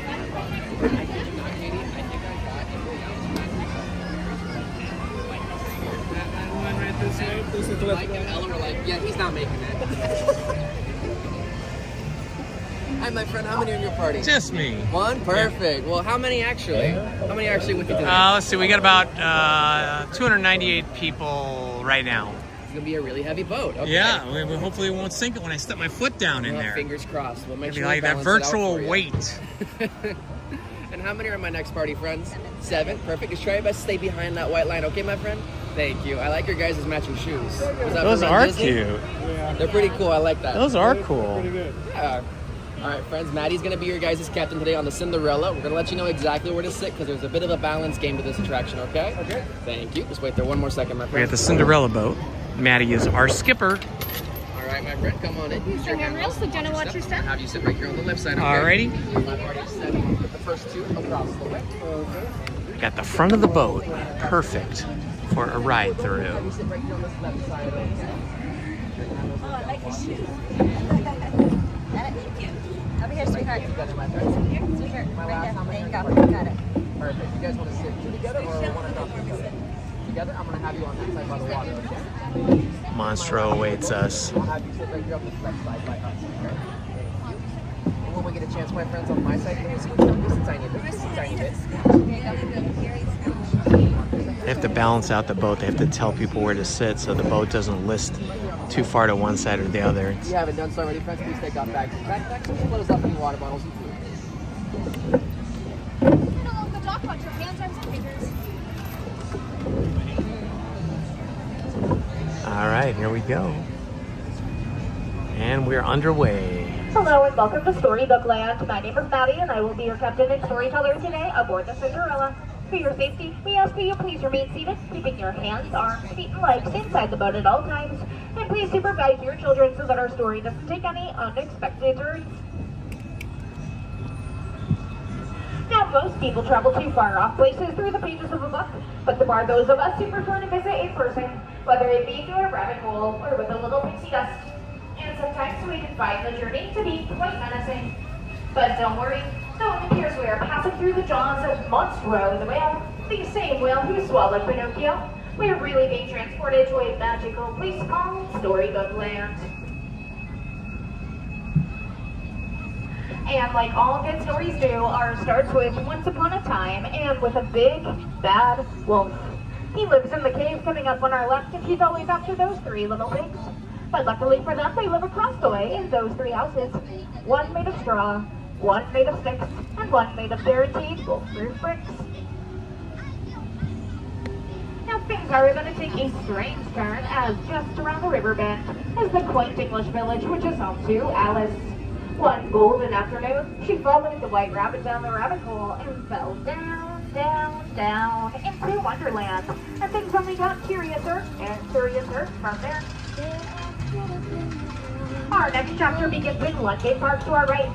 This is the very same park that Peter Pan flew over with John, Wendy, and Michael Darling as they followed the second star to the right and straight on till morning to Neverland with the help of Tinker Bell's pixie dust. All of the places here in Storybook Land are quite magical, such as the city of Agrabah straight ahead. This is where a street rat named Aladdin first stumbled into Princess Jasmine in the marketplace and stole her heart. Though the two came from different worlds, with the power of love and the help of a genie, they are now married and live in the Sultan's palace to our right.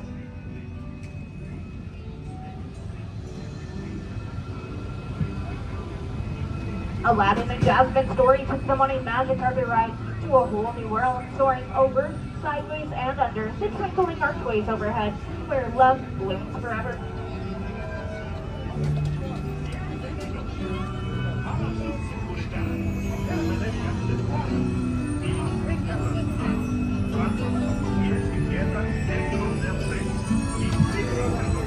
Now, while all of the places here in Storybook Land are quite magical, some are also rather mysterious, such as the Cave of Wonders straight ahead. It is said that the treasure bears a curse which can only be lifted by the genie who lives in the lamp, and rumor has it, whoever sets the genie free will be granted 3 wishes. Now let's all make a wish and see if it comes true.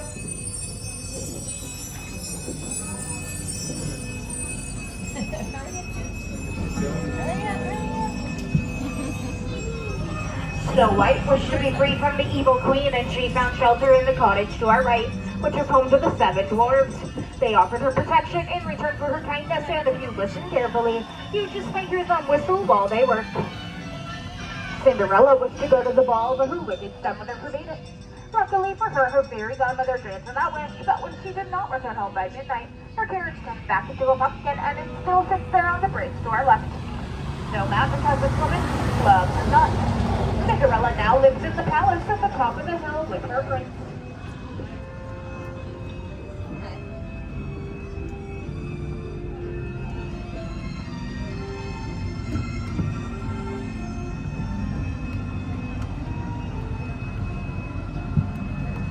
Wishes can inspire dreams like the ones that come to us while sleeping on a quilted bed of flowers like the ones to our left. They were inspired by the 1933 silly symphony cartoon, Lullaby Land.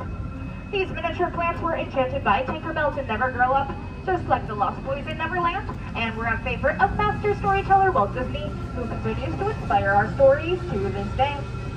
Stories like The Timeless Tale of Tangled were all at once, everything was different. The lost Princess Rapunzel dreamed of leaving her tower to see the floating lantern that appeared in the night sky on her birthday each year. She found her new dream with Flynn Rider, and at last she saw the light, and the world had somehow shifted. Or stories like Wind in the Willows, featuring Mole Rat and Mr. Toad. Mr. Toad lives in that stately manor coming up on our left, but sorry folks, he isn't home right now. He's off in his motor car on a wild ride to nowhere in particular.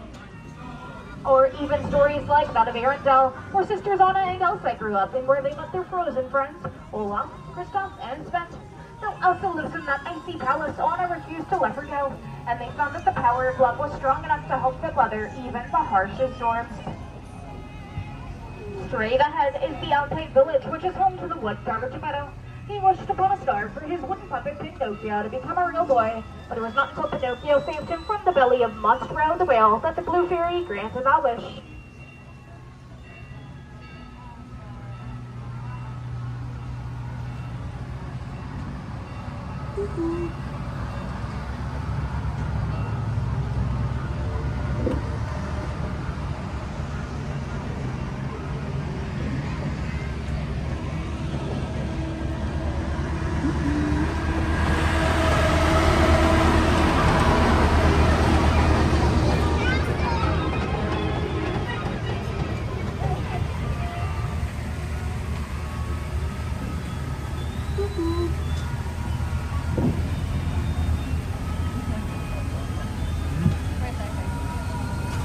Geppetto's wish was like that of Ariel, the Little Mermaid. She wished to walk on land and become a part of our world. It was the sea witch Ursula who granted that wish, and Ariel traded her fins for unsteady legs. She now lives in the palace to our right with Prince Eric.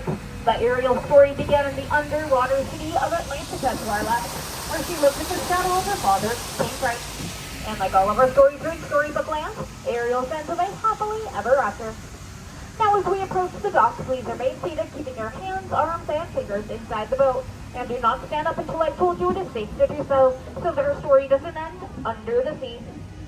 Once again, my name is Maddie, and on behalf of all of our storytellers here today, I hope you're having a very magical day throughout the Disneyland Resort. Good job!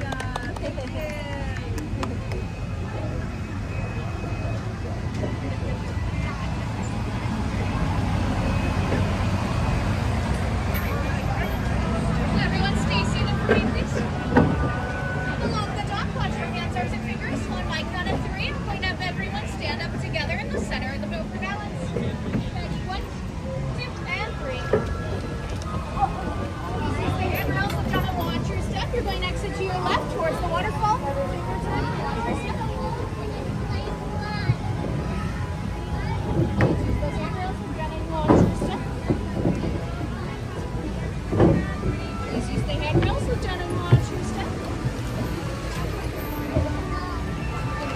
All right, we have successfully disembarked from our Storybook canal boat, and we are back on land.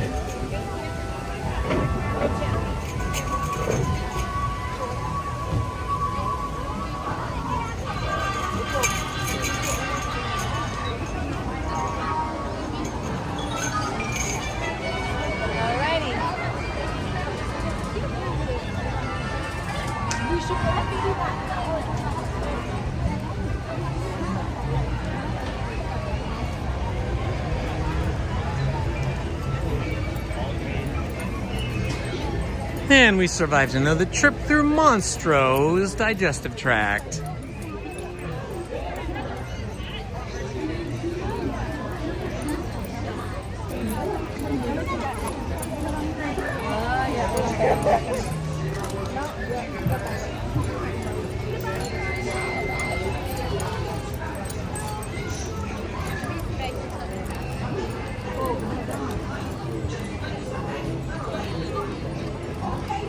And it's starting to feel busier now. I'm seeing a lot more kids in the park of all ages, from youngsters to teenagers, from youngins to teenagers.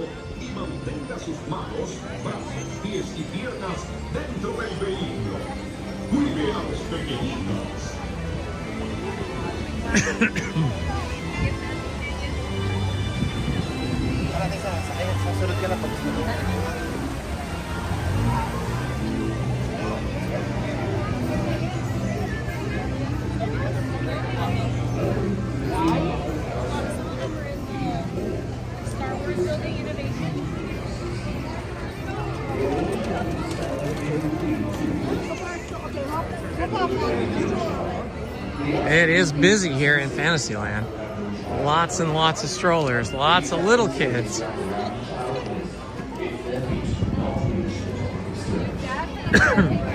Pinocchio's journey is a lot busier than it was a moment ago, a few minutes ago. It's looking pretty busy now. I don't know, I think we might pass on that. That queue can be kind of claustrophobic. Look pretty busy. And Sleeping Beauty is even busier.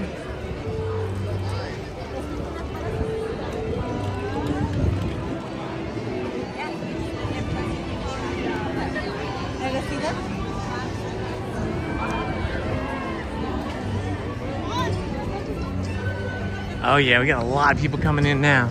There's the Bibbidi Bobbidi Boo Boutique, where you can get your princess or princely attire. Oh yeah, look, we got princess security here. They're guarding the princesses. And people coming through the gate of the castle across the drawbridge now. Looks like we have more school groups or some kind of groups anyway, wearing matching shirts and matching sweatshirts and so on. And then you're going to go ahead and picture Minnie here, just do a little head tilt. And you have a couple of options if you want to put your hands in your pocket. You can do some thumbs up. Come true, where your dreams, where you wish upon a star, and where your dreams come true. That's what this says around the circle here in giant brass letters.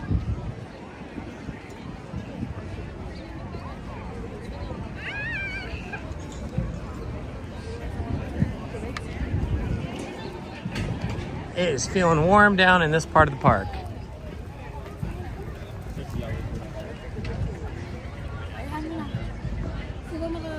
Everybody always takes pictures in front of the partner statue here with Walt and Mickey, but they never take any pictures from behind. Because in silhouette like this, it still looks correct. It still looks like he could be looking at us. You know, you can't really tell the front from the, well, I guess you could if you looked carefully at the clothing details.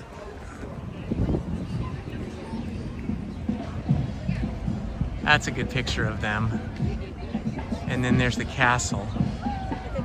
That is a great picture. I have to get my other camera out and take a picture of this.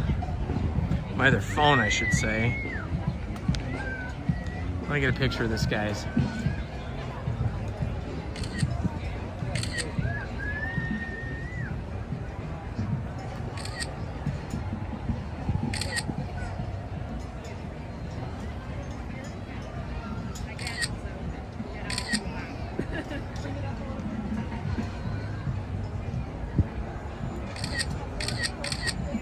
Okay, sorry if you guys were looking up at the sky there.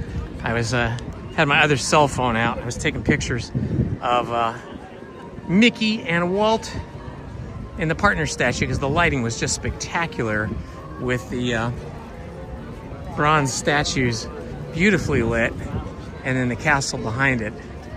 That was gorgeous. See, now I have that. Even though I'm completely full, I am not hungry at all. Now I have that urge to have an ice cream. I must resist because that's the way my brain is wired. Eat lunch, have ice cream. Eat dinner, have an ice cream afterwards. But I must resist.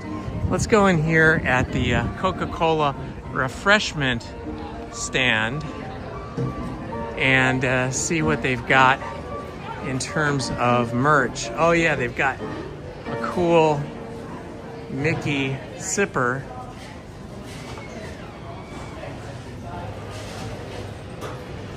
And they've got an abominable snowman sipper. Oh, and they got a Jiminy Cricket sipper for like $28 approximately. I don't see Jimmy the Cricket though. Oh wow, look, they've got the snake. So the 70th anniversary Mickey Mouse bucket. Oh, it's not a sipper, it's a bucket. It's $51.99. Spendy. They have a Stitch and Angel Heart bucket for $28. Oh, here is the Jiminy Cricket over here.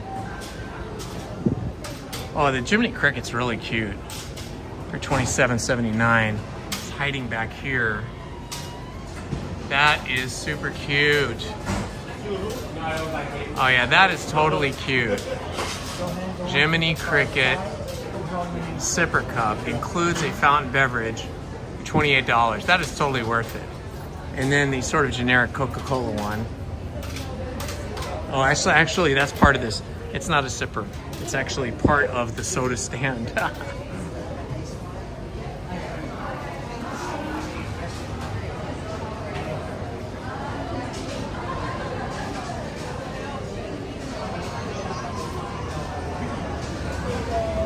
That Jiminy Cricket sipper is really cute. I know I've heard you guys talking about it the last couple of weeks.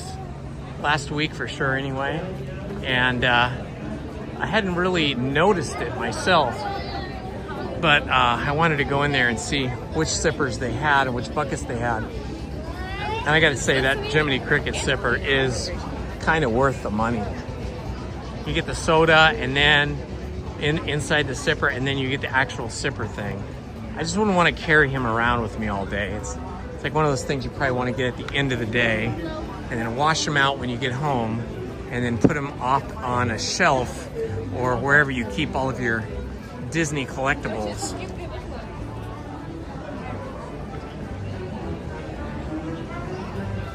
This is the Carnation Cafe outdoor patio. It's always super popular. Got to go in here again and look at the Valentine's merch. This is really nice. It feels great. I don't know what that is. It feels really good. Some kind of a cloth. And that's really nice.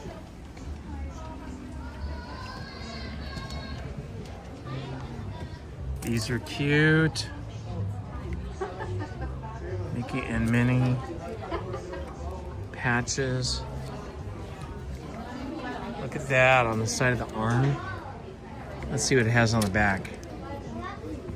It just says Disneyland on the back. Oh, look at this. This is all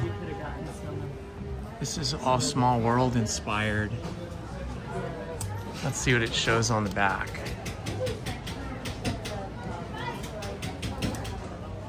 Small World boat tours.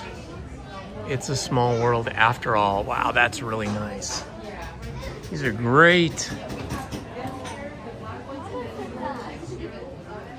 Oh, and the Small World sweatshirt is awesome with all the lands. This is a really cool baseball cap. The D for Disney, the Minnie Mouse ears. The castle, it says Disneyland. They even have some nice fanny packs. Ooh, look at this coffee cup with the D for Disneyland. That's nice. Super cool.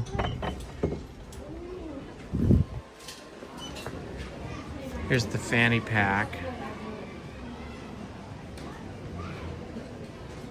Yeah. Small. Oh my gosh, this is too cool. I just saw this in the window and I thought it was only for a mannequin for display, but you can actually buy this. Look at this. It's like, I think this is like the Mickey Mouse Club official jacket from back in the day. A land of magical imagination. It's like a cloth that feels really nice. And then there's a tag down in here that says, "Here you leave today and enter the world of yesterday, tomorrow, and fantasy." This is the bronze plaque that they have that's over the arch as you leave the entry gates and come into the park. Look at this. This is so freaking cool. I mean, not for me, but for a young lady, I guess. And then there's a skirt that goes with it. Look at that. It's a pleated skirt. That's really awesome. Let's go look at this on a mannequin. And then here's the dude version of it. It doesn't have the cape, but that cape is really cool. Oh, this has Walt Disney's signature on it. Disneyland Resort, the happiest place on earth. Walt Disney, established in 1955, Anaheim. Oh man, these are great. I wonder how much these are. Okay, the dude's version is $150. Let's see what the ladies' version is priced at. Also $150. Let's go. Oh, and look at the Mickey Mouse sweater. This is really nice. They got some good stuff in here now. This is like what used to be the watch shop. Let's see if it's on a mannequin. I think I saw it on a mannequin out here. Yeah, here you kind of, if I can get the reflection right, kind of see what that looks like. That is so special. Oh man, I love it. That is awesome. Man. I don't know how much the skirt was. I don't think I could get Lizzie to wear that. I think that skirt's too short for her. She would like the jacket though. Let's see, the skirt is... the skirt's not bad, it's 50. So 150 for the jacket, 50 for the skirt. So for $200 plus tax, you're talking $220.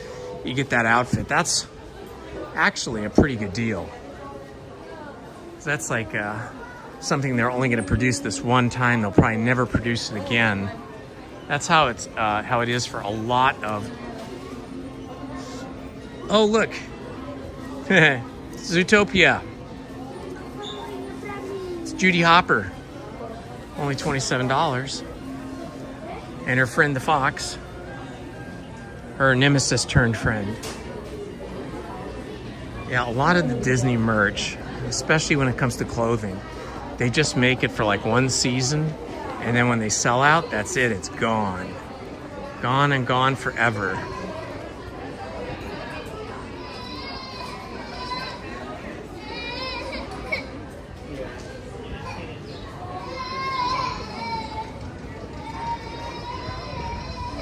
All right, let's see if we can find a popcorn vendor to ask about when they start selling popcorn here. Oh, it's Dapper Dan's again. We saw that performance yesterday. Okay, let's go ask the popcorn vendor about when they start popcorn sales in the morning.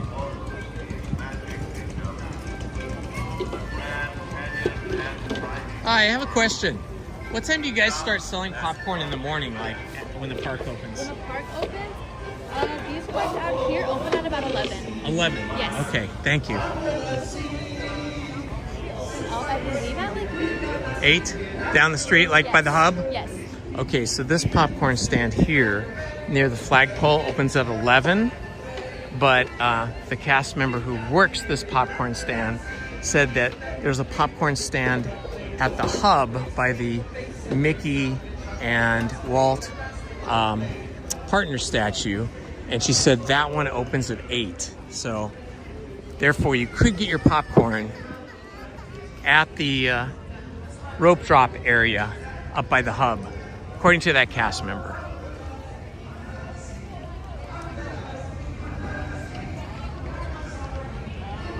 Oh, look who we have over here. Cruella de Vil. Let's see if we can catch her. It's a cat.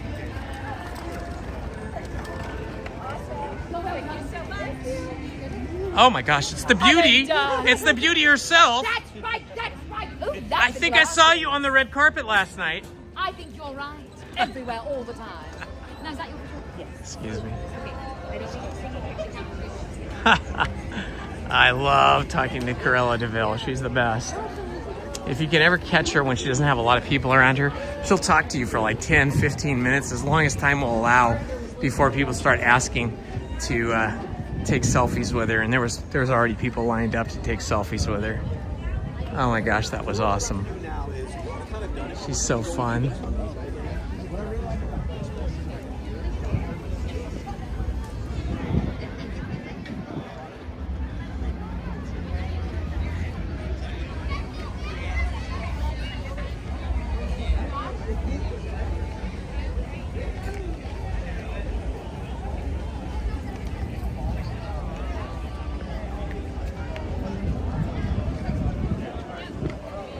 All right, my friends. We have been live streaming for about 4.5 hours. It's been really fun. I want to thank you all for joining me today. I got to get home. I got some chores to do. I've got some projects to complete on my computer. But it's been a really fun day here today with you guys. I want to thank you all for participating and chatting with me and with each other in the chat, and for just having a really great day. It's always my pleasure to spend time with you, and I hope to see you back here again. I am scheduled to live stream on Wednesday.